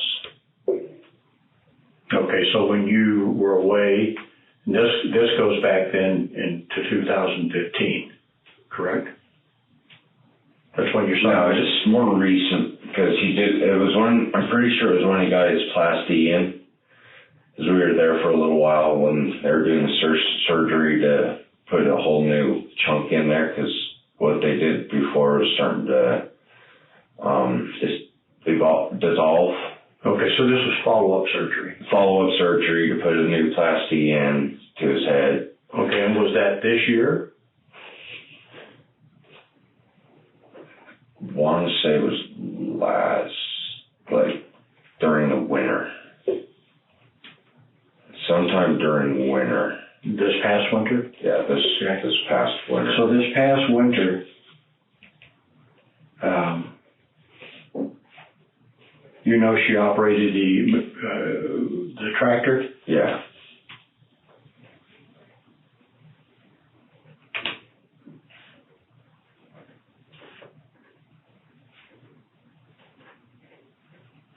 I know it was right before she was on oxygen.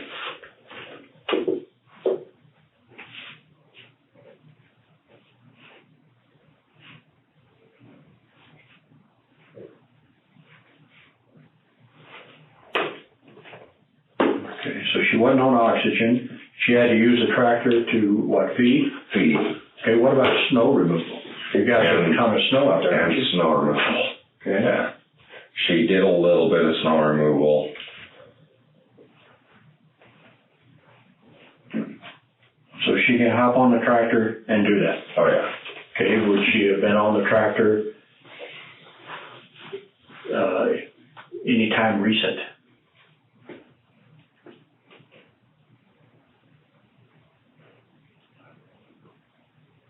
I guess it's possible. Well, you're living on the ranch. Yeah, I mean, it's highly possible because I'm not always on the ranch. Okay.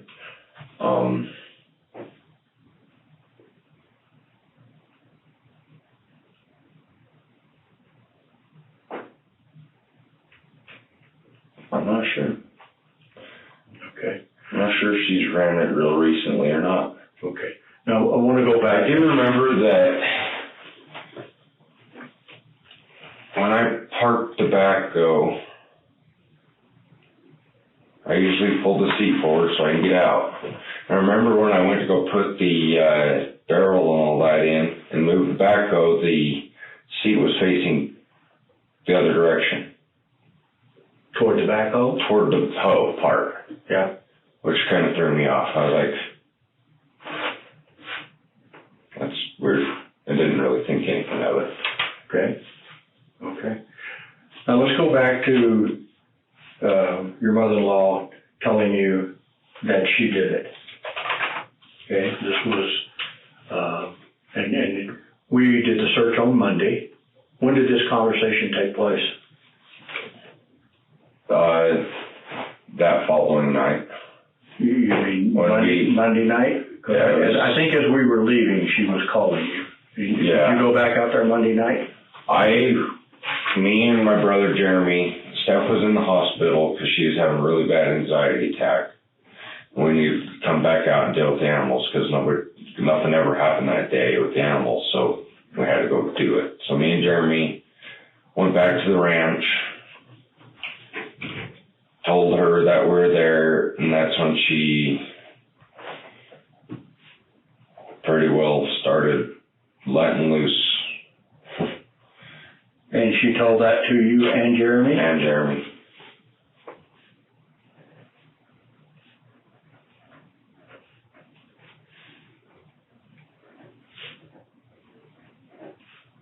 And Stephanie was not there?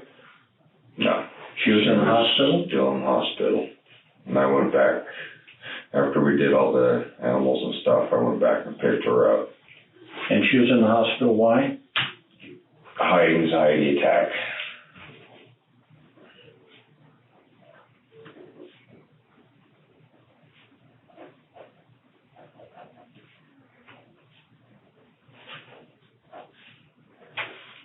And that attack was because of?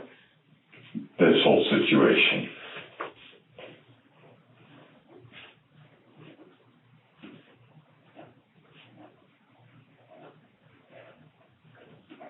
And please, I'm going to ask you again to be very specific as to what your mother-in-law told you about Jake's death. We walked in, said we're here, and she was sitting there in her chair, and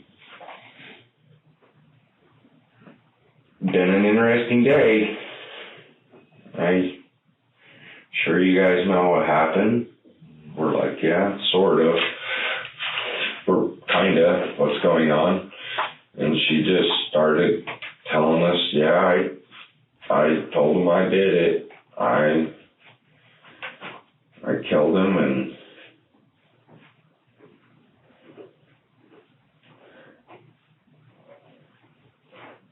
I'm trying to remember how the exact conversation went.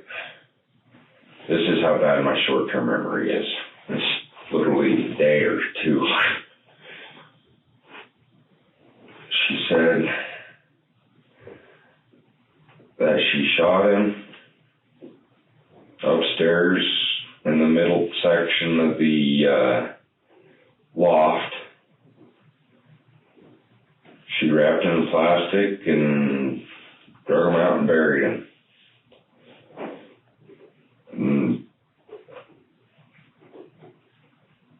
Why she did it, explaining that he was doing all the things that he was doing to her, and that's the reason why she felt she needed to do it.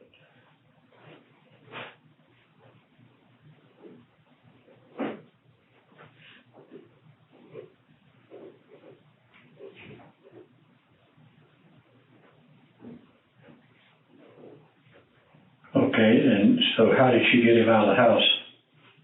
I have no idea. She didn't tell you how she did it? She didn't tell me that. Something I've always wondered. Not sure I care to know.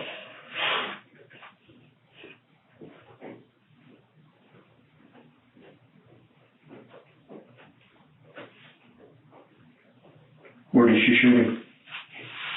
Say again? Where did she shoot him? Upstairs in the lodge. No, I mean, where on him? I have no idea.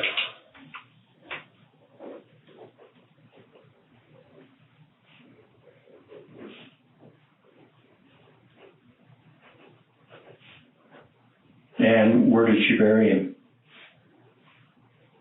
She said in the back corral. I'm not sure where at.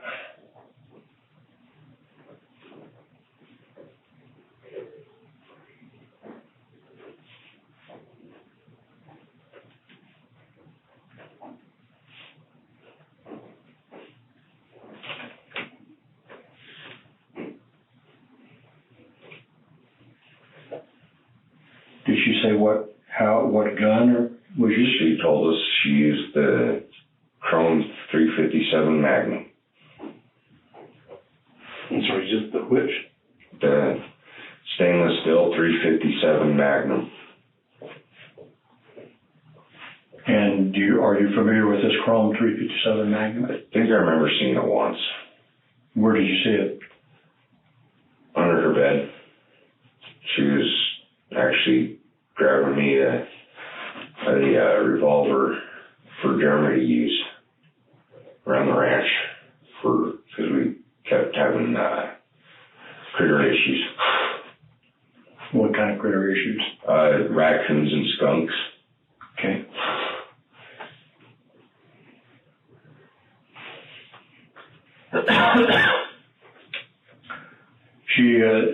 So she tells you she takes her 357 Magnum. She shoots him upstairs in the loft. Upstairs in the loft somewhere. And what was the deal with the plastic? I don't know. She said she wrapped him up in plastic.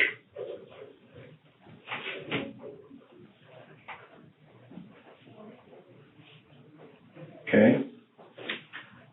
And if he's upstairs, she didn't explain how she... She didn't explain how she got him down or out or whatever. Okay.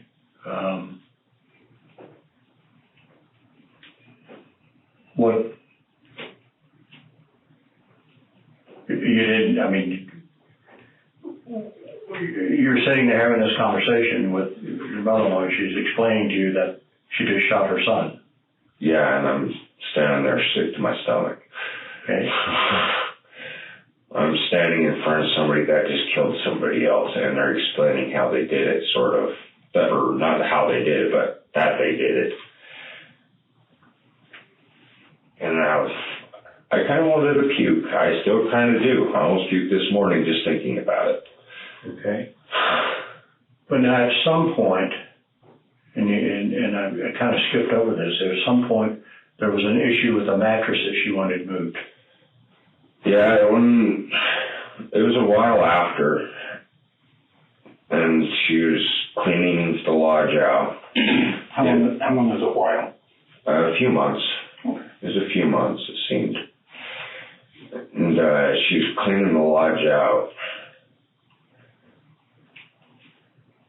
slowly. And she said that mattress has bed bugs, burn it. And we took it out and burned it. And it was wrapped in that really, I have this issue I can't explain. It's that kind of clear plastic that you can't really see through. It's like almost like not as transparent as the tape. You kind of see a little. It was really wrapped up in that type of plastic. And she said it had lots of bed bugs on it. Don't open it. Just burn it. And at the time we were living,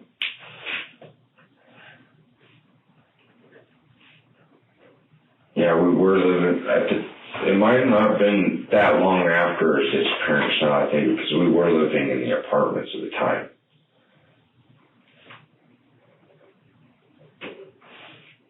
I'm pretty sure we were living at the apartment. It's somewhere right there. It was either when we were just getting out of the apartments or when we still kind of had, we were slightly moving into the trailer house from there. It was somewhere around there is when we ended up,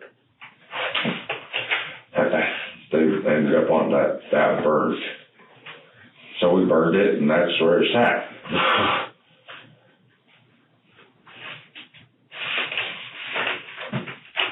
But we were having issues at the apartment that whole time with bed bugs, so we didn't really put two and two together, I guess, at the time. And who removed the mattress? I'm not sure. I know it was downstairs, close to the door when we got it.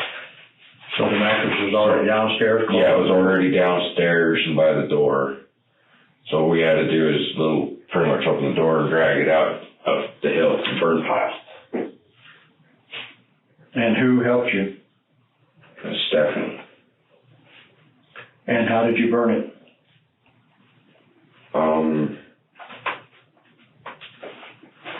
I think we just poured a little diesel on it. Like that. Is there any other kind of follow-up through the...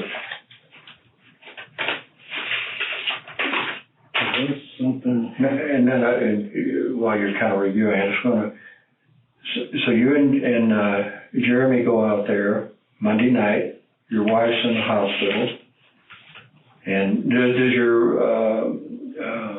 mother-in-law have a follow-up conversation with you and your wife about killing Jake? Not with me and my wife. I think she talked to Stephanie a little afterward about it, and kind of explain what was up to her, but I wasn't there. Okay, but as far as what she told you, she says she killed Jake. She shot him. And does she say where she shot him? No. Does or does not tell you how she moved the body? Does not. Did she say when it was she shot him? I think she said at night. At night, but when? She didn't say when. As far as what year or what She didn't. shot him at night. Okay, and why at night? What was? I'm not sure. Honestly.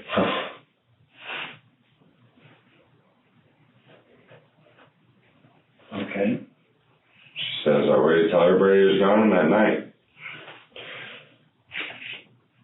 Okay, everybody was gone.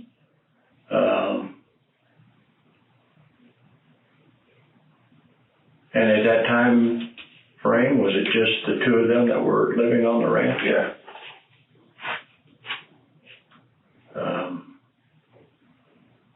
Not any thought of, obviously if she shoots him, she's got to get him out of the house. Not any thought of, that you or your wife may show up? No, we were living in town at the time, and No, but does she share any concern that with you when she's telling you the story? no, she didn't. She didn't say anything about that. Okay.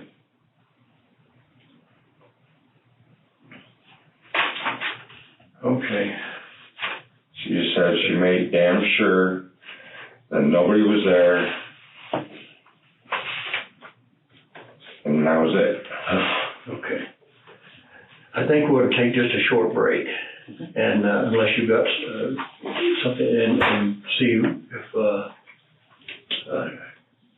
Tyler has shown up. Okay. Kind of what the deal is there, and then you can mind us taking a break and sipping your coffee and catch your breath for a moment. So I go out and smoke a cigarette. Where do they smoke? It would have to be clear off the county property. Yeah, I usually go out there in the street. it's up to you. Well, we're just going to be a couple minutes. We're not, probably by the time you get out there, we'd be saying, let's sign up again. So, That would be my luck. It's 11:46. I'm going to stop the recorder for us to allow us to take a few minutes break. Yeah, can I get you something else, some more coffee or water or We could probably use another splash in here to warm it up. just a splash of coffee? We can probably arrange that, I suspect. You want me to take it out and I'll bring it right back to you? Thank you. You bet. And let me just sit there and relax for a few minutes. Okay.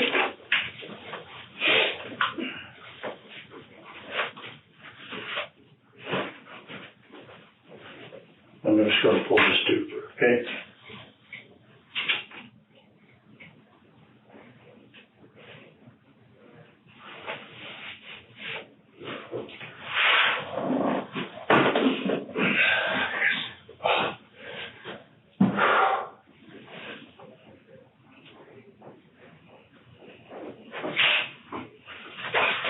There you go, man. Right on, thanks. You betcha.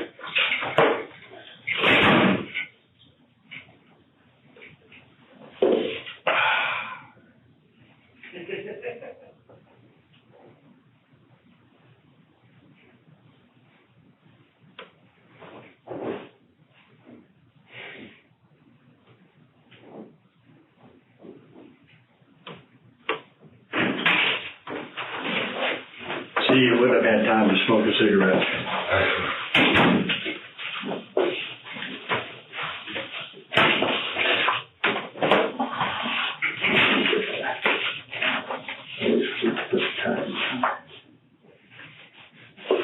Okay, it's 12:04 p.m. on July the 19th, 2017, and I'm going to start the recorder again. We're back in the interview room. We took a short break. To kind of discuss some of the information as a result of your polygraph test last night that you took with Trooper Tobias. Okay.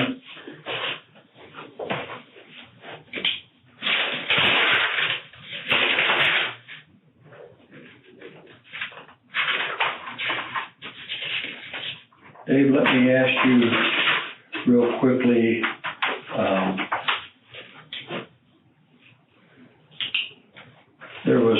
what can you tell us about, there was something to do with a motorcycle.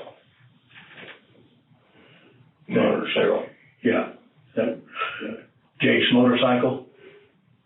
The Harley, or he had a couple bikes. Okay. Tell me about his couple of bikes. I guess one's a Harley and one was a dirt bike.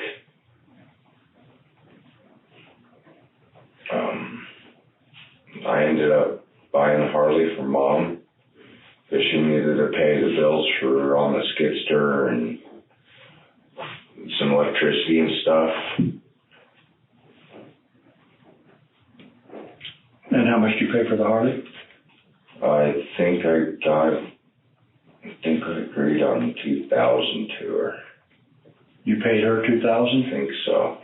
And did you pay her $2,000 in cash? I believe it was payments of mostly cash, yeah. Okay, so in other words, you didn't hand her $2,000 at one time, you paid it over time? Yeah. Okay.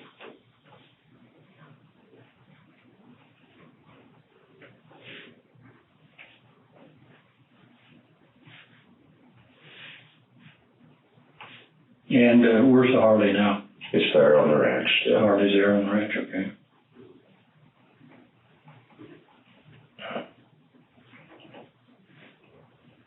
Now, is it licensed and titled in your name? Yes. Can you explain to me how that happened?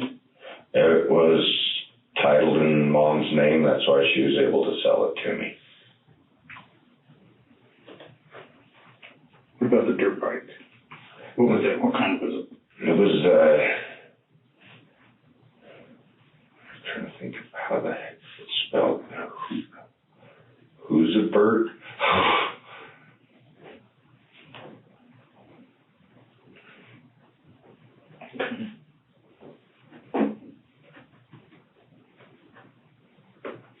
Lynn, where is it at now? I actually ended up selling that, so I didn't get tempted to ride it, so I would have killed myself on the thing. So she sold you the dirt bike as well? I sold it more for her. Okay, now... I actually still owe her the money for it to give to her. Okay, now...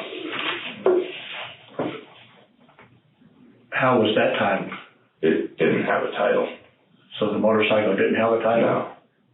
And you took the motorcycle and you sold it to? A gentleman in Montrose.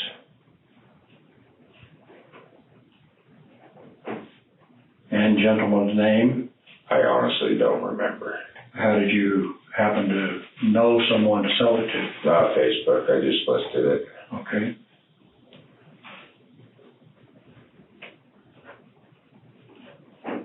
What'd you sell that for? How much? I had it listed for 500 and I think I got 4. Any others? No. This Harley, is that the one that Jacob always rode? As far as I know. So I've got this right. This Harley and this Husaberg, or whatever you call it, those are the only 2 motorcycles that I knew Jacob of. had down there. Okay. And I'm not sure why the Harley was titled in Mom's name, but it was. And did you ever see that title? Did you see that title? Of the Harley? Yeah. Yes, it's in my name. Okay, it is. Okay. What other vehicles did he have? Yeah, the Yada, the red one, it's still there at the ranch, and the Ford Ranger, that's also still there on the ranch. Like I said, the only reason why I sold that dirt bike is I didn't want to ride it. The last time I rode it, I actually shoulder planted a tree really hard.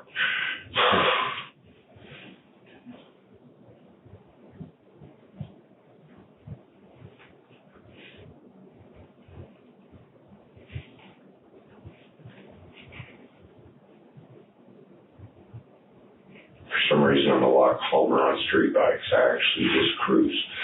Dirt bikes, it's a whole different story.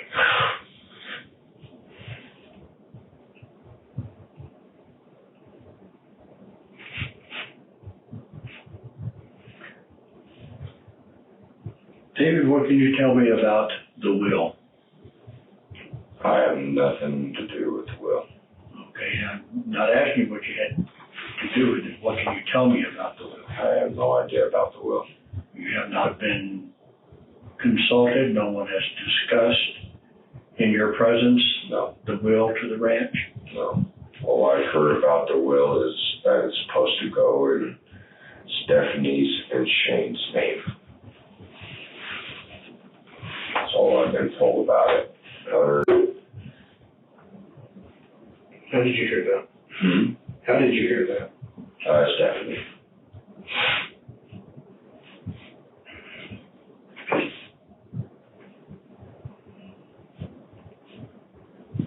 When did you hear about it?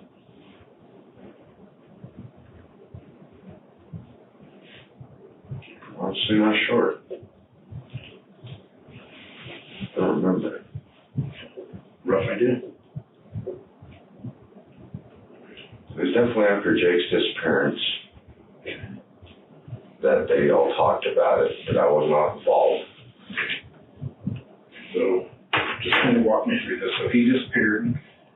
Was it the week after they was talking about the will? Was it a year later? Was it a week ago today? How? It was went in there. probably more like a year after, something like that. I want to say it was sometime when Shane was visiting, which is only like once a year. So Shane was there when they I want to say he was, yes.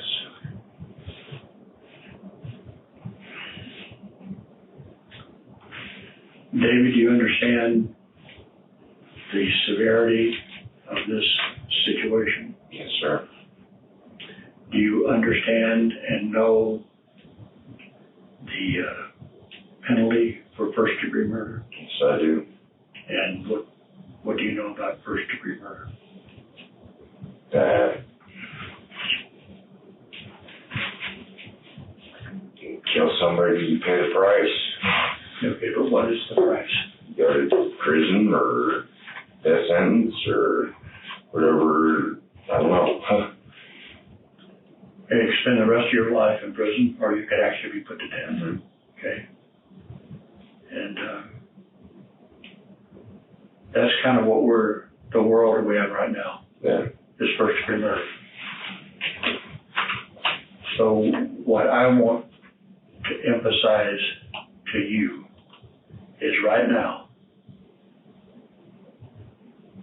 is the most important time of your life up to this point.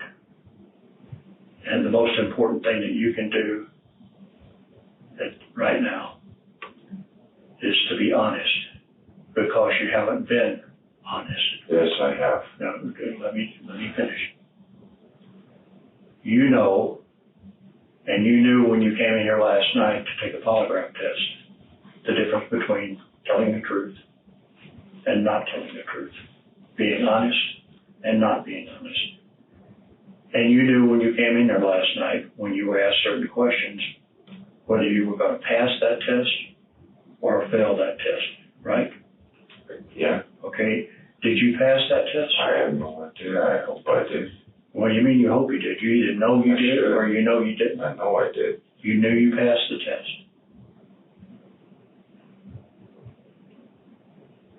So everything that you have told us and everything that you told the examiner last night was the truth. Yes. Okay, then why did you so severely not pass the test? I honestly don't know. I don't know. I should have passed it because I didn't do anything. You remember last night when you were talking to the examiner and you said that your mother-in-law explained to you how she had killed Jake, and she went through step by step how she had killed him, and you made the comment that surprisingly that's exactly how you would have done it? Not like that. That's how I would have imagined it to have done in her shoes. It's not how I would have done it, or by any means. It would have been pure self-defense in my case. I would have went straight to the police afterward. What do you mean it would have been pure self-defense? If I were to have killed this guy, it would have been because of him attacking me. Okay. But I didn't kill this guy. Where's your 45? It's at the ranch in my truck. I told you all when you were all there. Told him. Still there. Who did you tell that it was in the truck? I don't remember his name. He was a huskier officer with the darker goatee.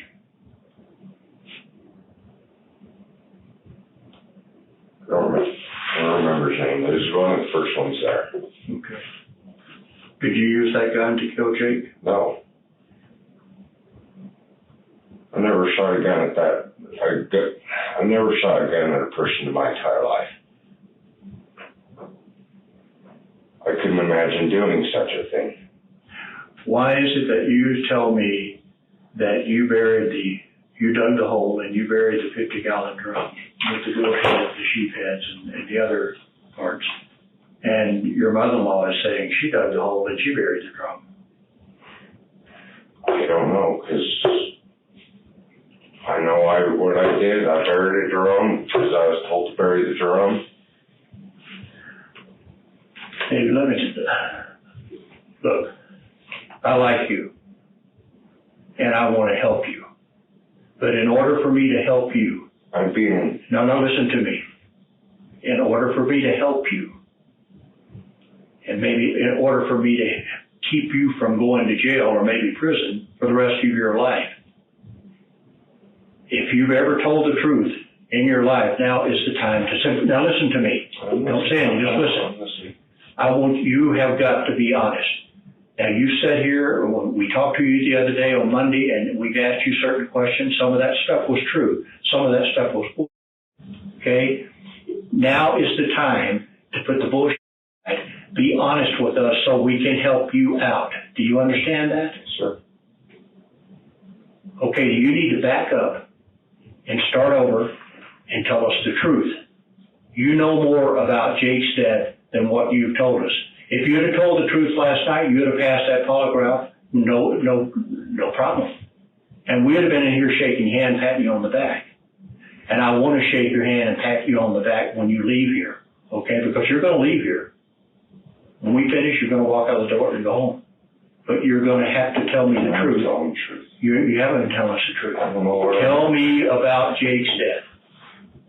The most I know, and possibly anything that could have been, is the mattress.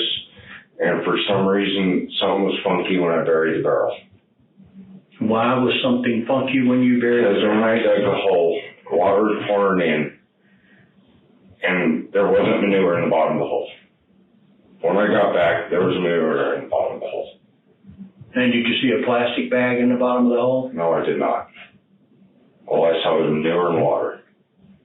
That's where I put the drum. When the drum went in, it rolled down the manure pile into the little pile of water.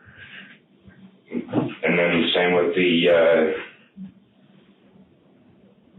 planter of sheep remains.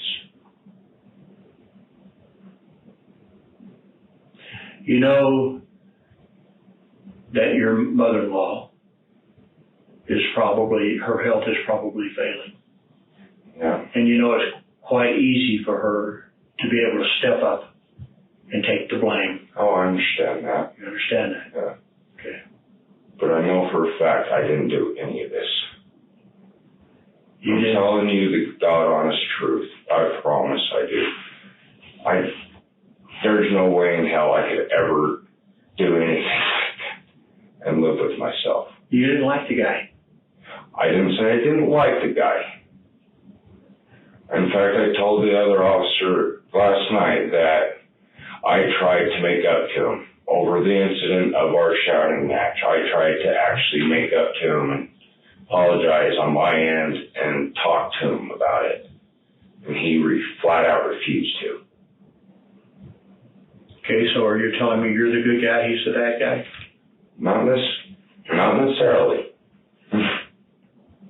Nobody's good or bad. Okay.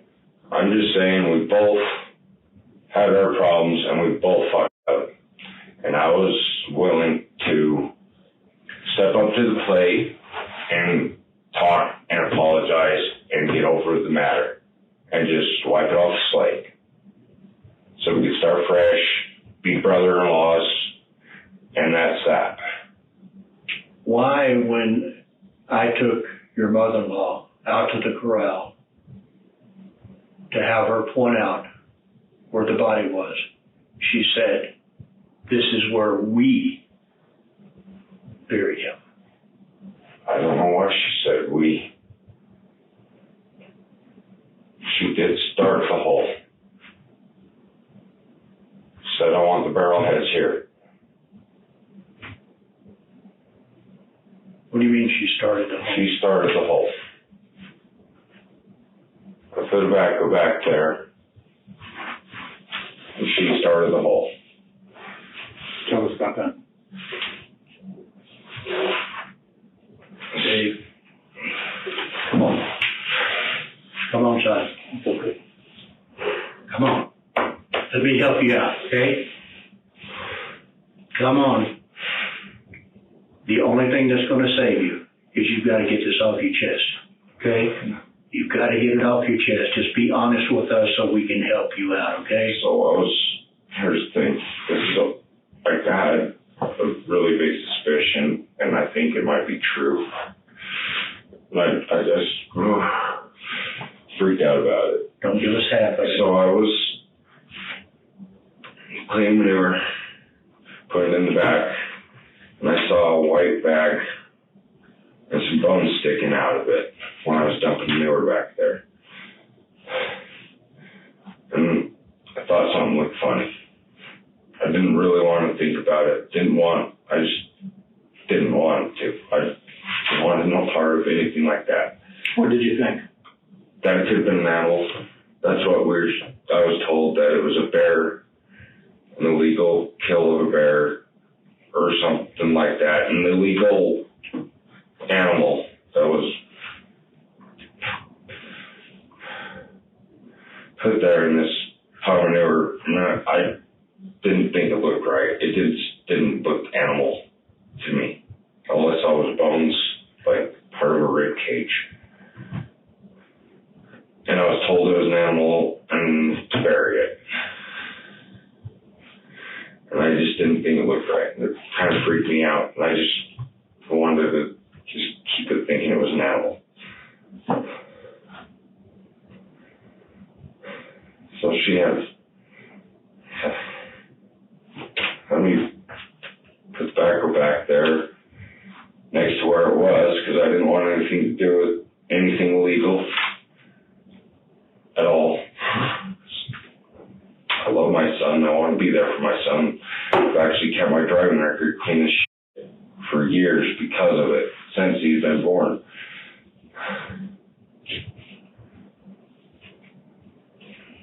And she started the hole. I dug it a little bit more because I wanted, because I was supposed to bury the barrel heads and the sheep intestines. And she was supposed to dispose of this animal carcass that I thought was an animal carcass, or was told anyway. And I didn't touch it, didn't look at it any more than that. I just left it at that. Left the hole open. Did my thing. A couple days later, I put the barrel in and covered it up. Okay, now listen to me. I want you to think just for a minute. Think about your son. I want you to think about your son. Do you see your son? Do you want to be around for your son? Yes, I do. Then I want you to back up and start over with that story one more time, because when you saw that body in the manure pile, at that time, and Mother was out there with you, right? No. She had started the hole? I wasn't out there with her at all. But when you saw the body, and you knew it was a body, right? I knew it was a body. I didn't know what kind of body. No, come on. I didn't know what kind of body, but I really had a strong suspicion. David, I knew what it was. David, you knew then, because when we showed up out there with the backhoe and the trailer, you dropped your head, and your buddy dropped his head. So you and your buddy both knew that the body was in the manure pile. Yeah, we were pretty sure. Now, come on. You knew it was Jake in the manure pile. We were pretty dang sure of it. And Mom told you to move the body out of the manure pile and put it in the hole? No. I never even touched it. The closest I ever got to it was about 10 feet. That was it. I did not move it or anything. I did nothing. I just finished covering, putting the manure there where I wanted to, and to clean out the corral, and that was where I left it. And did you go talk to Mom? I did not. Stephanie did. So was Stephanie with you when you saw the body in the manure pile? She was after I first saw it. Okay, and so Stephanie saw it. No, wait a minute. You and Stephanie knew that that's Jake in the manure pile. We didn't know for sure. We had a very, very, very strong. How often do you go up and see a body in a manure? Who's missing out there? Who's missing out there? Jake. Is there anybody else missing out there?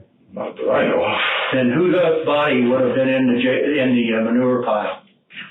You've got to be honest with me. I'm going to try to help you out. Then think about your son. There's so many dead animals and. No, I don't want to. I was just saying, let me, please, just let me. I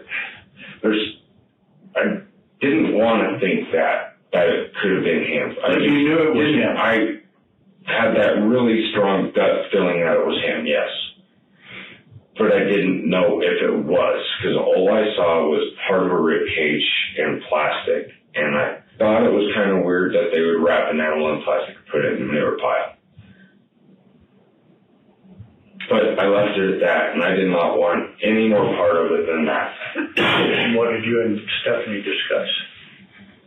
We discussed, do you think it is? I don't know. What do we do? I was honestly scared for our livelihood. What do you mean scared of your life? For your life? For my son's future. Because what do you mean? We knew if Mom got taken away, the ranch would probably be taken out, and then we would all be out on our ass. And I was scared of that. And so what does that mean? What do you mean? What does that mean? I'm trying to understand what you just said. I'm trying to understand the question. I was scared for our lives, for your livelihood. Livelihood, our future. Okay, you weren't scared for your life and that someone was going to harm you, or you were scared for your livelihood? A little of both. Who's going to harm you? Whoever killed Jake, which we're pretty strong suspicion that it was Mother. And why do you think it was Mother? Because of the whole situation that was going down. I wasn't around. The only people that were around was Stephanie, Mother, and Jake. That was it. I was always pretty much in town. In fact, I was probably right there, right down the street at this shop that I had going. When you saw the body in the manure pile, Stephanie saw the body in the manure pile. And she went straight and called her mom, or told her mom. No, she called her mom, so I think she was in Delta, yeah. Who was in Delta? Mom. Her mom. Doing what? Staying at her grandparents' house. Okay, and so what does Stephanie tell her mother? What is this body in the manure pile? And what does Mother I think she said, because I wasn't there. I was still on the skidster. What's going on here? What do I do? I didn't know what to do. I was a deer in the headlights. Okay. What was she told? What was Stephanie told? Stephanie was told that don't worry about it. It's just an illegal animal. Just cover it up.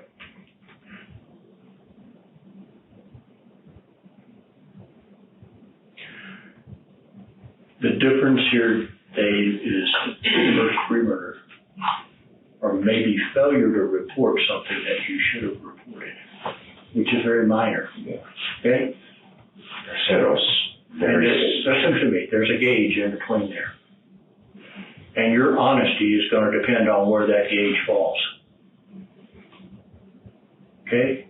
You can't skip around and make up what you think sounds good. You got to tell the truth.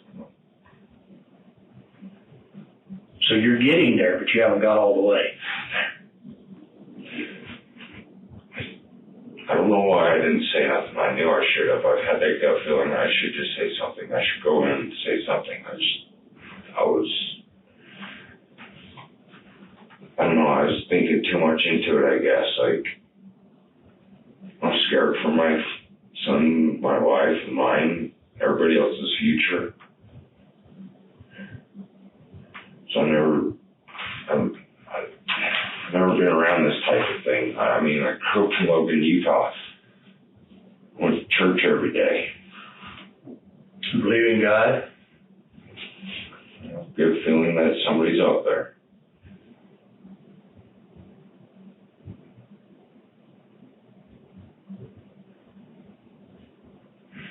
My God, I wish I would have said something. You knew it was there, though, right?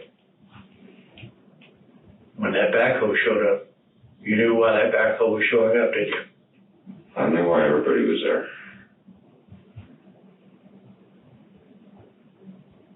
from the time that you saw the body in the manure pile, what kind of discussions did you and Stephanie and Mom have about Jake's death? None.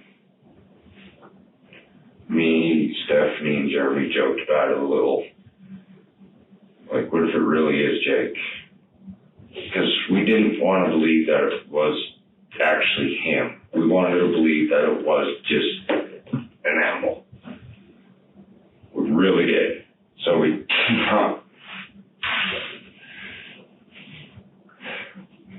David, any normal person, you knew Jake was missing. Both of you in prior interviews have said he was dead. You told the investigator, you told Agent Perez, and so did Stephanie when asked. He's dead. He's dead because you knew he was dead and you knew his body was in the manure pile because you'd seen the body in the manure pile before they came out to talk to you.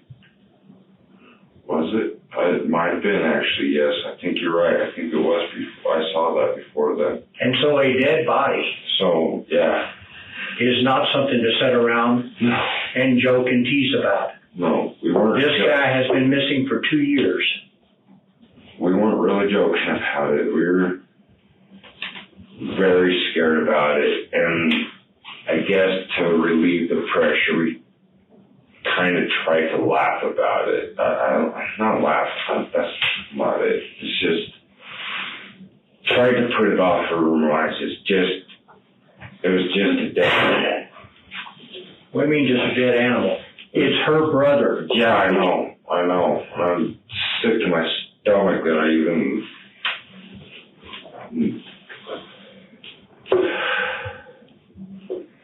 Do you think for a moment, if I had a family member that was missing and I sat there and saw their body in a manure pile, that I'd sit around and maybe try to make some kind of humor out of that? No, I never wanted to make a joke out of it. And I didn't, like I said, I didn't want to think that was him. I wanted to believe that it was an illegal dead animal that was there, that I saw. The best way to know that is you call the sheriff's department and say there's something out here in the manure pile. I really wish I would have. But you didn't? And I really had thoughts of it, but I was honestly scared. I was scared too. Scared I was scared too. I was scared for our livelihood. I was scared that Mom would get arrested and the ranch would get taken away and my son wouldn't have the life on the ranch anymore. We would be...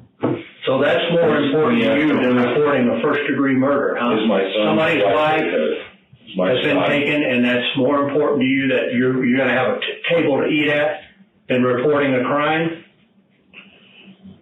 I know I made a mistake, and I should have reported what I saw. I really wish I would have. I really wish I would have.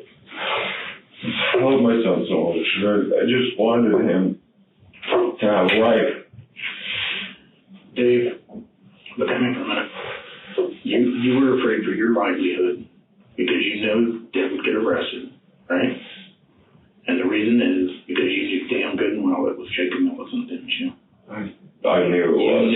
I knew it was him. I really did. I had that deep suspicion that it was him in there. You knew damn good and well that was Jacob Millicent in that ship file, didn't you? And that's why you didn't call the cops, because you were afraid for your livelihood, right? For my son's.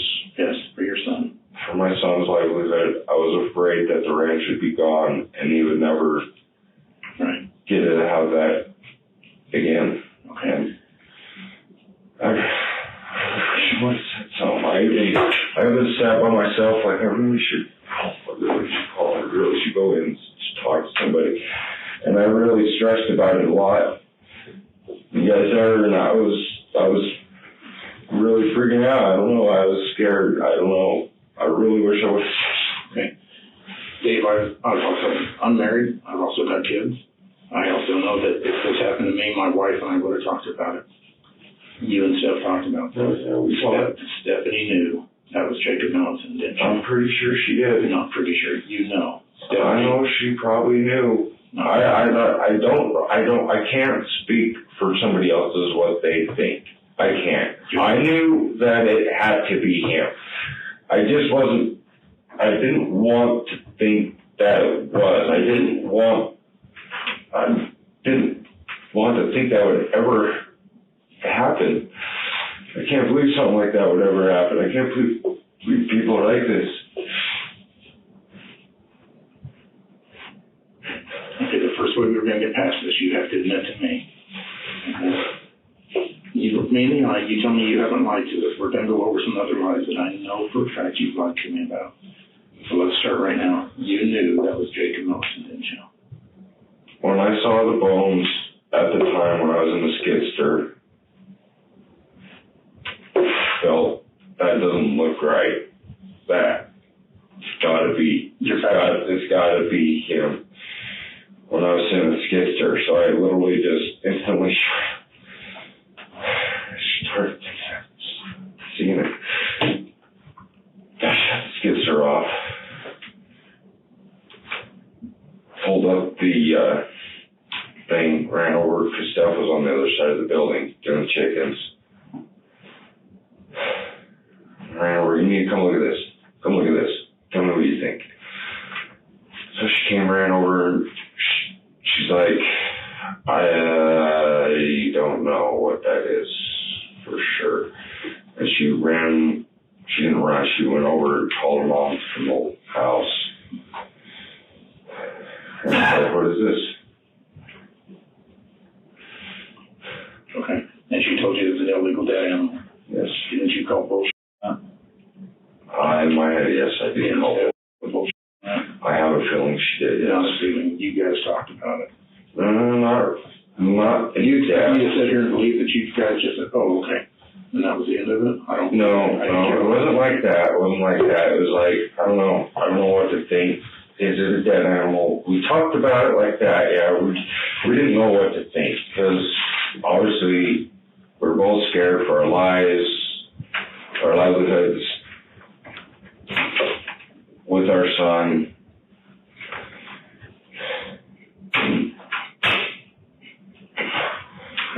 And I didn't want to think that it could have been. It was. I knew it was. Yeah. Say that again, Dave. Say that again. You knew it was. I knew it was when I saw it. I was like, oh my God, it is him. Oh my God, he is dead. Okay. That's a good start, buddy. I just couldn't believe anything like that could ever happen like that around me. And I knew who did it. I was like, Mom had to have done it. Mom had to have killed him, put him out here, buried him. She didn't do a very good job. Okay. So you told me the truth now. You're the one that found Jacob Millicent in the manure pile. You know it was Jacob Millicent. Was he partially exposed when he found him? Just a rib shape is all I saw and a little bit of white back. Okay. So what happens then? So now you guys have talked about it. You know this is Jacob. All right. Tell me step by step, go slow. Tell me step by step what this has been. Yeah, do that.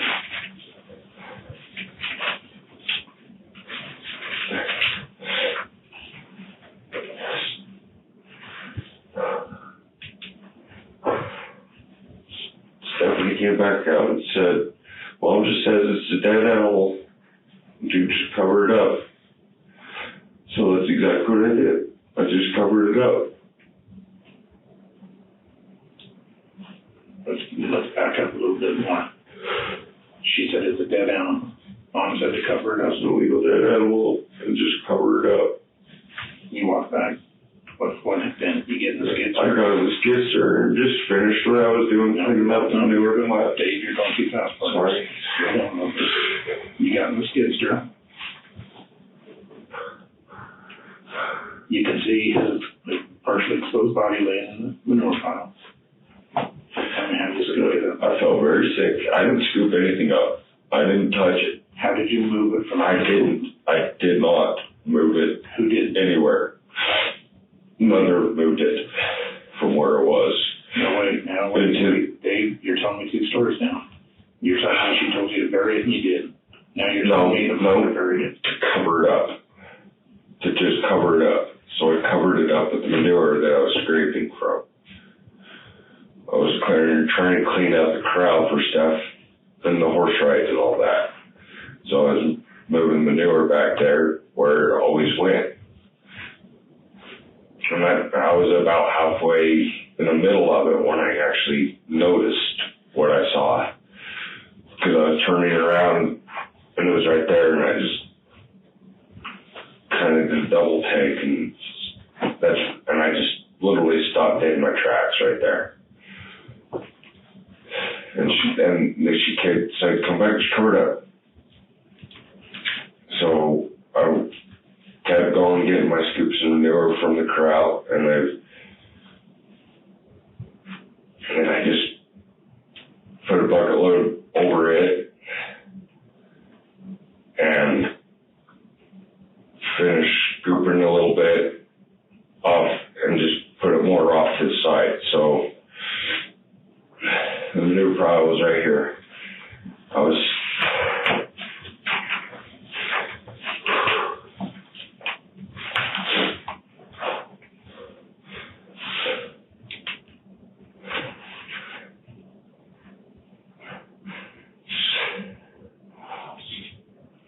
That's the manure pile.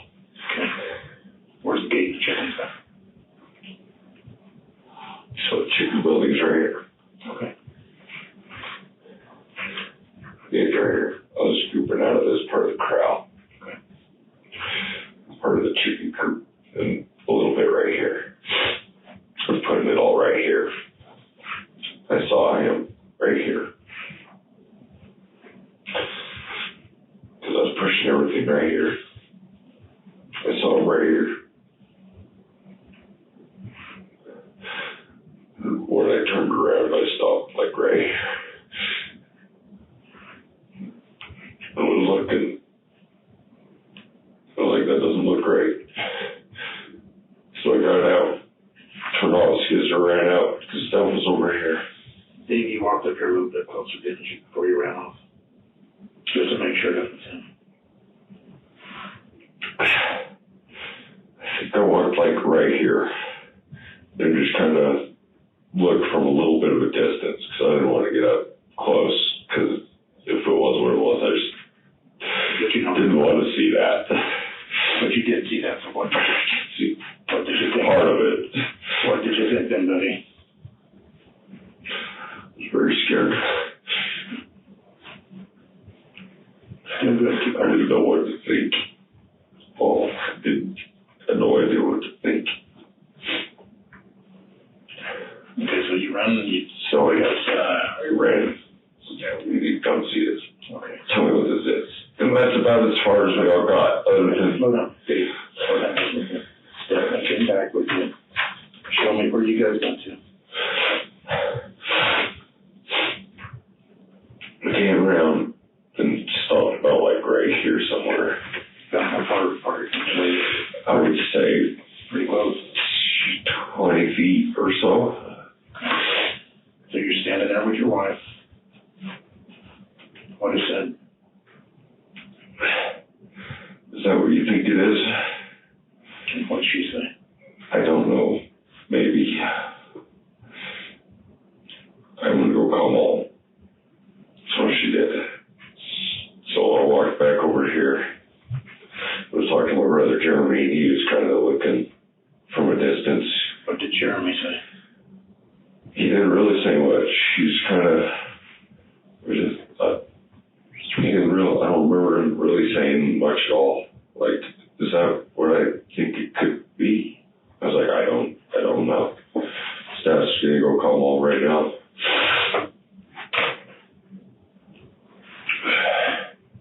Okay, so it's definitely from Mom. It says what she said. Steph comes back out and tells us that it's just an illegal dead animal. It's just covered up. What was your thought then? What at that moment when she said it's just an illegal dead animal? What was your thought then? I don't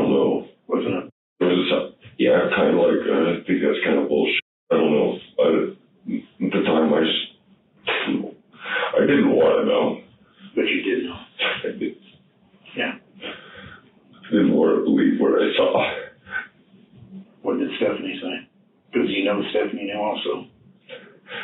I still have to have known. I don't think she wanted to believe it either. Really don't think she wanted to believe it either. So she did, didn't she? I'm pretty sure she did. And Dave, you guys And we talked, and we're like, I don't know what to do. Where to finish him? Should we say something? If we do, well, Mom's gonna go to jail, and the rent's gonna get taken away, I'm sure. We're all gonna be homeless with all, and we don't want that. We want it all to grow up, have a good life on the ranch.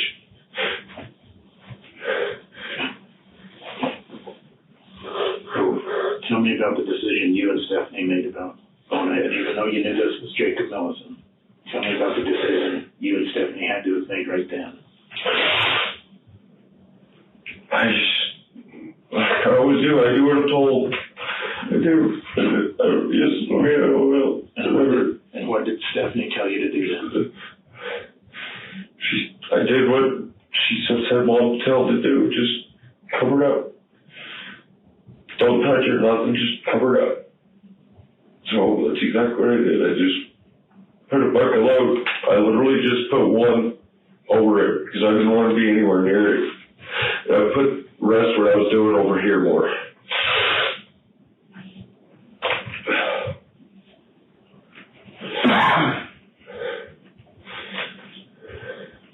I didn't want to believe what I saw. I didn't want to run a normal life with my son. But David, when you saw that, do you remember when you and Stephanie removed the mattress from the house? You were able to see what you thought was blood on that mattress. I do vaguely remember seeing some blood. Yeah, you saw blood on the mattress, and you and Stephanie didn't. That's when you actually... And that's when I got told that it was just from him bleeding from boxing, which was understandable. I mean, you hit in the face a lot and your nose starts to bleed a lot. So that's why I left it to her, and she said that it had bed bugs on it. We were having bed bug problems at the time, so I believed it. I was knowable. You just started putting two and two together, though, right? Of course, once I saw that, yes. Right. That's why when you saw that, you knew who that was. Because happened. You saw the blood on the mattress. Jake is nowhere around. The mattress is wrapped up in plastic, and you're told to take it out and burn it, but here's blood on the mattress. Yeah. Right? But, I mean, like I said, he was in the mixed martial arts and boxing and all that, and you get bloody noses, and those do bleed a lot. And we, like I said, we had bed bug problems at the time at the apartments we were at.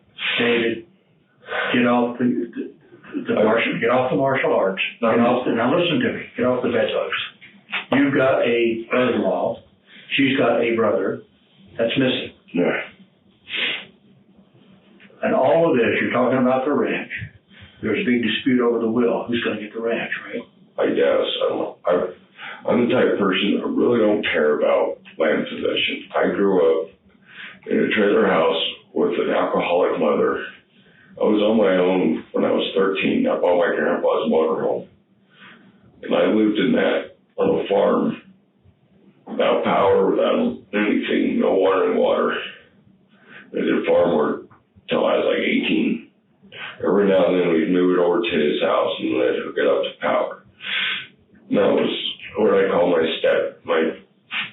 substitute dad. His name was Nick. I lived on his land until I was like 18 in that motorhome. Land doesn't mean anything to me. I don't care about it. But it means something because you don't want your son to have the life you had, correct? Yeah. I don't want him to live like I did. I want him to have a good family, good home. That's why Bob and I have stressed on you. But I leave all the will and all that type of stuff up to them. I have no part of it. I don't feel like I have any part of it. I'm not blood kin or anything like that. I feel that anything like that deserves to stay with whoever they feel it deserves to stay to. I don't like confrontations. I understand that, but you know there was a confrontation. It doesn't mean, just because I don't like them doesn't mean they don't happen. It does happen. I don't like it, but it does happen.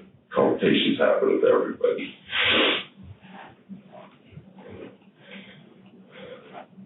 So tell us more about the details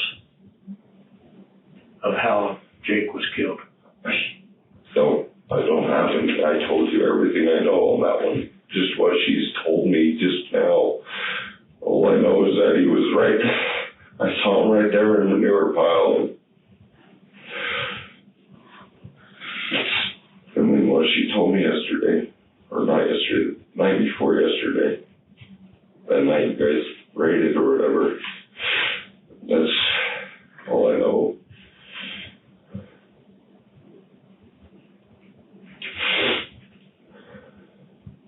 Okay, let's go back to the mattress a little bit. Where was the mattress when you first saw it? When I first saw it was, I want to say, like I said, my memory is really I want to say it was downstairs. You got the big door in the lodge. And I think it was leaning up against that first post. And you said it was covered in plastic? It was covered in that plastic stuff, disc cleaner, whatever. Yeah. How did you see blood on the mattress? I couldn't see a lot of it. I saw a little bit through it, just enough to just kind of shrug it off as though it was just a bloody nose type stain. Okay. Really all I saw, and she told me that it had bed bugs on it. Like I said, it was like almost like perfect timing for that, because we were having bed bug problems at the apartments. Okay. And I was pretty upset about that, 'cause it's kind of slightly disgusting. Okay, stop there. So you've seen the mattress, you've seen the blood stains on the mattress, you've seen Jacob Millicent in the manure pile, and now you're putting two and two together, correct? Yes. Tell me what that thought process is. Well, overwhelming. No, I don't mean that. I mean, you now know when you saw Jacob Millicent laying here in the manure pile, I know your brain had to have gone back to that mattress, is that right? You thought about it. You had to. I'm trying to remember if I thought about the mattress or not at that time. I don't know if I don't think I thought about that right away. But you have. I'm sure it sense, yeah, I'm sure I thought that sense and kind of put the two and two together. I must have somehow unintentionally helped with that disposal for that mattress, which I never would have done. Wish I wasn't so gullible sometimes.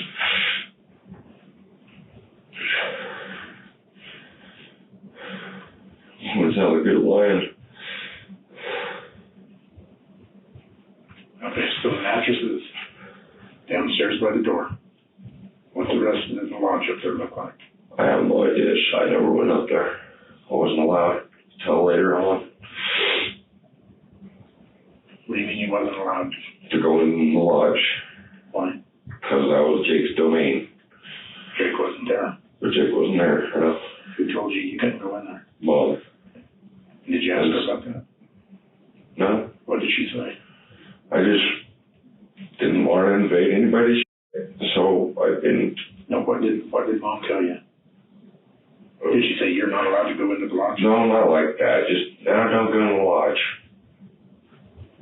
Just in case Jake shows up. So I didn't. So later on, we ended up just moving in there. Okay, so I take it Stephanie saw the blood stain also. On the mattress, yes. Yes. I'm pretty sure of it. What'd she have to say about it? I'm pretty sure she's the one that actually just told me. Mom says it's just from his boxing. Bloody noses and bloody ears and shit. I was like, okay. Never. Really big bad bedbugs. Okay. These are a real pain in the ass to get rid of. Okay. So you and Stephanie both seen the mattress. You saw the blood on it. You both saw Jacob Nelson laying in the manure pile. A long time after. Right? But after finding Jake, I know you and Steph talked about comparing the two. And I actually did wander up to the springs that were left there, just to see if I could see anything, just in case I could see anything, like, okay, maybe there could be a bullet hole in it or something, or, I mean, maybe a busted spring that something hit or something. I just kind of wanted to see if I could investigate myself, I guess, a little bit, just to kind of see what I could find out, to know. So what you're telling me is I went up there and I looked at it. I didn't see anything. but you knew you're already putting two and two I together. was putting two and two together. Okay. But I didn't see anything, so I kind of left it at that. I was like, well, maybe it is just a dead animal. I'm hoping that it is. And if it isn't, I don't know what to do. Don't go there. We already know. I know. That's what was in my head. That's what I was thinking. That's what I wanted it to be. Did they? That ain't what you want.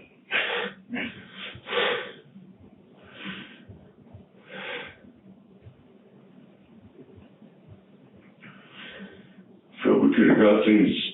I feel me and Jake could have actually worked things out eventually, but I don't know. The more I hear, it sounded like he was a very dangerous person.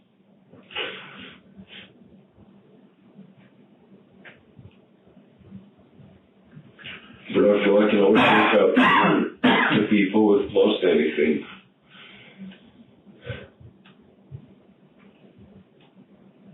And I'll never really have that chance to actually talk to him. Or anything.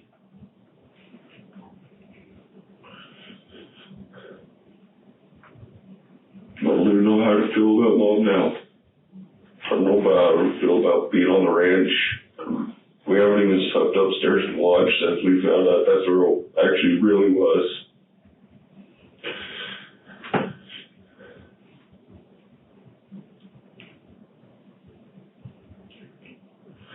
We've been sleeping in one of the cabins.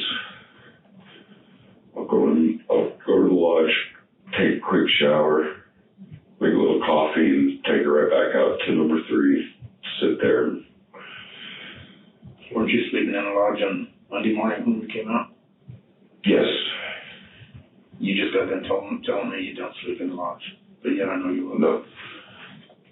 After you guys showed up and we found out what happened, we ain't slept in the lodge since. We've been in number 3. The last night and the night before. Okay. That's what you meant. That's what I meant. I don't know about what I was trying to say. I just don't know how to feel about living in there anymore. I don't know if I could do it. I can't believe our son was sleeping in that room. Dave, you said you know that Deb Rivalry has a habit of lying. You think she's lied to you? Oh, yeah. You Sure she has. Do you think she lied to you about what happened? It's possible. Why would Deb Rivalry tell me that you was involved in helping her get the body out of the house? That what? Why would Deb Rivalry tell me that you helped her get Jacob out of the house? I don't know. I wouldn't imagine why she would, because I never had any part of it. I never knew anything about it until just now, and when that's all. I never had any part of that. Never would have. I would have said, no, you better find somebody else. There's no way. There's no way I would have.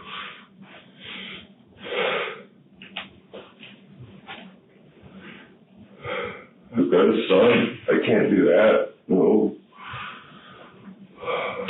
There's no way, man.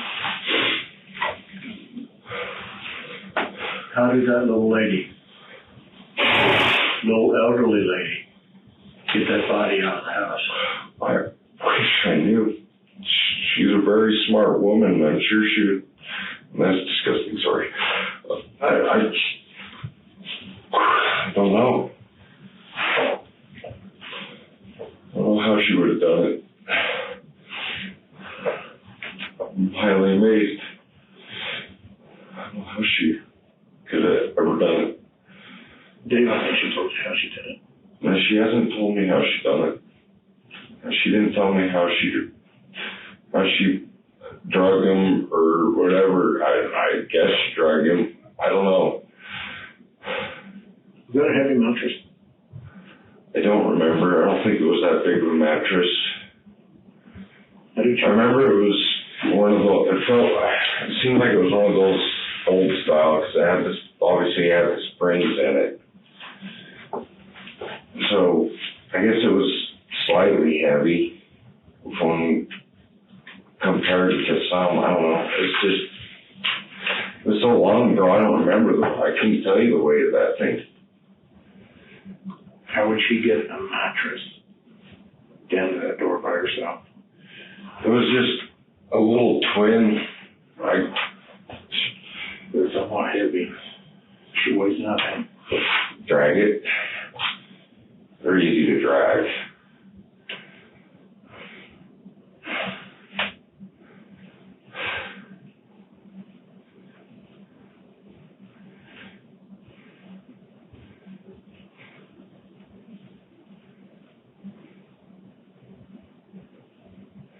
All I know is I pulled it from where it was by the door there by the lodge there, and we drug it up the hill and lit it on fire. I remember seeing a little blood on it, but it was completely wrapped up in plastic.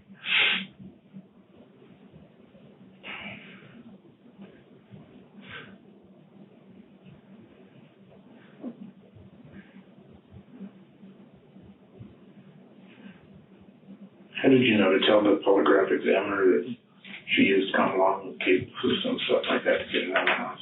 It's just kind of probably the most logical solution I could think of that somebody her size could have done it. It's the only way I could think of, because where she said she did it. Where did she say she did it? She said she did it up in the loft in the middle somewhere. Okay. And of course I looked. Stop there for just a second. When she told you she did it upstairs in the loft in the middle area, she told you more. She gave you more detail about that. No. Dave? She said it was upstairs in the loft area on the bed. Tell me more about that. I don't know if he was awake or if he was asleep. I don't know where she shot him. All I know is that she used the .357 Magnum. How do you know that? She told us. She told you. She told us. What .357 Magnum? She said the chrome .357 Magnum.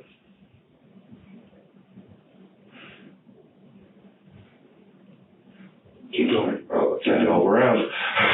You're doing okay. You just got to give us more. That's right. I'm giving you everything I know. But I promise I'm giving you everything I know. Dave, I know you've got more. I don't. I'm trying to give you everything I know. I know you do, Dave. And damn it, you better start thinking about that kid. I do. I think about him a lot. But I promise you, I don't know how she did it. I'm just guessing that the most logical is she could have. I don't want your guesses, Dave. I don't have anything but guesses on that. I don't know. I really don't know. I don't know how she did it. All I can do is guess. That's all I got for that. I can just kind of give you an assumption of what I think it could have been or how it could have been. All I can do is guess. Because I don't know. I don't know how she did it. I don't want to know.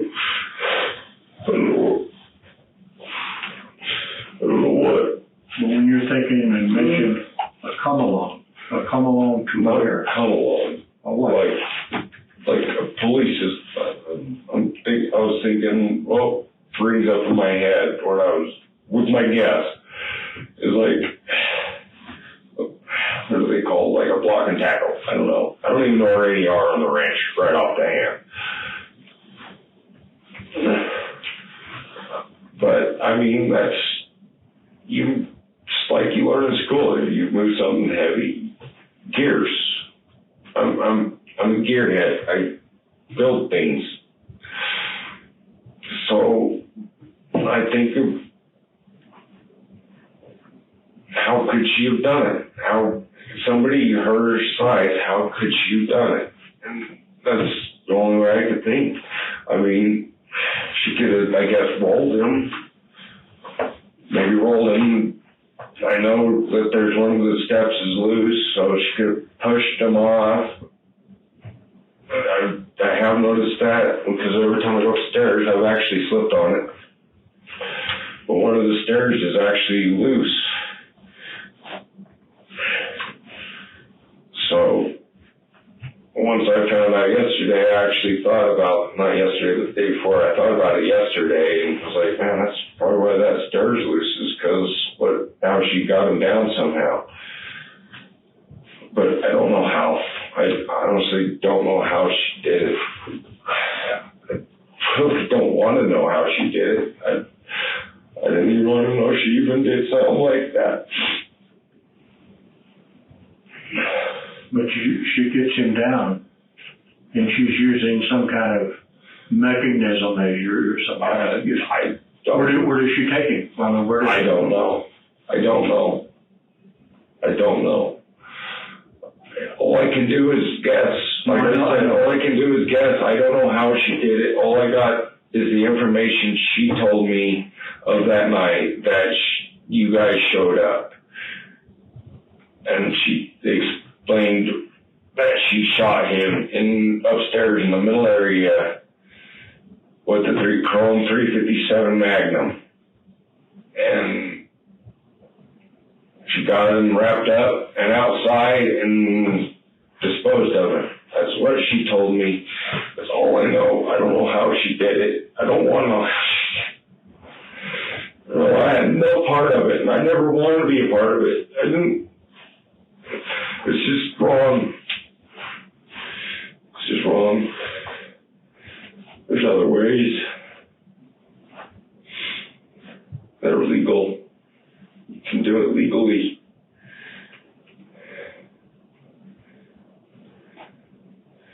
Where was your wife the night he was shot? I have no idea. I honestly don't even remember the night. I don't remember the date.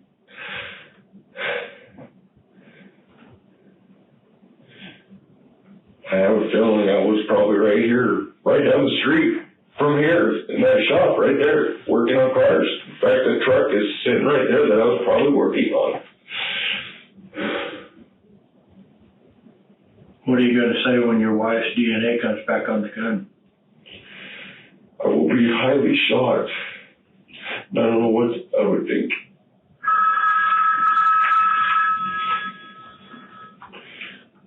I mean, I would be like, what do I do now? I got a son to take care of.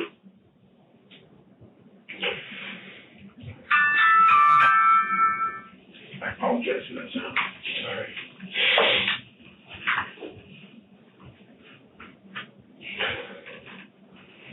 I'd be blown away. What has I'm very disappointed. What has Stephanie told you that you haven't told us? She hasn't told me anything other than what I already told you guys. Everything she's told me, I've told you.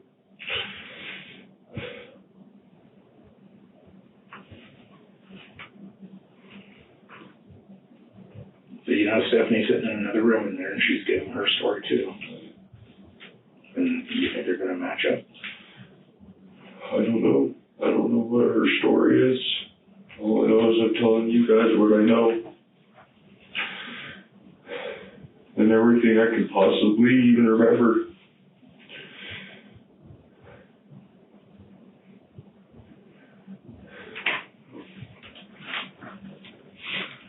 Dave, when this case goes to the district attorney's office, as law enforcement, we'll do what's called a request for prosecution.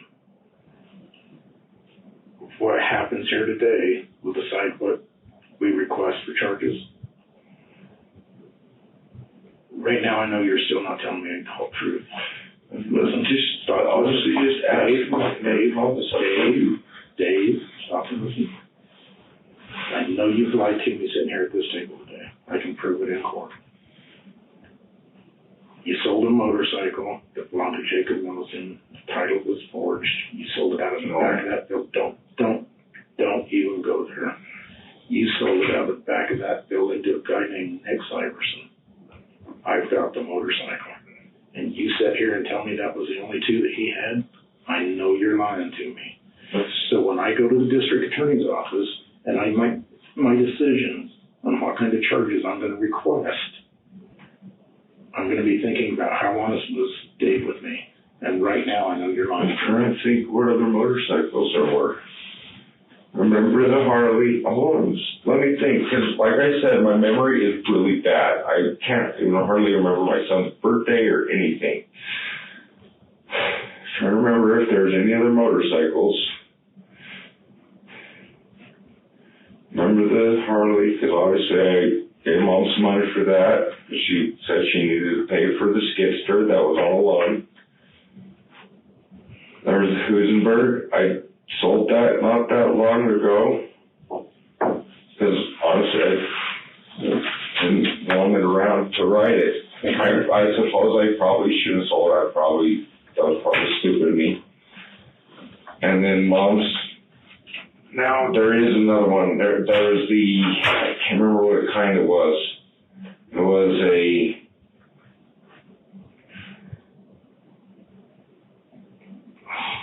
I want to say it was like a Honda or Caus. I want to say it was a Honda that I know Mom sold to a guy named Derek. Derek who?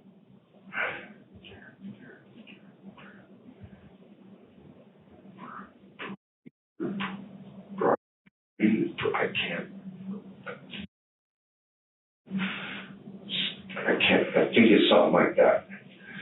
And I believe I don't think he ever even paid Mom for it.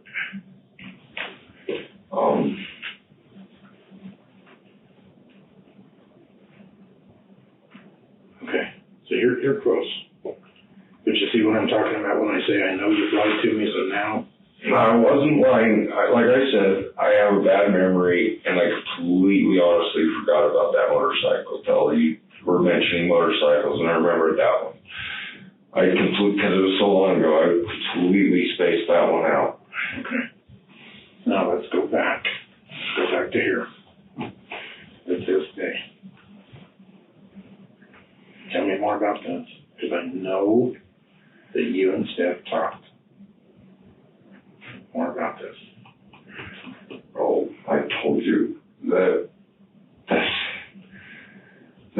you talked after this. You've probably talked about this almost every day until we showed up at the door on Monday. No.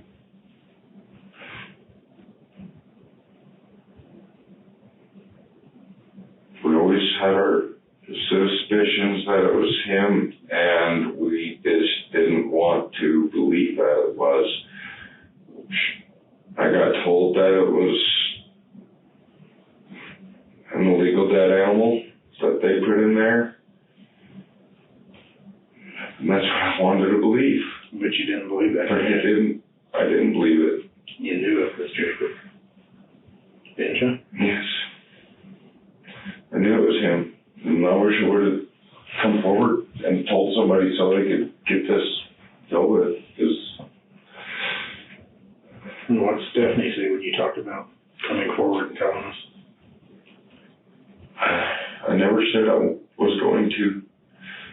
But every time I was alone, I really talked to myself about it. Like, I really felt like I should, and I didn't. I don't know why I didn't. I was scared.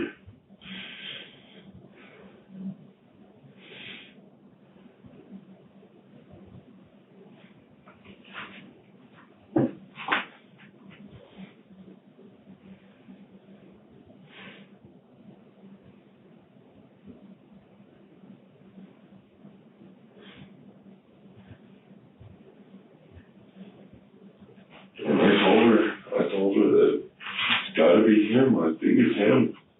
Really think it is. It's just like she just shrugged it off. But she knew, didn't she? Is it because she and Jacob never got along? Oh, yeah. She didn't want Jacob to come back, did she? I don't think so. What was Steph's plans for the ranch? She knew she was going to get it. I don't know. Just do her horse rides, and I don't know what her plans were. I think she just wanted to live there. Just wanted to be there. That's all I know. I think you know more now. I don't. I think you do. I don't. Ask me. I mean, I don't. All I know is she wanted to do her horse rides. That's what she's into. That's what she does. I get mad because I feel like a goddamn slave there. I don't make any money. I do a lot of fucking work there, and I don't make a single cent off of it. And they're treating you like a slave there, aren't they? And yes, they do. Deb and Steph both. I scream about it all the time. I feel like a guy. That's just, in the manner of speaking from the 1800s style, like. I understand. We're slave drivers.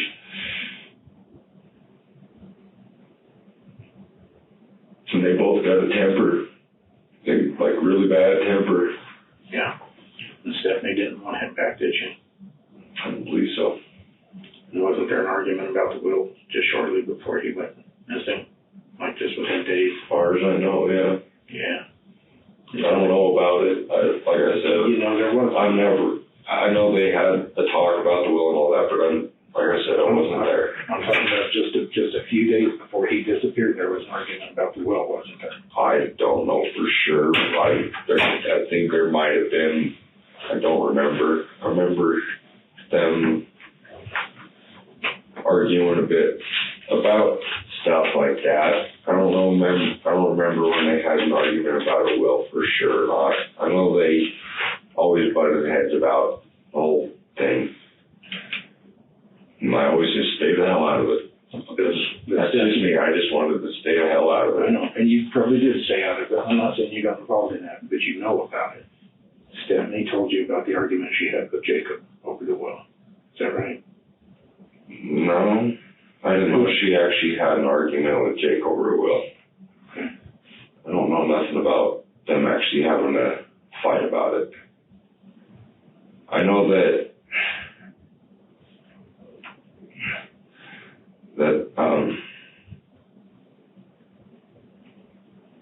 Jake had an issue with Steph being there.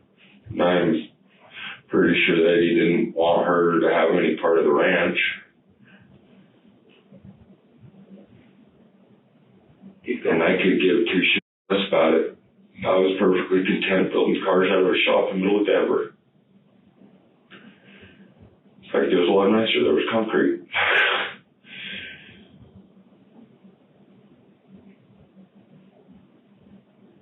Dave, I think you know more.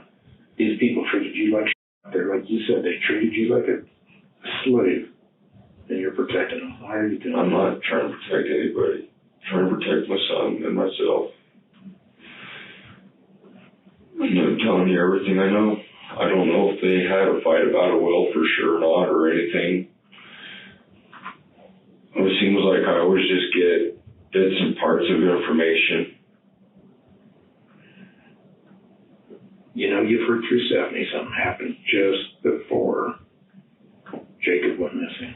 There was some kind of a blow up out there. The only blow up I knew about was with me and his confrontation the one time. I don't know if Stephanie and Jake really had major arguments or anything. I know that every now and then he was out there with her there, and she would say that he would yell at her a lot. She would say that he would yell at Mom a lot.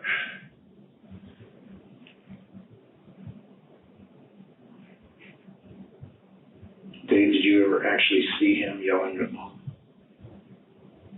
Yeah, I have. I've heard it. I've seen it. What was being said? What was he yelling about? I'm trying to remember of an occasion. And remember, this is the woman that's got you into this position you're in right now. So don't try to pretend. Why not? I want the truth out of you. I'm trying to remember. I mean, it was years ago. My memory's really bad.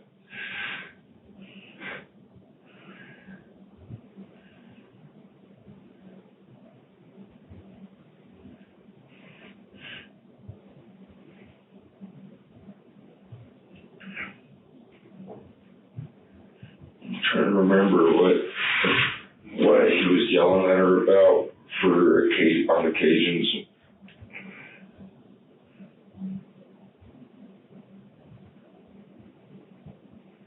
Kind of want to say that it was like he'd yell at her for stuff that she didn't do for him or didn't go get for him or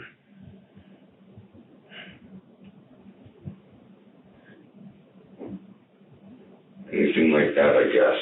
I don't know. I honestly can't remember. What any topic of arguments were about. Because like I said, I just stayed to myself when it came to the ranch and possessions on that end.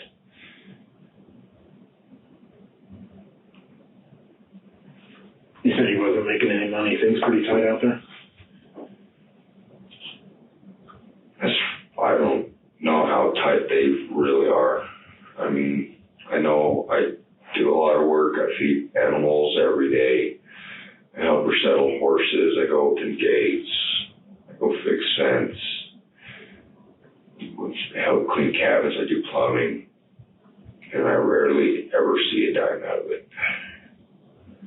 I see money coming in from horse rides and that. I understand there's a lot of bills on the ranch. Electricity and keeping animals, food is a big one, and all that. I just know I don't see much of it. I guess they do help me with my child support.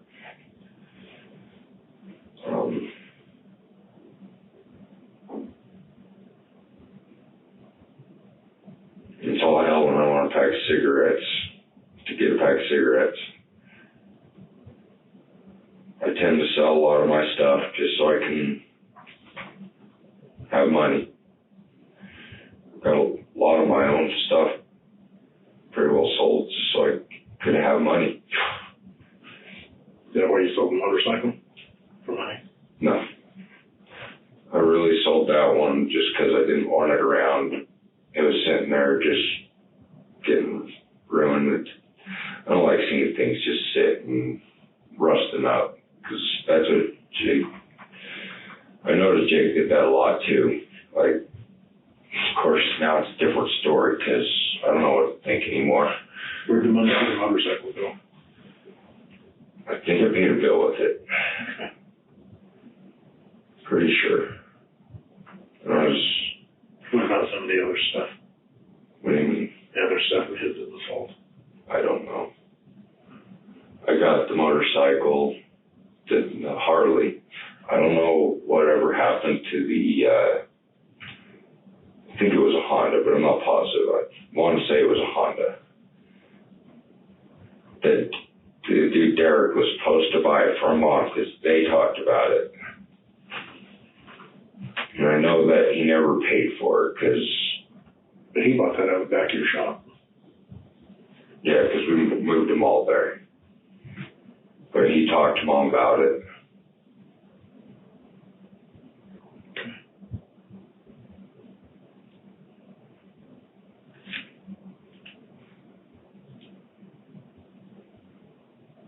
The only reason why I bought the Harley is I didn't really want her to just sell it and then go somewhere else.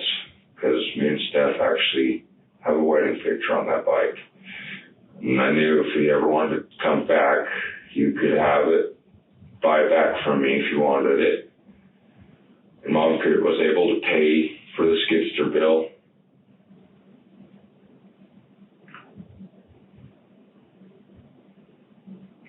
So that because I knew that was one of Jake's babies. I knew it was. So I had stays. I never wanted it. Never intended on doing anything with it. I wrote it a little bit. I really don't write it that much. I actually took it apart so that I could keep the tank nice. I actually just got it back together, sort of. Not really, but just so I could park it and keep it nice and leave it like it's his, you know. I mean, I did intend on, if he got back and he wanted it, he could buy it back from me. I had no issue with that. Husenberg was just recently. I sold it because I already tried to ride that thing. I actually did shoulder planetary really hard. And it was sitting around. I didn't want it to just rust out and lock up and be a piece of junk sitting on the ranch, like a lot of other things. So I figured somebody could go enjoy them and do whatever. So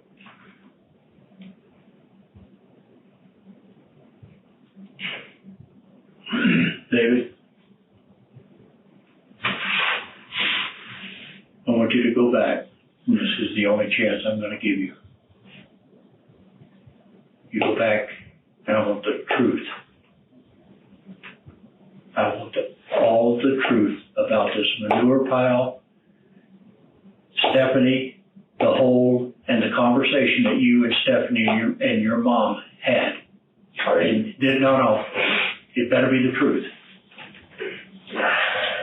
The truth. What I did, like I said, I saw it. That all happened. They told me just cover it up and don't move it, just cover it up. That's it. So that's all I did. Stop. You see it. You bring your wife over. The two of you know. It's not a guess of an animal or this. You knew it's Jake. No. You knew it was Jake. I'm trying to help you out here. No. So the two of you know it's Jake. She calls Mom. She talks to Mom, and you're told to cover it up. Right? And that's when I didn't know for sure that it was Jake. I had sure you did. No, listen to me. Listen to me. Talk.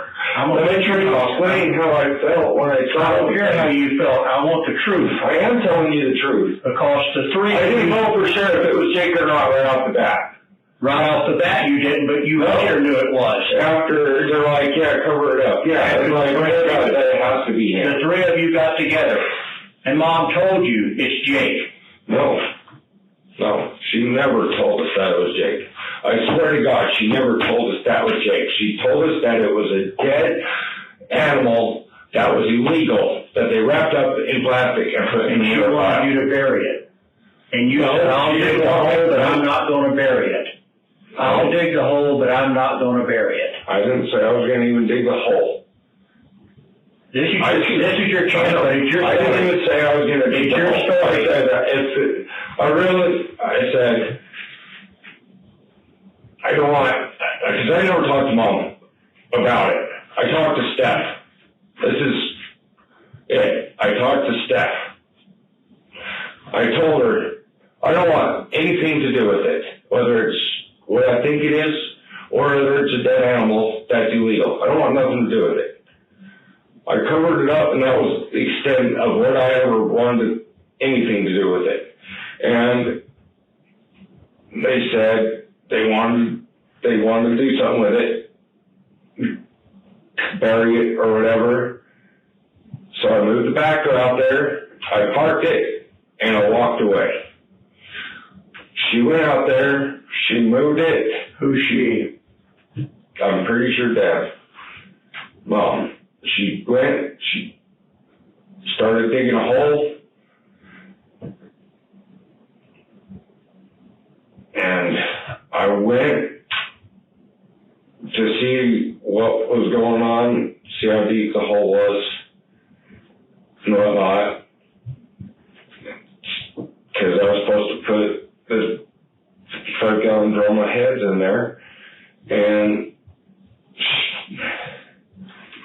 then I guess she went out there sometime within the 2 days that it was open, and moved it. You were told to move it. You refused to move it. You said, I'm not going to move it. You'll dig the hole, but I'm not going to move it. You better make sure that your story matches everybody else's story, because the person that comes out of here lying is going to get charged. I know.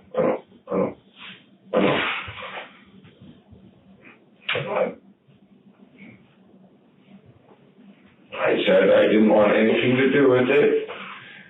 She could dig the hole. She could do whatever she wanted. I'll bury that animal. That's what I'll do. If that comes to it. But you're not going to bury the body. But I'm not going to bury anything else if there is anything else to bury. You're not going to bury the body. I don't want anything to do with it. I don't want to be around. You're not going to bury the body. I didn't say that. I didn't say that. You knew it was the body, and you said, I'm not going to bury it. You're not going to put the body in the hole.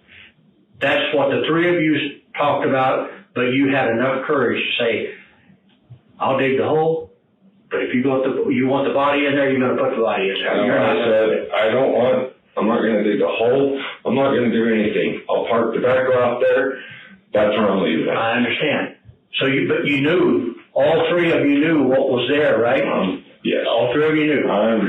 Nobody. No guesses. We all knew. I know we all knew, but nobody told each other they knew. But then you all agreed that it was going to be there and buried, and you weren't going to say anything about it. Pretty much. No. I didn't want any. I said I didn't want anything to do with it. I don't want to be around when anything gets done with it. I don't want nothing to do with it. Period. And because I knew what it was. I knew that it had to have been Jake, and I didn't want nothing to do with it. I was, like I said, I was scared for my son's livelihood and having a normal life. And once I saw that, I was fine. I knew it. I knew everything was completely gone, and my son's not going to have his normal life anymore. He's going to have his normal life. Bob is trying to help you out here. We're trying to give you an avenue to simply tell the truth, son. Tell the truth. No. You keep trying to minimize. I'm telling you everything I know. I promise. I guarantee you. No, it's what you wanted. You're denying. I mean, I was denying what I saw. Yes, I was denying what I saw, and I did not want anything to do with it. And I didn't have anything to do with it. And I didn't. You didn't want it to be Jake, but you knew it was Jake. Stephanie knew it was Jake. Mom knew it was Jake. And now the question is, there's Jake. We got to do something with it. And it's not a decision you made. It's a we. It's you, your wife, and Mom. And Mom is calling the shots. Don't be the dupe here. Because that's how they're treating you. You're the dupe.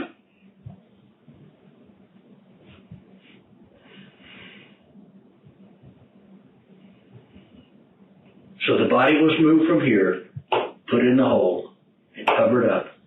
And then we're going to not say anything about it.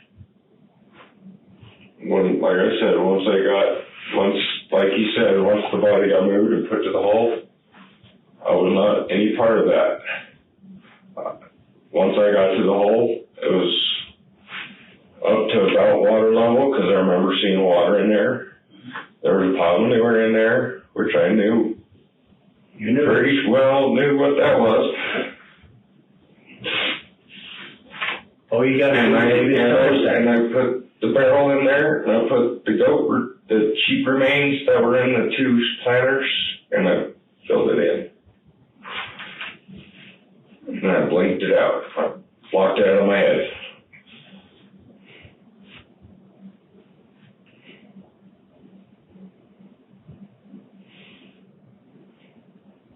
Now, since this has all come to light, you see, Mom is the one driving the bus here. Mom tells you what to do. Mom tells her daughter what to do. And so you've all talked about what the story's going to be. Mostly, Mom talks to Steph, and Steph talks to me. And you do what Steph says, right? Pretty much. What did Steph tell you as far as what the storyline was going to be here? She really didn't.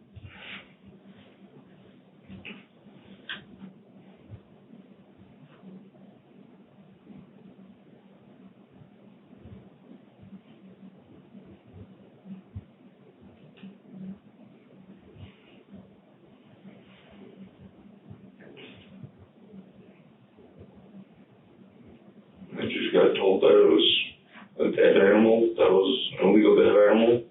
And that's that. But we got beyond that, didn't we?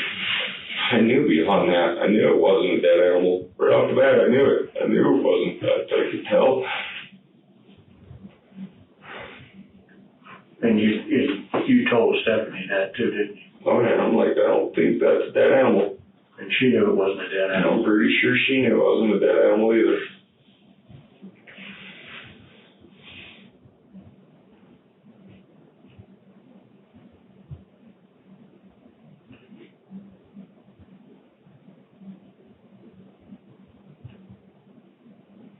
David, you consent to give us a sample of your DNA? You also consent to turn over your 45? I know it wasn't used or anything, and I know I wasn't there, so yes, you can check out the 45, you can take my DNA, because I know I had nothing to do with it other than what I just told you about that. That's literally the extent I had to do with it, with anything. And like I said, I didn't want to believe that it was him. I wanted to believe that it was just a dead animal that was illegal, and I just, either way, I didn't want to be a part of it. That's all I had to do with. I'll turn in my 45. I'll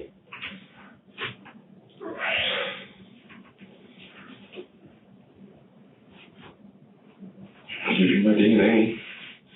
Is there anything else you want to Anything tell that'll us? prove me that anything that'll help prove that I wasn't there, because I wasn't there. I didn't do anything. I had no part of it.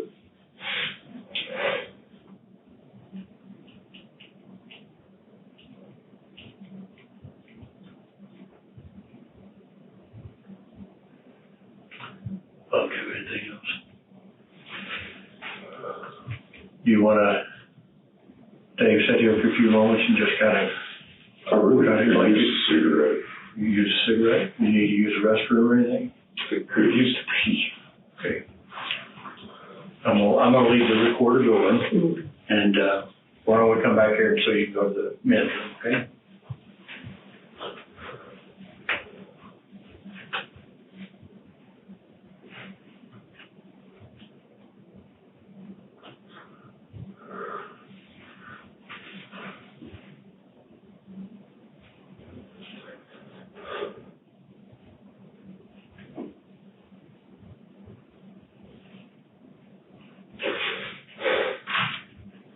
Tomorrow, we'll pack this lunch bread, I'll see she's waiting.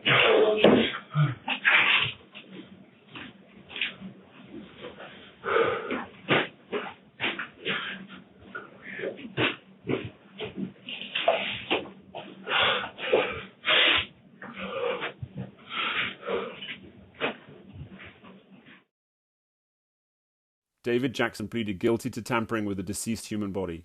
He was sentenced to 10 years in prison. Stephanie Jackson also pleaded to tampering with a deceased human body and was sentenced to 24 years in prison. Deborah Rudabaugh pleaded guilty to second-degree murder. She was sentenced to 40 years, but shortly after that passed away in prison.